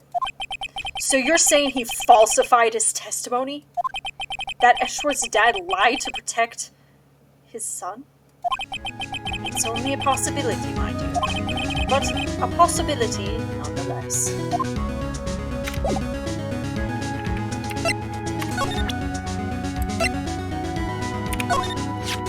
Oh, so this is the letter. It does seem that Yogi was following this letter, to the letter, when he killed Hammond. But why kill Robert Hammond? Hammond was a skilled defense attorney, but he defended clients not for their sake, but for his own. His own sake? He never trusted.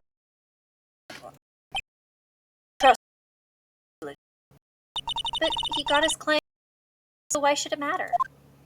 Actually, my dear, it's quite different. He won that innocent verdict for but himself. Yogi was a free man, but so. Huh? You'll understand. Wait. This letter. I've seen this handwriting somewhere before, a long time ago. Whose handwriting is this? Do you have any idea who wrote this? What do you think, Gabe? Who do you think wrote this?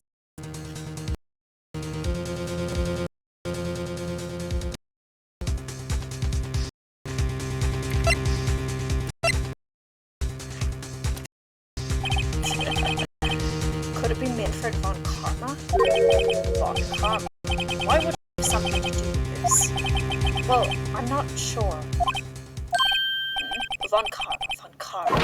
Wait, you're right, my boy. This is Von Karma's handwriting, I'm sure of it. I used to see it all the time on court reports. What? But that means the one who told Mr. Yogi to kill was... Correct. Manfred von Karma himself. What does this mean, then? Why would von Karma want to frame Edgeworth?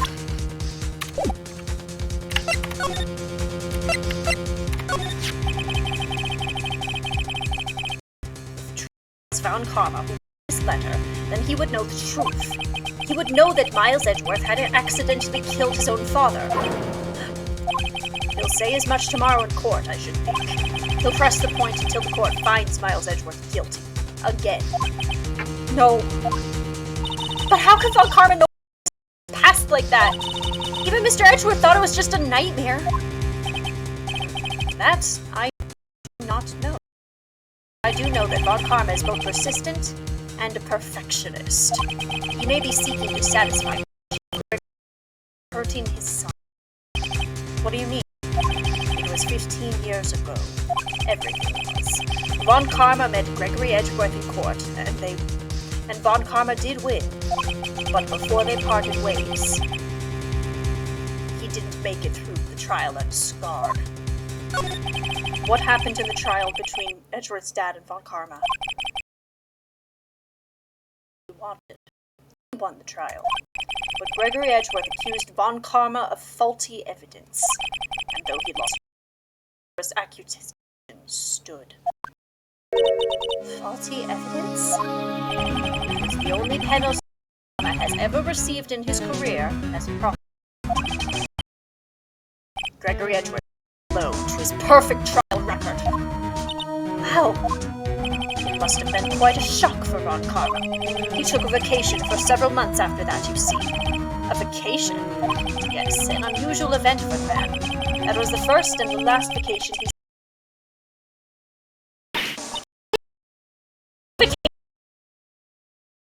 to the mountains? Don't tell me he's never been to Europe! You're a strange idea.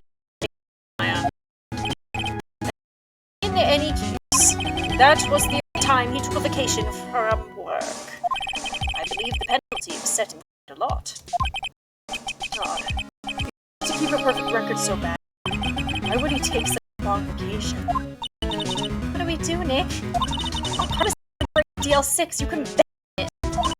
What if Mr. Edgeworth pleads guilty to 6? I won't. Yeah, right. I hate to say this, but accidental murder is murder, you know. No, it's fucking manslaughter. Just believe in Edgeworth's innocence. I can't believe someone. But Nick, Mr. Edgeworth admits his father must have lied to protect him from beyond the grave. I don't care. I don't care. I know he's not guilty. Mr. Wright, if you say so, I suppose I could go check again. The police files might hold something of interest. Mr. Grossberg, thank you. In fact, I think the chances of finding something are slim. I understand. The police material.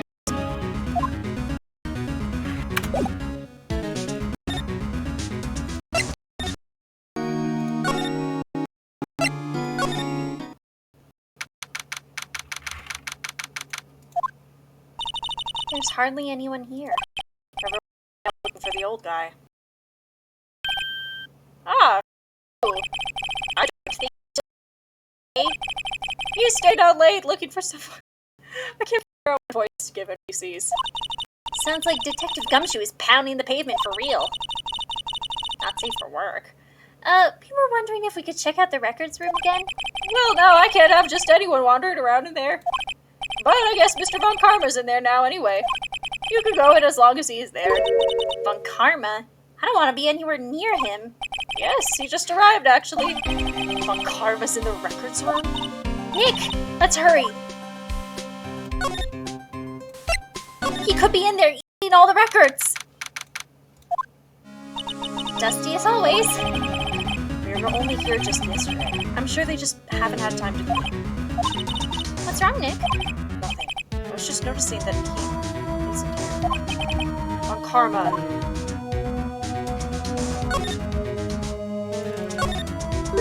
Huh? One of the drawers here is open. Someone must have been looking in it recently.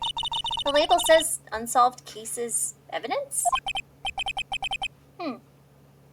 Unsolved cases. Just like BuzzFeed. Nick! The file for GL6, it's completely empty. What?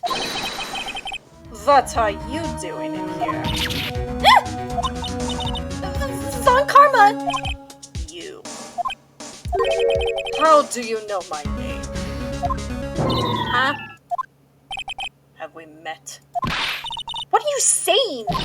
We see each other every day, don't we? I'm the defense counsel. We're Miles Edgeworth's defense team.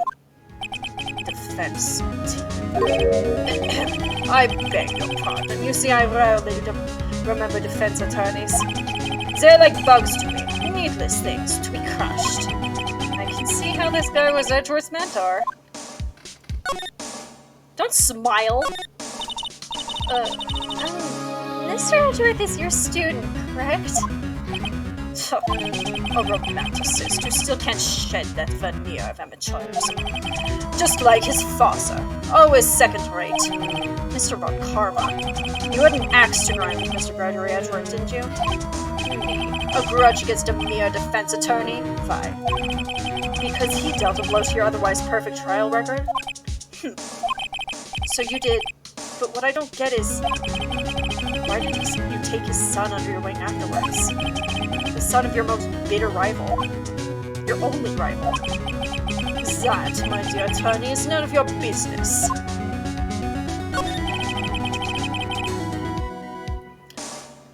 Tomorrow will be the last day of this trial. It's been a while since I've had a defense attorney last this long. Still, you will lose in the end. Miles Edgeworth will admit his own guilt. His guilt of 15 years ago, you mean? You're quite the researcher. If you've done your homework so well, then certainly you must understand. You know what Miles Edgeworth will tell the court tomorrow. You're right. So Von Karma is going to bring up DL6 in court tomorrow. I know what I have to do, but it's gonna make me so mad. Mr. Von Karma, have a look at this, won't you? This was you, wasn't it? You instructed Yanni Yogi to commit murder. Yanni Yogi. How many years has it been since I've heard him called by that name? He's a fool. I told him to burn it after you read it. So you admit it? You wrote Mr. Yogi that letter? Yes, my dear defense attorney. Thank you for taking the trouble to bring it to me. You've saved me from a lot of needless hassle. What? Nick! What is that thing? A taser. A stun gun. For self-defense. Usually. Indeed. 600,000 volts will course through your body like a dog touching an electric fence. 600,000. Oh, don't worry. People don't die from it. Usually. Now give me the letter. No! No! What are you? Nick, run! Ah!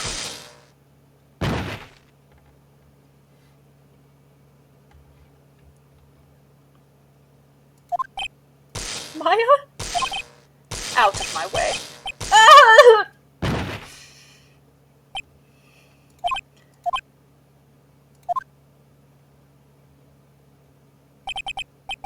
He got us.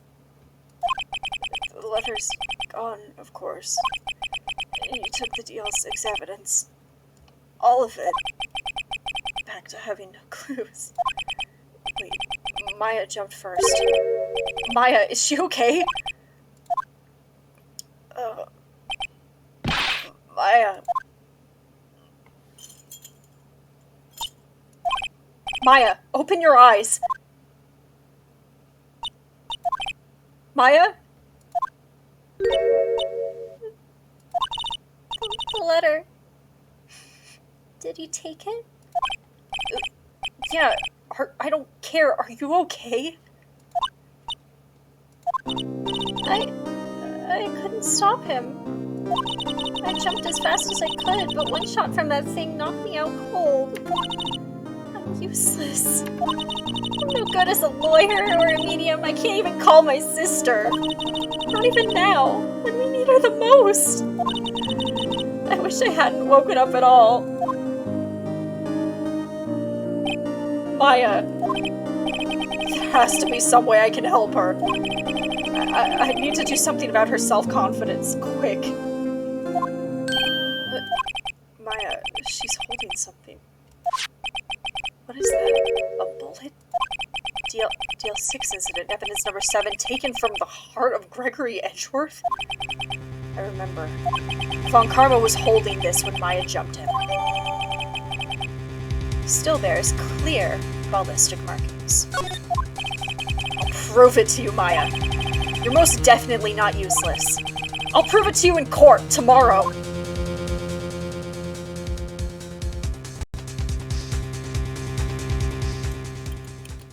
The key item. The only thing that can save Miles.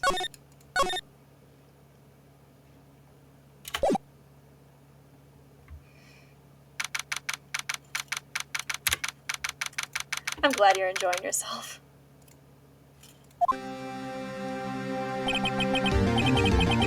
This gets settled at last. A lot of things.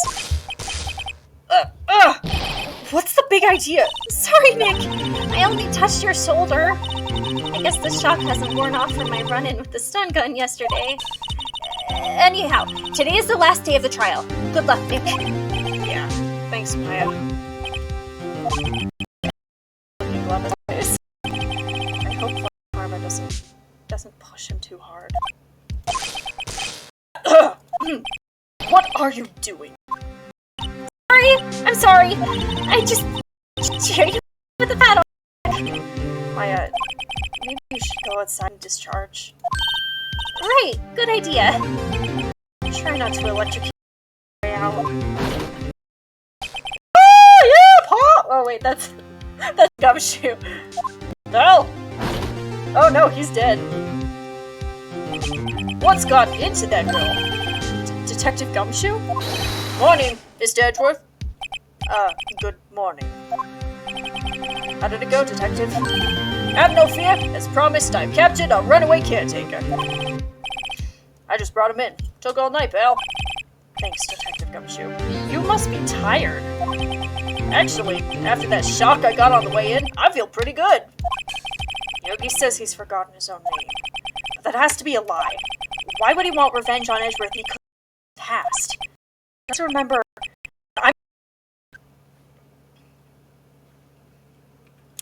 Gumshoe breathes like an anime girl with giant boobs.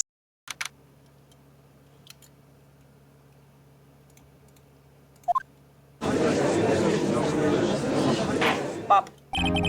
Court is now in session. Trial. The defense is ready, Your Honor. The prosecution. Very well. We have reached the final day of our proceedings in this trial.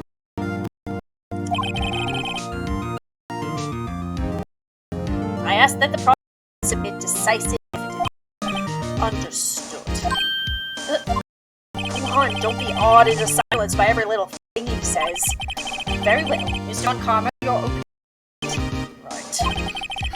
To Detective Gumshoe's efforts, the boat was has been friendly. Yes, the defense asserted that the caretaker was. However, the caretaker has yet to confirm this. I would like to ask the defense to cross-examine him as much as necessary. Very well.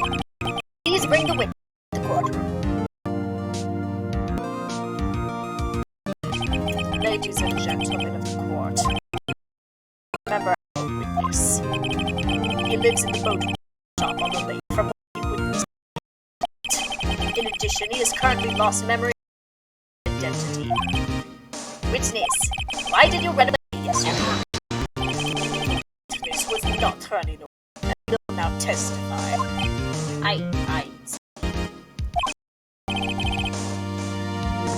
Very well, please bring your testimony. Pop! Is it...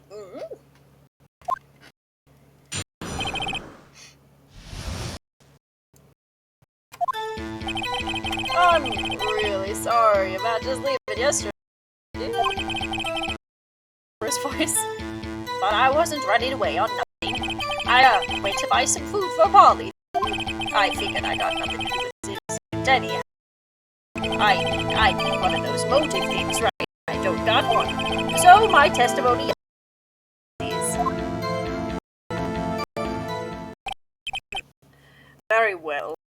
Let's begin the examination, shall we? He has to know his name. Yanni Yogi. True. He's like beaming this thought into his brain from across the room. He's like, He's sorry. He was running away. He went to buy some food. You've lost much of your memory. Is that correct? It seems like it. Then how do you know that you didn't have anything to do with this incident? Or maybe you're lying in your memory. You know exactly who you Witness has testified quite clearly that he has no memory. Claim he's lying, then show the court proof. Ugh. How am I supposed to prove what's going on in that old codger's head? That's impossible. Come to your senses. Very well, witness. Please, continue. One of those motive things, right? I don't know. How can you say no motive? I say you do. You against Edgeworth and the victim, Robert Hammond. You took revenge on them, right? Just don't make me repeat myself. This witness has no memory of anything years ago. He can't hold a grudge. It's impossible. He's lying about his memory. It's gonna be the same over and over until the truth. Might I say something, Miss? Yes, Your Honor. You've been saying the same thing now over and over, even though it was the witness's memory of the past or lack thereof in question. Does this really have anything to do with the current case? Of course, Your Honor. It had nothing to do with this case, and no motive. Both of the statements are lies. Mr. Wright, there is a serious problem with your attitude. Are you saying you know who this witness is? Of course, Your Honor. Now this is interesting. I would like to know myself. So who is the plate Von Karma? Please tell us this witness's name. It's not Gregory. His name is Yanni, a former court. Yogi. That name's Yanni from the Six incident.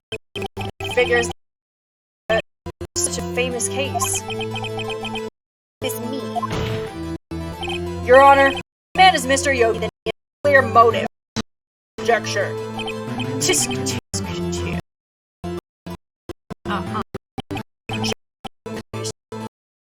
This man, this witness, is Yanni Yogi fascinating. However, how to prove this to the court? This is a court of law, as you may recall. You need proof. Once more, that the witness has lost his memory. He's just gonna go floating down the river. Just like his puppet victim. This is it. I have to do it. I can't prove he's Yogi right here, right now. Then I've got nowhere to go. How are you gonna prove that he's Yanni Yogi? It's okay. It's actually quite simple. Your Honor, please take fingerprints. Then, Karma into the river. Fingerprints on file for Yanni Yogi 15 years ago. I see. That makes sense. Tisk, tisk, tisk. Huh? I'm so very, very sorry, Mr. Wright. Why? You've never been sorry in your life. The witness has no fingerprints. What? No What? Pop. Yeah, you see, before I worked as a caretaker, I worked at a chemical plant. I burned my fingers working with the stuff. Yep. What? Yo, you sneak. You burn your fingerprints off to hide your past? Well, if the witness has no fingerprints, I guess we will not be able to prove his identity. There are so many other ways we could have done this. We've got dental records. We've got blood tests. We could, like... Do toes have fingerprints? I mean, people don't take them. People don't take toe prints, but, like, logically... No. Tisk, tisk, tisk. Well, what will you do, Mr. Wright? It seems that the case has been decided, no? No! I know what happened! I know everything! I just can't prove it! I can't let it end like this, I can't... Another way! There is no one who can testify as to who this witness is. No one. Nick, what are we gonna do? I didn't even consider that he might have fingerprints. What do I do? Tisk, tisk, tisk. Well, Mr. Wright, perhaps you'd like to cross-examine his parrot. Little comic relief, Yeah, very funny. You're a sore winner, Mr. Von Karma. Wait a second. Examine his parrot. What is it, Nick? No, you're not gonna seriously... Your Honor? The defense would like to take Mr. Von Karma up on his proposal. Take Mr. Von Karma up on his proposal? On my proposal? Exactly, Your Honor. I would like to cross-examine the witness's pet parrot. Interrogate the parrot! Order, order! Well, what do you think, Mr. Von Karma? Need you even ask? This is a farce, I object. Objection! A second. Cross-examine the parrot.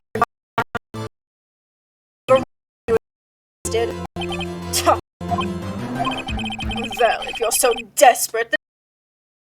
Guest. Of course. Should you go through with it, nothing comes of it, then I hope you're ready for the consequences. Well, still with your little game? Sure. With the parrot taking his hand, I will examine her, Your Honor. This is the most ridiculous thing I've ever heard. Von Karma's rigged every person's testimony. Piece of evidence. Except the parrot. She's my last chance. At least,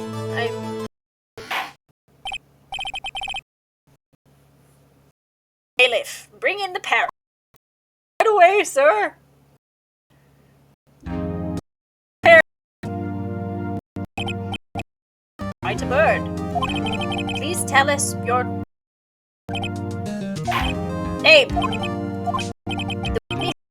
The must hurt. Bird. Very well, witness. Who is your honor? Testify for us? Testimony. Hello, hello. What?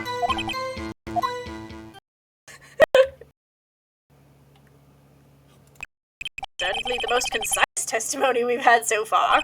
Very well, begin your cross-examination. Right. What are you gonna do, Nick? I'm gonna cross-examine the parrot. What do you think we should do, Maya?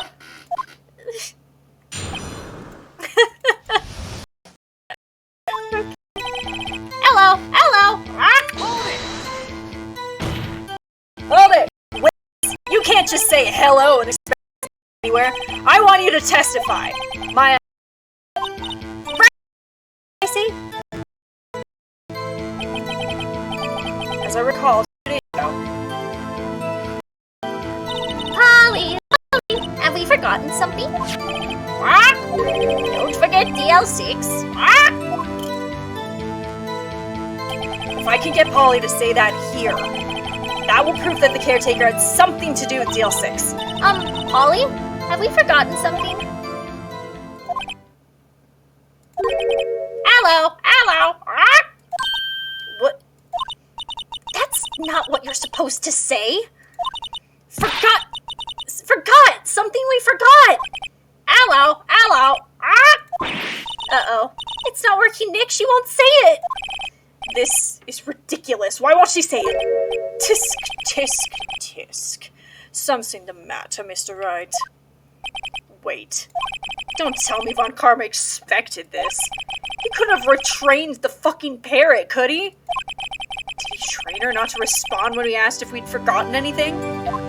He canonically did retrain the parrot, yes. Well, I guess we get information out of her? We need to show the... hello. Hold it! Witness, I want you to testify. What's your name? Polly, what's your name? Polly! Mr. Wright, I think we've established that this parrot is named Polly. Does this have anything to do with the owner's identity? Yeah. Yes, it does. What? You claim that the parrot's name proves her owner's identity? Then show us this proof. Don't you think you're taking the bluffing a little too far? Listen. To answer the question of who is the caretaker, we're here to prove that Yanni Yogi. Tie the name Polly to Yogi. Your Honor, the caretaker is this picture big now.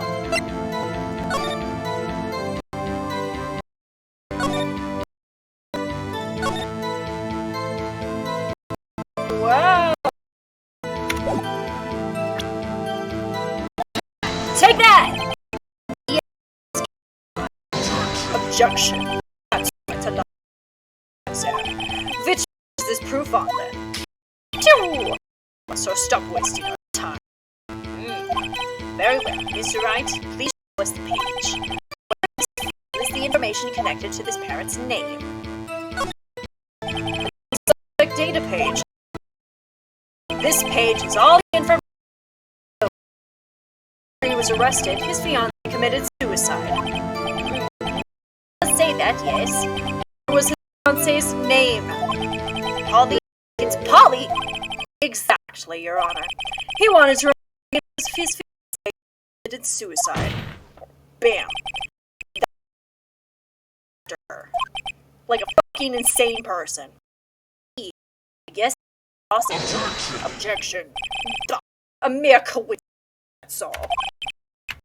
Granddaughter has a dog she calls Phoenix. Well, Mr. Phoenix Wright, does this make you my granddaughter's dog?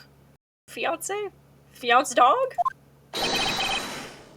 She's only 7 years old. Wait, how does he have a granddaughter? I guess there must trial. Alone, it is a little weak for evidence in a murder trial. We would need some other corroborating evidence. How am I gonna go find that? Nick, we're getting closer. One more. If we can just get one more evidence.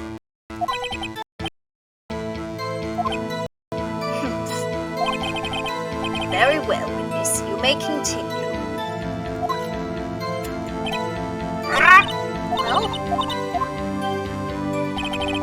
Well, Hello! Witness, just say hello. I need to talk to her. Number. Say the number of the safe. Let's just try to get her to say anything, okay? Holly. Safe in the shack. 1228. 12. My, what a reckless parrot. Well, Mr. Wright, you are that this number has something to do with the case. It does. Actually, it does. Say it. And also because it was my only option. Ta, ridiculous. Send some number to a safe. Tell us who the caretaker is. It is Gregory's murder. Good memory. Show us your proof. What could possibly link this to the caretaker's identity? DL6 case file again. Page 1, case summary. What is this absurd case? Mr. Wright, where in this file is something related to the safe number? It's on the case summary page. The case summary? Specifically, the date on which the DL6 incident occurred. The date of the incident, December 28th. Why, that's today's date, 15 years ago. And the number on that safe is 1228. Ah, here's the date of the DL6 incident as the number for a safe, Your Honor. That's how important that date was to him. I see. It certainly is an interesting coincidence. People often do set their secret numbers to dates. Bah, this is tangible proof. I set my 001 because I'm number 1. Why? Why is this happening? I've been streaming for 5 hours and this man is fucking insane. And I don't understand why.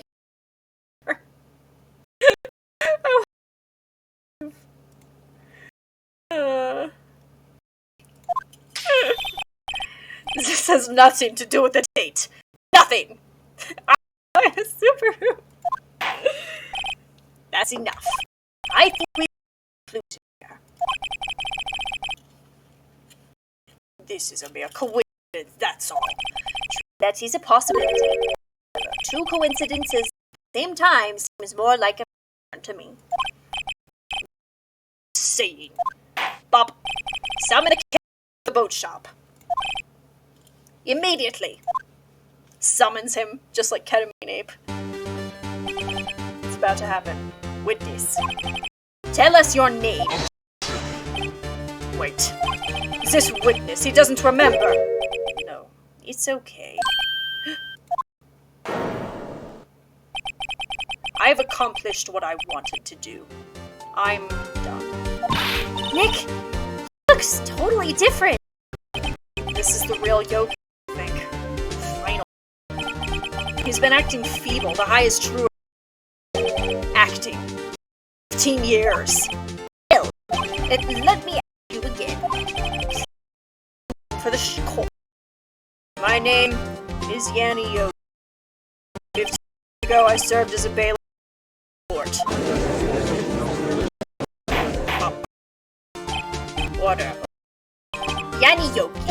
So was it who killed Hammond? Miles Edgeworth for his death?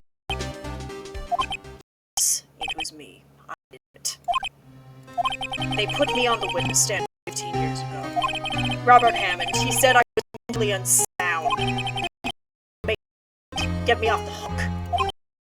So I pretended to have damage. I wasn't really. Baylord! Pokemon just dropped. We won the trial. I lost my job, my fiance, social standing. Then here, 50 years later, it was a letter and a pistol. Mine was written out in careful detail. It was for me to take my revenge on the people who ruined my life. I didn't care.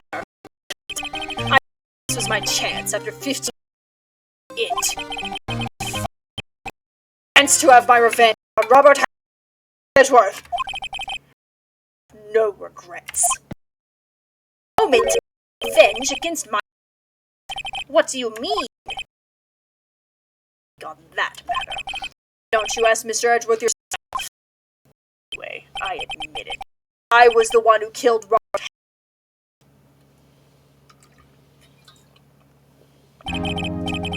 Von Karma, where is Mr. Yogi? Your Honor. I saw no room for error in his confession. Then, the defendant, Miles Edgeworth, is innocent. In this case, at least. Very well. Will the defendant please take the stand? There he is. Unsolved. Still, you are cleared of suspicion for this particular. So I would like to pass judgment on the murder of Mr. Robert Hammond. Any objection? Yeah, let me just object real fast.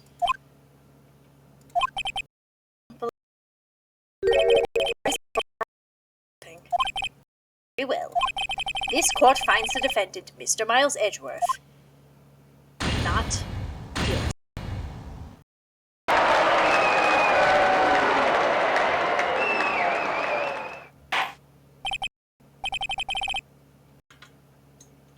That is all. This court is adjourned. Huzzah! Objection! Objection! Someone say objection. It wasn't Von Karma. Wait, but that means... No. Edgeworth? Your Honor. What? I'm not innocent. We have heard Yanni Yogi killed Robert Hammond in revenge. But revenge for what? Nick! Edgeworth is trying to confess he's guilty! He's going to tell them he was the murderer in the DL6 incident! He's going to tell them he killed his own dad! What do I do? Objection! The judgment has already been passed. I object out first. Didn't something like this happen yesterday, too? I believe a certain witness raised an objection after guilty verdict was passed. That would be Larry. We must hear this new statement. We must hear Miles Edgeworth. He's right. We have a duty to hear Mr. Edgeworth out.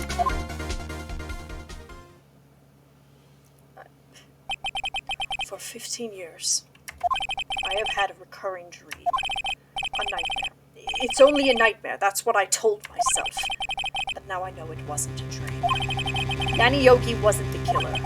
You mean in the incident where your father died? From the distance of the shot, it wasn't suicide either. Everything was as clear as day.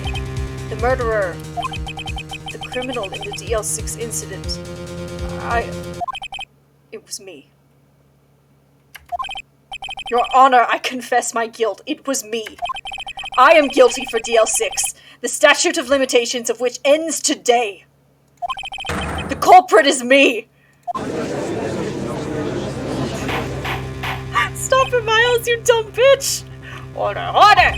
This is certainly unexpected. The defendant declared innocent is confessing to a different crime.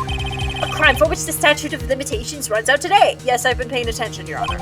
I'm not really sure how I should deal with this. Let's bring in another judge. Bah. It's obvious. We hold a trial right here, right now. Try this man for his crime.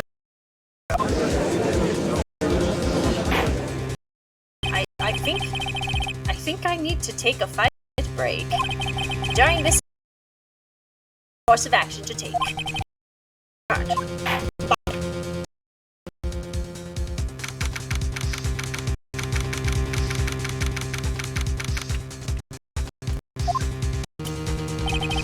I'm sorry, right? I've just wasted all of your effort. Mr. Edgeworth, I just don't believe it, sir. I mean, you're dead. I didn't want to believe it myself, detective. But it's the truth. You deserve to be punished. Murder is murder. What the circumstances? This is crazy! Just crazy! Huh? Nick? What are you doing? Huh? Oh. I was just reading through the court record once more. That's them prompting me to read the court record.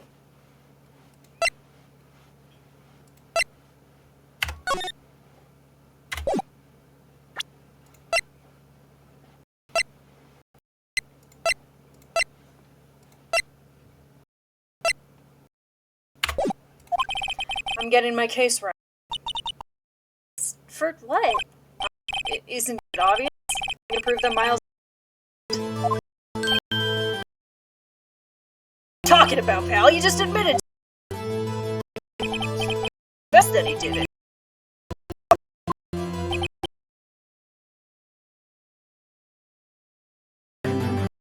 Much smaller. I'm sorry, Edgeworth. I don't believe your nightmare. What? It's a dream. It's not real. The truth is right here in this courtroom. In any case, tighten your belts. The real fight is just beginning. Prove you're innocent. Trust me.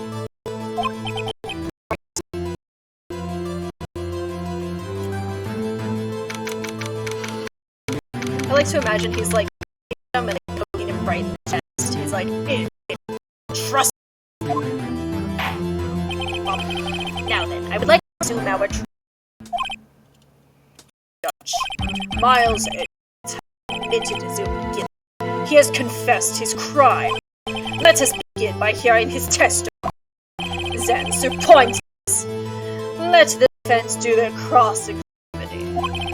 The statute of limitations for the 6 incident runs out today. So, if it's personal for me, I'd like to run this one book. See, does the defense have any objections? Nuh-uh. No, Your Honor. On karma. You piece of shit. That happened from the very beginning. Very well. Up. Will Miles Edgeworth take the stand? Will the witness state his name and profession? Miles Edgeworth, I am a prosecuting attorney. Mr. Edgeworth, 15 years ago you mistakenly killed your father, Gregory Edgeworth.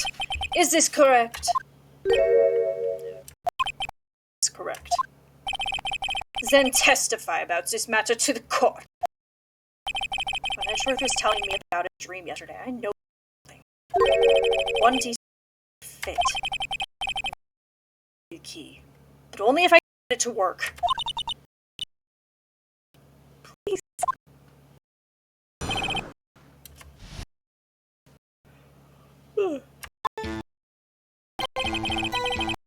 That day I had gone to the court to observe one of my father's trials. As we went to leave, an earth wrapping us in the elevator. My father and Mr. lost composure and began to argue. Just then, something heavy at my feet. But there was a revolver in the elevator. Okay, Gabe, you were right. I was wrong. I threw it. The moment there was a single gunshot, then a scream. It was a scream. To this day. That's all.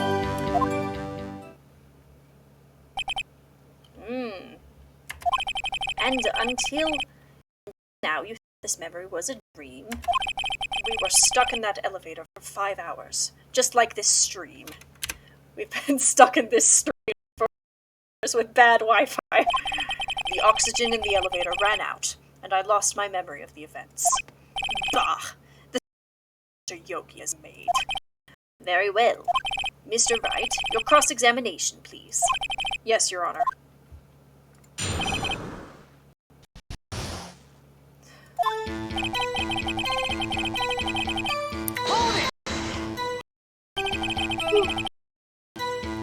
was the trial your father was involved in on that day? I don't remember things very clearly. Only two things.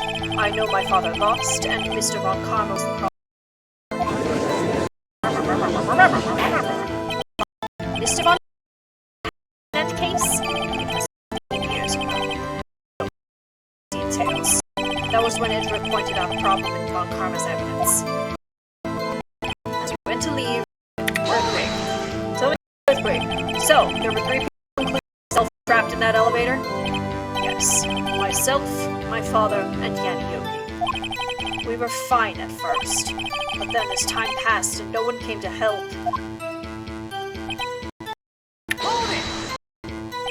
What did you do then? I was a 9-year-old boy. What could I do? I was scared, trembling in the corner. But then...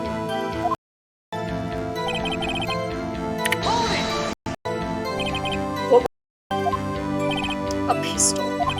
I assume it was the bailiff Yanni Yogi's. The safety must have come off when it fell from his holster. That's a shitty gun. I don't think it... I thought most guns can handle being dropped without losing their safety. That gun, so... And you picked it up. What happened next?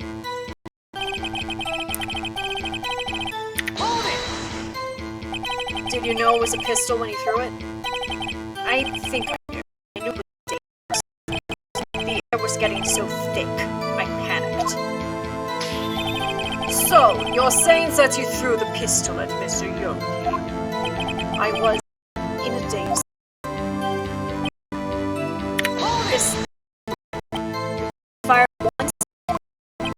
Yes, after I threw it, I lost consciousness. Since then, they've echoed in my head every day. That shot, that horrible scream. But the scream.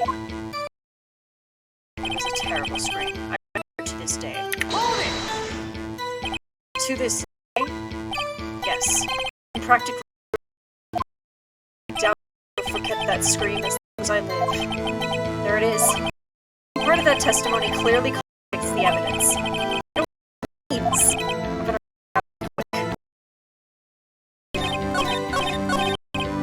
His dad wouldn't have been able to scream. His dad wouldn't have been able to scream because he was shot in the heart. You only heard one gunshot? Yes, I'm sure of that. I heard the shot and the scream. Then everything... I was until the rescuers came. No, Your Honor, unfortunately, you don't. Where have my glasses gone? You haven't been wearing this entire Your Honor. Now look at this file one more time. I'll hold it really close to your face. This mainly contradicts the witness's testimony. Objection. You do enjoy dragging out that file, don't you? I don't accept this evidence unless you can tell us what page it's on. Which page?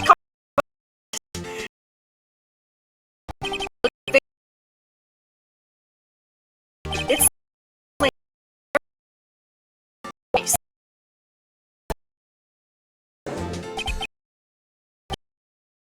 one gunshot, yet the murder weapon was fired twice. The first shot was the accidental firing, when the pistol was thrown. So, who fired the remaining shot? I don't know why he's like this. I don't think we've ever discussed it. Like, some of the victims... But I really don't understand at all. Is there perhaps another shooter fired that second shot? Objection. As I'm sure you're aware. This incident occurred 15 years ago. The evidence is dated.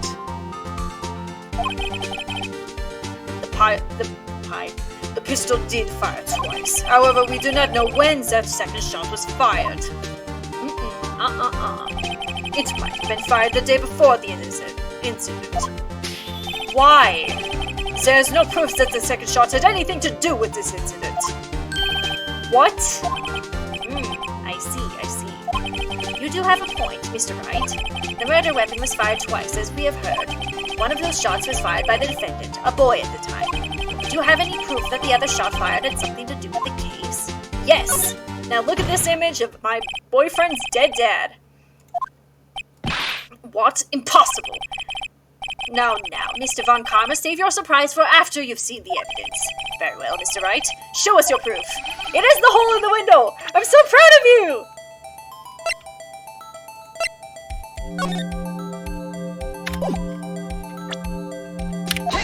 Take that! Look at this photograph! It doesn't make me laugh because it's very sad. Don't look at it. This is a photograph of the scene of the crime 15 years ago. I can see that the victim lying there is Gregory Edgeworth. This proves the murder weapon was fired twice at the time of the incident. This photo proves it. What? So, let me get this straight. This photo proves 2 shots were fired where? Your Honor, put your glasses on! Show the judge the contradiction. I found it. I've been waiting to tell this story since the beginning. As should be obvious, the contradiction is here. I see. A bullet hole in the door. Your Honor! Gregory Edgeworth was killed by a shot from the pistol. Yet there is also a bullet hole in the elevator door. We also know that the murder weapon was fired twice. Thus, someone other than Edgeworth fired that second shot.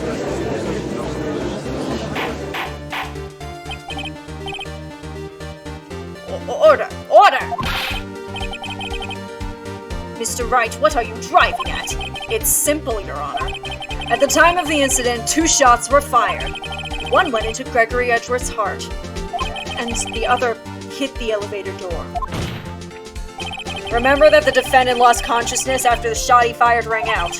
In conclusion, we must agree that the second shot was fired by someone else. Mr. Wright, but who could that someone else be? The murderer, of course. I hate you. I knew I should have stepped in before your vile fantasies got out of hand. Mr. Wright, look once more at the ZL6 incident case file. Look closely. Try the case summary page. The case summary? That's on page 1. Look what is written there. Not a single clue was found on the scene. If the pistol had indeed been fired 2 times, then the other bullet would have been discovered on the scene. He does have a point. That second bullet has never been found. Why?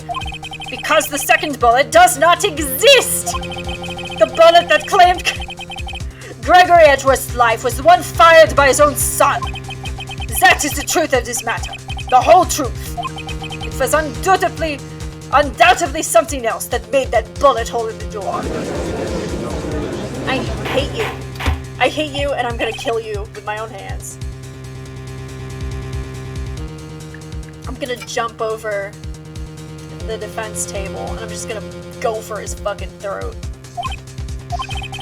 Mr. Wright has proven one thing to us quite clearly, that the murder weapon was fired twice at the time of the incident. However, as Mr. Von Karma says, the second bullet fired was not found.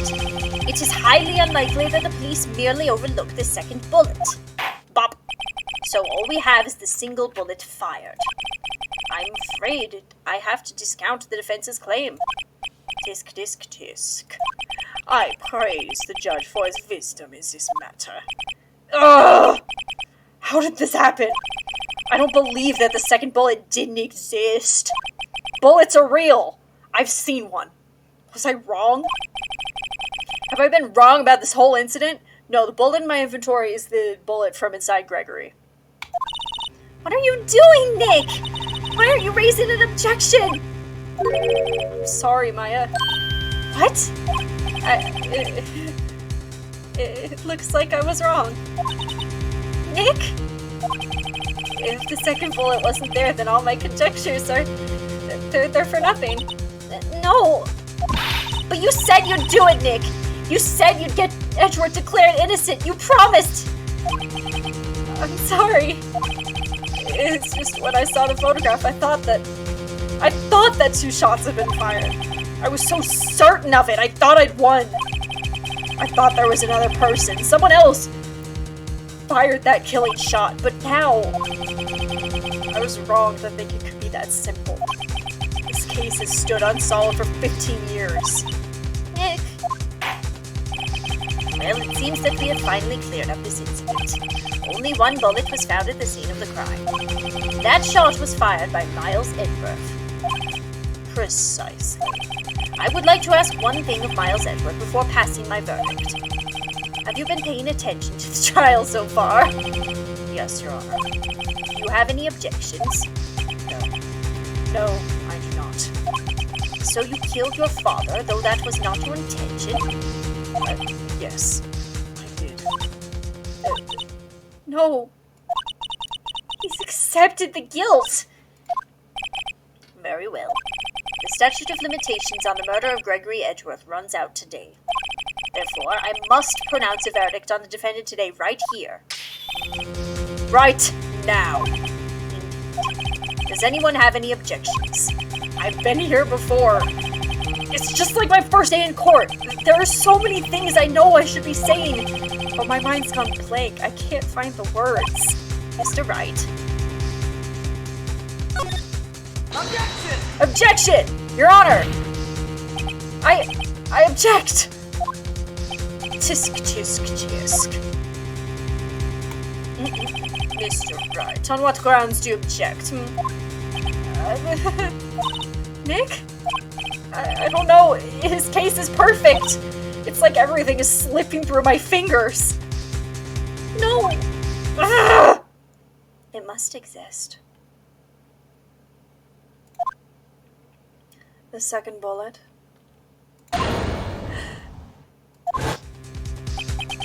What? What did you just say? Nothing. The second bullet must exist. But where? Someone took it. It seems waiting is not going to produce us any answers from Mr. Wright. Bob! Wait, Your Honor! The second bullet, it existed. What? But we've just heard proof that it did not exist. I realize that, Your Honor, but I'm really grasping here. It's just someone took it from the scene of the crime. That's what happened. But who? The murderer. The murderer. Then tell us just who is this murderer? I'm still thinking about that one. So the criminal took the second bullet. But why? First of all, how would they have found it? It's not easy to find a stray bullet, Mr. Wright. You drop a box of bullets and suddenly they're scattered everywhere. You spend the next month prying bullets out of your floorboards under your fridge. Was there some pressing need for the murderer to search for that villain? No. Why would the murderer have spent the time to look for that stray bullet? I haven't got a clue. What's wrong, Mr. Wright? Bah, the murderer had no reason to take that bullet. You don't want to admit it, but it's true. Ugh. Had to take it. Had to take it. The murderer. What does that mean? You're thinking too normal. Think crazy, Phoenix. Don't think why the bullet was taken. Think why the bullet had to be taken. Mr. Wright? Yes, Your Honor. I have no idea what I'm doing. Well, the murderer had no intention of taking the bullet from the scene. But the murderer had to take that bullet. Had to, Mr. Wright? What do you mean? Well, for instance... For instance, what? Maybe the bullet hit the murderer. The bullet hit the murderer. Just saying, for instance. I mean, if it hit you, you would have had to take it with you, wouldn't you? It's not like you could perform surgery right there. You know? Wait a second. I was just talking off the top of my head, but what if that's really what happened? Let me get this straight. So at the time of the murderer themselves was shot, and they left with the second bullet still inside of them, thus leaving only one bullet to the scene of the crime. Yes, I guess that's how it would work. Yeah. But there's a problem with that. The other two people rescued from that elevator, Miles Edgeworth and Yanni Yogi, were both unharmed. So that would mean the murderer came from outside, yes.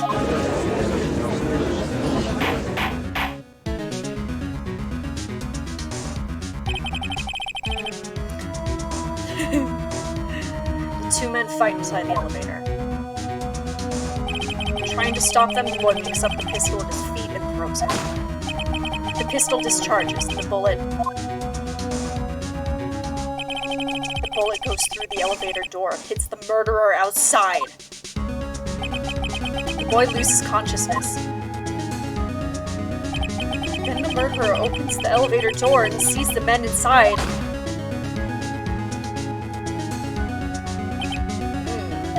Mr. Wright, you are truly the most unpredictable defense attorney I've ever known. I can tell you're grasping, yet I cannot deny the possibility of what you say. What are you saying? Deny it! Deny it! No one involved with the incident was wounded. There was no murderer. No one was wounded at the time of the incident. He's right. I can't think of anyone. Hey, Nick. Huh? I just thought of something really crazy. Crazy. Remember what Mr. Grossberg said yesterday? Gregory Edgeworth dealt a blow to his perfect trial record. How? It must have been quite a shock for Von Karma. He took a vacation for several months after that, you see. Yes, an unusual event for a man. That was the first and the last vacation he's taken in his many years of prosecuting. What if Von Karma didn't take that vacation because of shock? But took it because he was injured. Which would mean It could only mean one thing. he was the murderer in the DL6 incident. He was the man who shot Gregory Edgeworth. It was Von Karma! Oh, man. Something wrong, Mr. Wright. You seem dazed. No, Your Honor.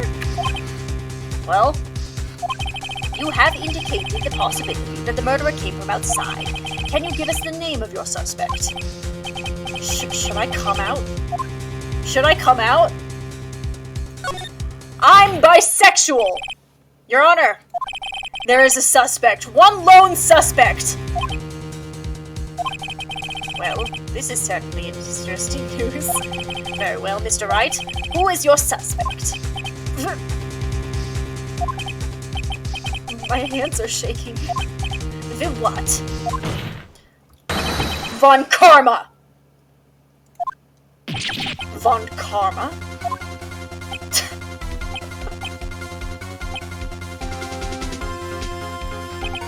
You mean the Von Karma, the prosecutor? The one standing right over there? Bah. You don't object?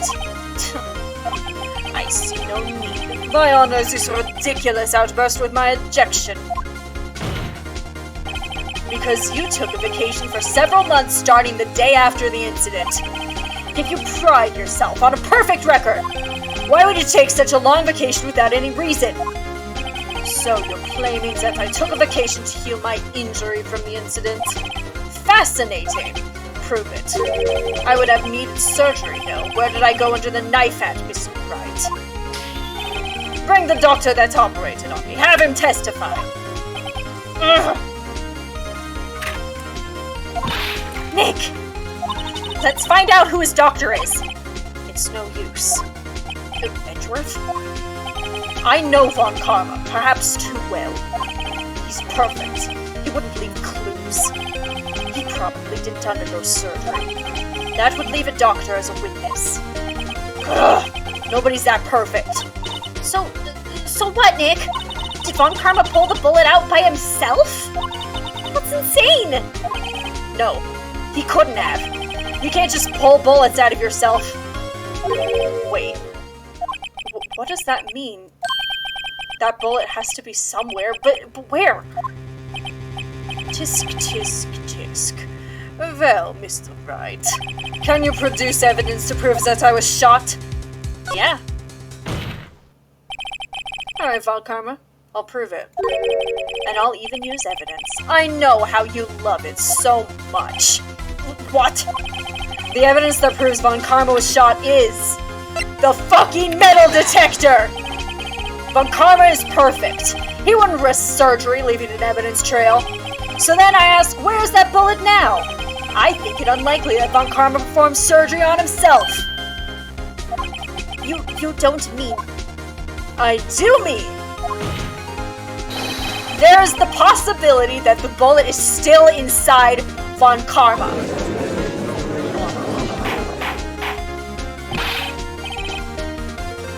Is that even possible for all these years? Well, there's one way to find out. We could use this metal detector. How did he fit in his pocket? Well, Von Karma, I'm gonna run this over you and see what we find.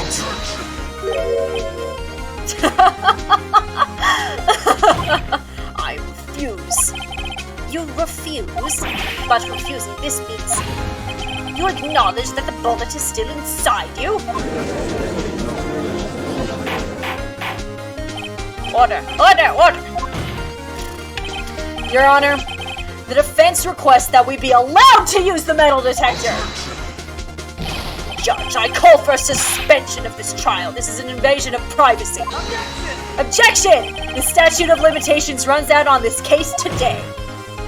It was you who said we had to end it right here, right now. Ugh. Ugh. Enough. I permit the use of the metal detector. Mr. Von Karma, you will submit yourself to testing. Nick, what does this mean? I don't know, but we have to give it a shot.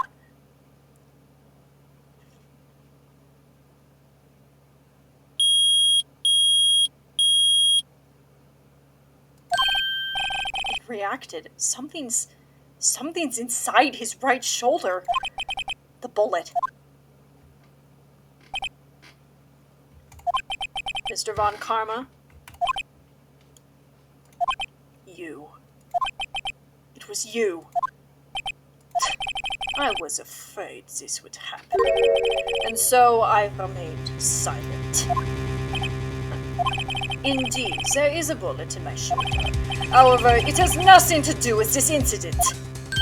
What? I was shot in the shoulder long before the DL6 incident. I claim that the bullet in my shoulder has no relation to DL6. But, Mr. Von Karma, can you prove that?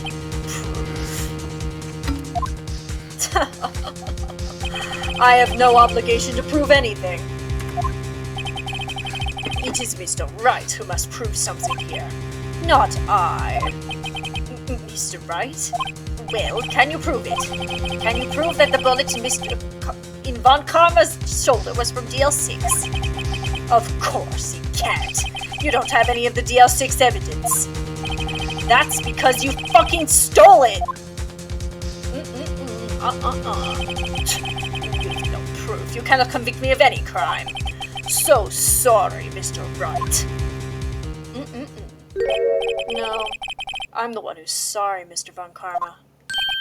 What? You were close. One day away from freedom. But you see, I have proof. What? Who would have thought you would dig your own grave trying to convict Edgeworth? I can link that bullet in your shoulder to the DL6 incident. And I can do it perfectly!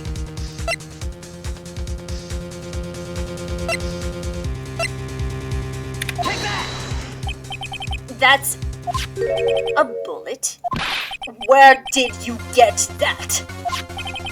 This is the bullet used in the DL6 incident. This was taken from the heart of the victim, Mr. Gregory Edgeworth. The bullet is preserved quite neatly, with all the ballistic markings intact. Ballistic markings. You may recall the term. It came up in the first trial 2 days ago.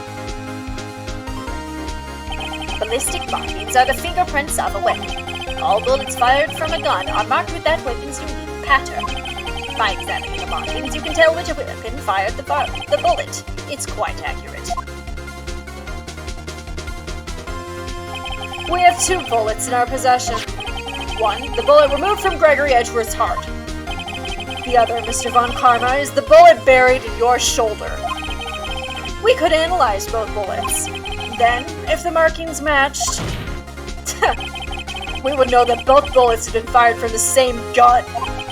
The very same pistol, in other words, the murder weapon that killed Gregory Edgeworth. Ugh. Ugh. Mr. Von Karma, you will let us remove that bullet from your shoulder. Then we'll compare the ballistic markings to those on this bullet. And solve this case once and for all. Well, Mr. Von Karma?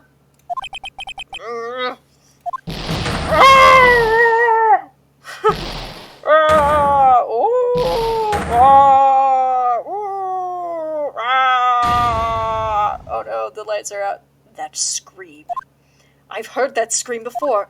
Wait, I know. Help, I can't breathe! Quiet, I said quiet. You're not making this any easier. Stop breathing my air, I'll stop you! Stop breathing my air! You're going to hurt my dad! Get away! Get away from my father! Bang! Oh! Oh!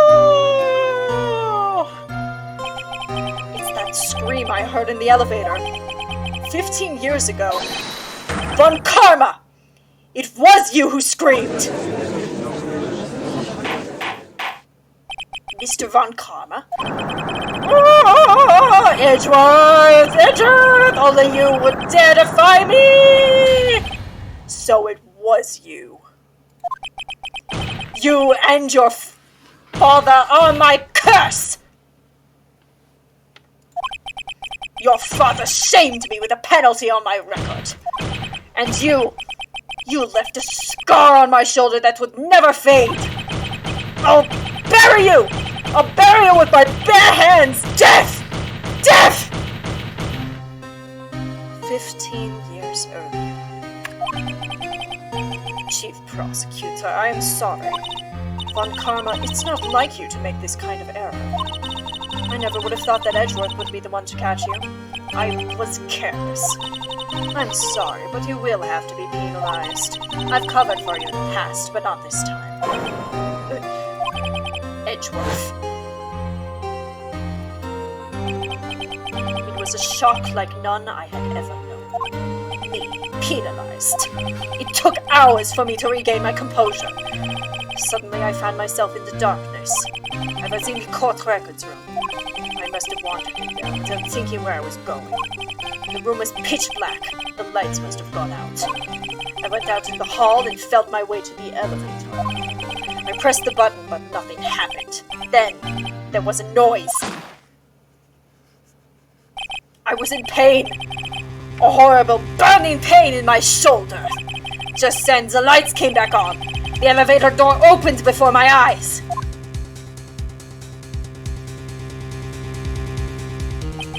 I saw 3 people inside, all lying unconscious from oxygen deprivation.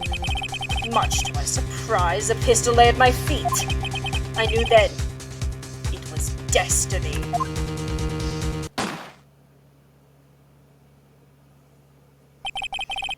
In his last moments, Gregory Edgeworth was still unconscious. He died, never knowing who had shot him. Later, he spoke through a medium, blaming Mr. Yogi.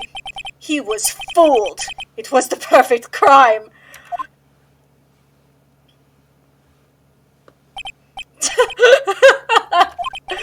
Who would have thought another man would have come to open that elevator door?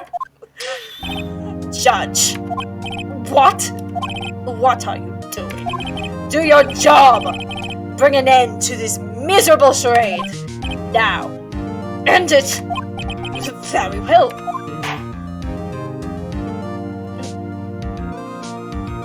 It appears that we have come a very long way to the end of this maze.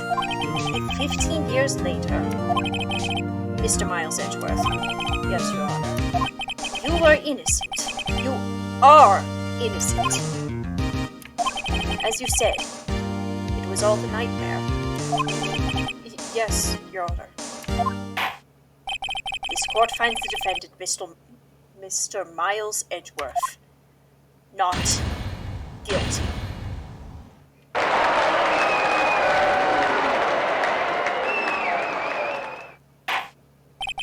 That is all. This court is adjourned.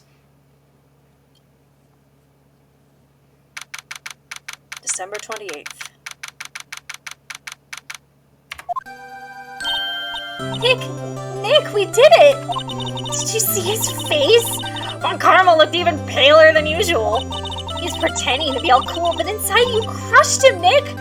Crushed! I gotta say, I'm impressed. It was pretty close, though.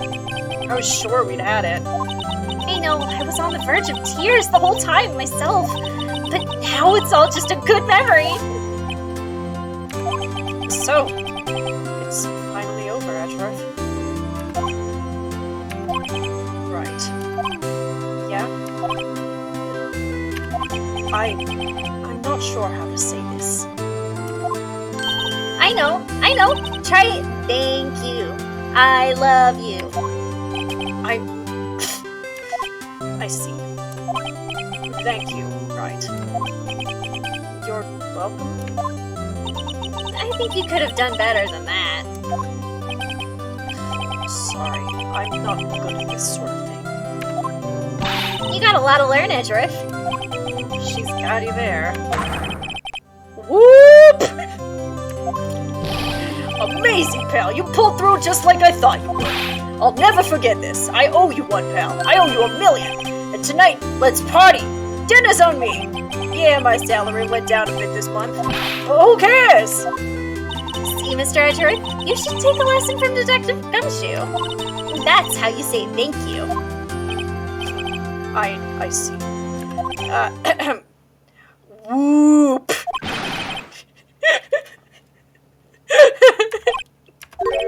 I feel foolish. Don't worry. Take it a little at a time. You'll get used to it. It's been 15 years since I've seen Edgeworth this unguarded. Hey, y'all. Lotta! Y'all were great in there. Thank you. Yo, Edgeworth, congrats. Thank y'all? Thank y'all very much. I knew you were innocent from the start, of course. Just look at you. You wouldn't stick your hand in the cookie jar even if no one was there. You were the witness on the first day of the trial, weren't you? Yeah, well, let bygones be bygones, huh? Speaking of which, what are you doing now, Lotta? Who, me? Oh, I went back to college. I gave up trying to be an investigative photographer pretty quick. Really? That's too bad. Huh? Isn't that the hot dog guy from the park? Huh. It's over, Nick! My life is over! Why the sad face, Larry? What happened now? No, Nick, I'm not long for this world. You don't look sick. It's Kiance! She's going to live in Paris! Paris, Nick! She's leaving me behind! Should have seen that coming. Yo, Edgy, there you are. Yes, here I am. Congrats, Edgy. Here, a little gift from me in celebration. A celebration? That's unusual for you. Ellery Butts, you come along tonight too. My treat, pal. Ah, good, thanks. Looking forward to it. Yo, Nick! That's the suit that questioned me. When he says treat, that's not police dog for prison food, right? Right? I think you'll be fine, Larry. Right. Yeah, what's up? That envelope that Larry gave me. It's got money in it. Well, yeah, that's not that strange. People give money, you way to celebrate sometimes. It's $38, or 3,000 yen, right? Huh, what a weird amount. I mean, it's not a little, but it's not a lot either. $38 exactly. Nick! Wasn't that exactly the amount of lunch money that was stolen from Mr. Edgeworth in school? $38. No. No! Larry, it was you?! What are you so surprised about, right? Huh? Larry was absent that day from school, right? But that doesn't automatically rule him out as a suspect. What? Think back to that day 15 years ago. Larry took the day off, but he was bored, so he came into school anyway. Then he saw the body lying there, and the rest is history. I never was good at history. Edgeworth, you didn't know, did you? I suspected. I just couldn't picture Larry protecting you like he did that day. Everyone else was saying you did it. The whole class was against you, remember? Yeah, too well. Right, you may not know this, but we used to have a saying back into school. When something smells, it's usually the butts. I know! Right, I'm surprised you didn't figure it out. Well, this sure is an unexpected turn of events, huh? Edgeworth. You should have told me. Now, Nick, it was 15 years ago. Don't you think the statute of limitations has run out, Mr. Edgeworth? I'd say so, yes. There you have it. Ugh. Where does that leave me? I became a defense attorney because of what you two did. Well, you have always been something of an insufferable emotionalist. Yeah, and you get worked up too easily, too. Death! The death sentence! For both of you! Man, if I had only known, I would become a prosecutor! The same goes for me, only the other way around. For the longest time, I thought that I might have killed my own father. I thought I might be a criminal. I became a prosecutor in part to punish myself. If I had known the truth, I might have become a defense attorney after all. Edgeworth. Want to switch, right? Hey, y'all. Line up. I'll take a photo. Hey, photo time. Let's go. And after that, dinner on me. Detective Gumshoe took us out on the town that night. We celebrated Edgeworth's newfound freedom, even though Edgeworth himself was still in detention. What, we couldn't bring him with us? December 29th. 5 in the fucking morning. Whoa, went a little overboard yesterday. My head hurts. It's still only 5? Maybe I should go back to sleep and delete all those embarrassing voicemails I sent to Edgeworth. Huh? What's this? A letter? Good morning, Nick. You were really impressive yesterday. Seeing you, it made me think about what I'm doing here. I'm a spirit medium, in training, of course. I wanted to help Mr. Edgeworth too. I wanted to help you, but I couldn't. I was useless. So I've decided to go back to my training. I'll become a full-fledged spirit medium for starters. I couldn't say it to your face, so I left this letter. Goodbye, Nick. Goodbye? What time is it? Ugh! First trains for the mountains have already left to the station. He is biking to the fucking train station. I guess I'm too late. Hey!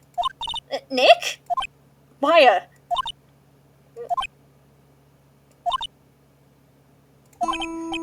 So, you're leaving?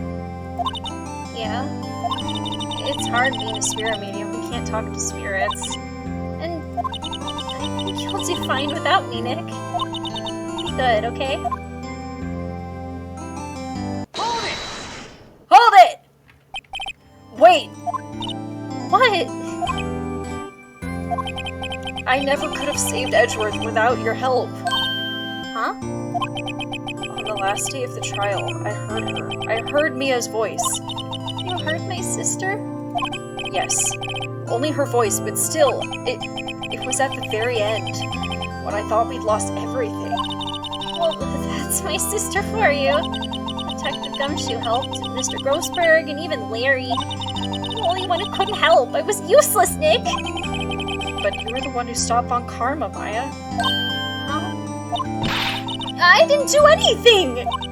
All he did was wander around in a daze. Sorry, but I have evidence that you helped. Evidence? Show Maya some evidence to cheer her up. Take that! Take that! A bullet? Von Karma was convinced he had taken all the evidence pertaining to DL6. But you were the one who rescued the last piece of evidence we needed. This was the bullet that put an end to Von Karma. And you were the one who gave it to me. Nick? Thanks, Maya. I couldn't have done it without you. I'll be back soon. Huh? I'm gonna complete my training and come back. Okay. I'll be waiting. Of course you will. You can't run that office by yourself. You're hopeless. I don't know about that. So, this is it. See you soon, Maya.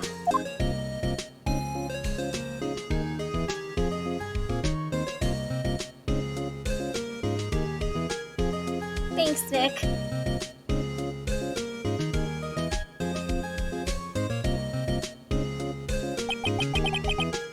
So my story ends. Time to turn a new page. And say goodbye to the novice defense attorney that I once was. Now a new story begins. With the same old crazy cast of characters.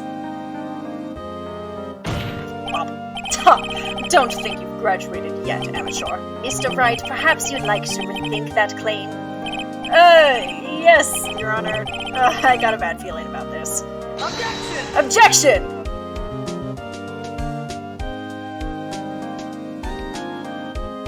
Good job, Shutakumi.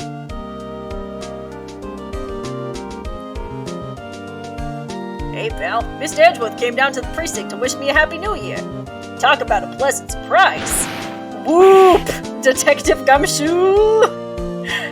Then he hung his head low and went right back outside. Kind of like he was embarrassed or something. Strange, huh? Good job, Kumiko Suikane.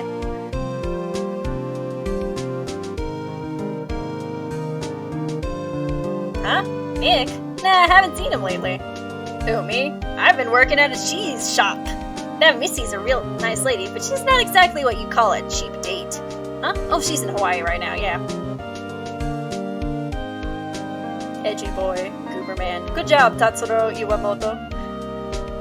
Great graphics, I'm so proud of you.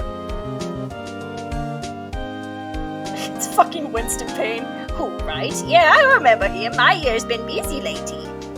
You know, not to ring my own bell, but I sort of taught him everything he knows. I'm sure he's grateful. I did his wrong voice. Good job, Noriyuki Otani.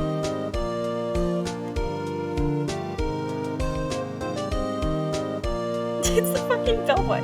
Phoenix Wright. The defense attorney for whom I wrote that affidavit for, yes. Oh, you should know I've taken over management of the Gatewater Hotel recently. Should you be in the area, please stop by.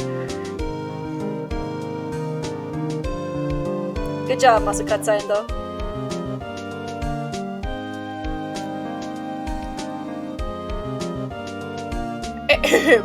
Oh, it's you.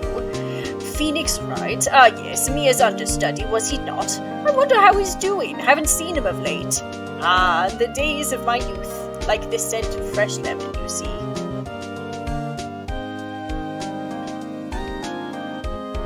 Good job, Masakazu Sugimori.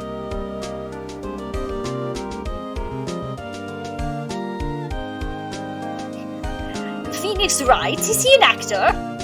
Well, I'm not buying it. You can't be a star with a name like Phoenix. Did you know that they're finally putting some DVD in? I don't know what a DVD is. They use 3-letter words. How am I supposed to keep it all secret? Good job, Atsushimori. I'm just gonna go through all the credits, because it's fun. It's him! I'm pleased to announce the Pink Princess is hit. I sure owe that Mr. Wright a great deal. Sniff. Oh, and I'm keeping my face out of the public eye till the show's over. I wouldn't want to ruin any kid's dreams, you know.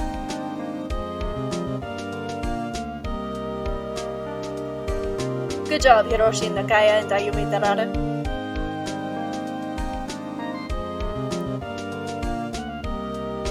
Oh, I got a letter from Maya the other day. It sounds like she caught a cold standing under a waterfall. I wanted to visit, but didn't have time, so I sent her some Pink Princess trading cards. She says she can't buy them where she is. What kind of place is she living at anyway? Good job, Yumiko Uchida.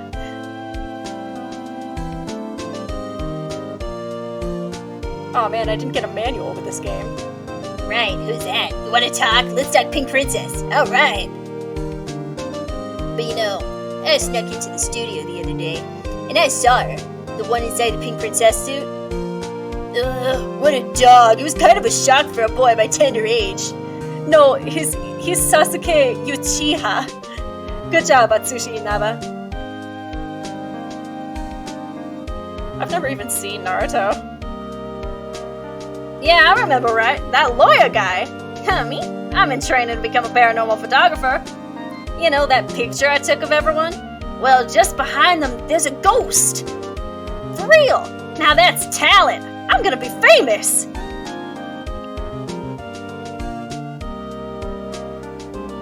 Good job, Shinji Mikami. We should be seeing the picture soon.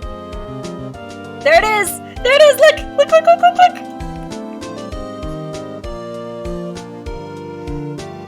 Look how Edgeworth is looking at Nick. Good job, Capcom. Hold it! I got an achievement. But what's this? Another episode in this game! A 5th case? Without Maya? How strange!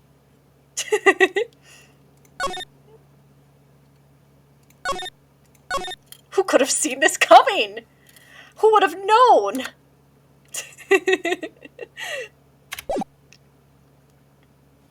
It is so late.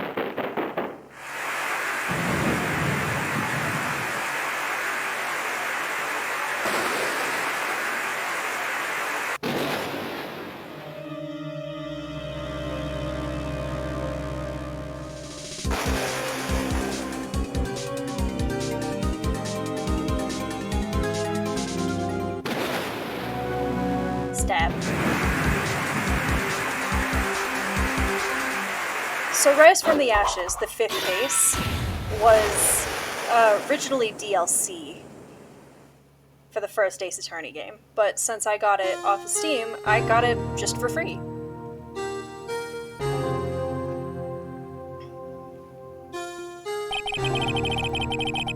It's been 2 months since Maya left the office, and that is where we're going to leave everything. Thank you so much for joining me. Thank you for sticking me through almost 6 hours and 673 slow frames. You don't even want to know how many frame drops it's been. Let me tell you, it is almost 500,000. Oh man. It's been incredible. I'm very proud that I managed to get through this.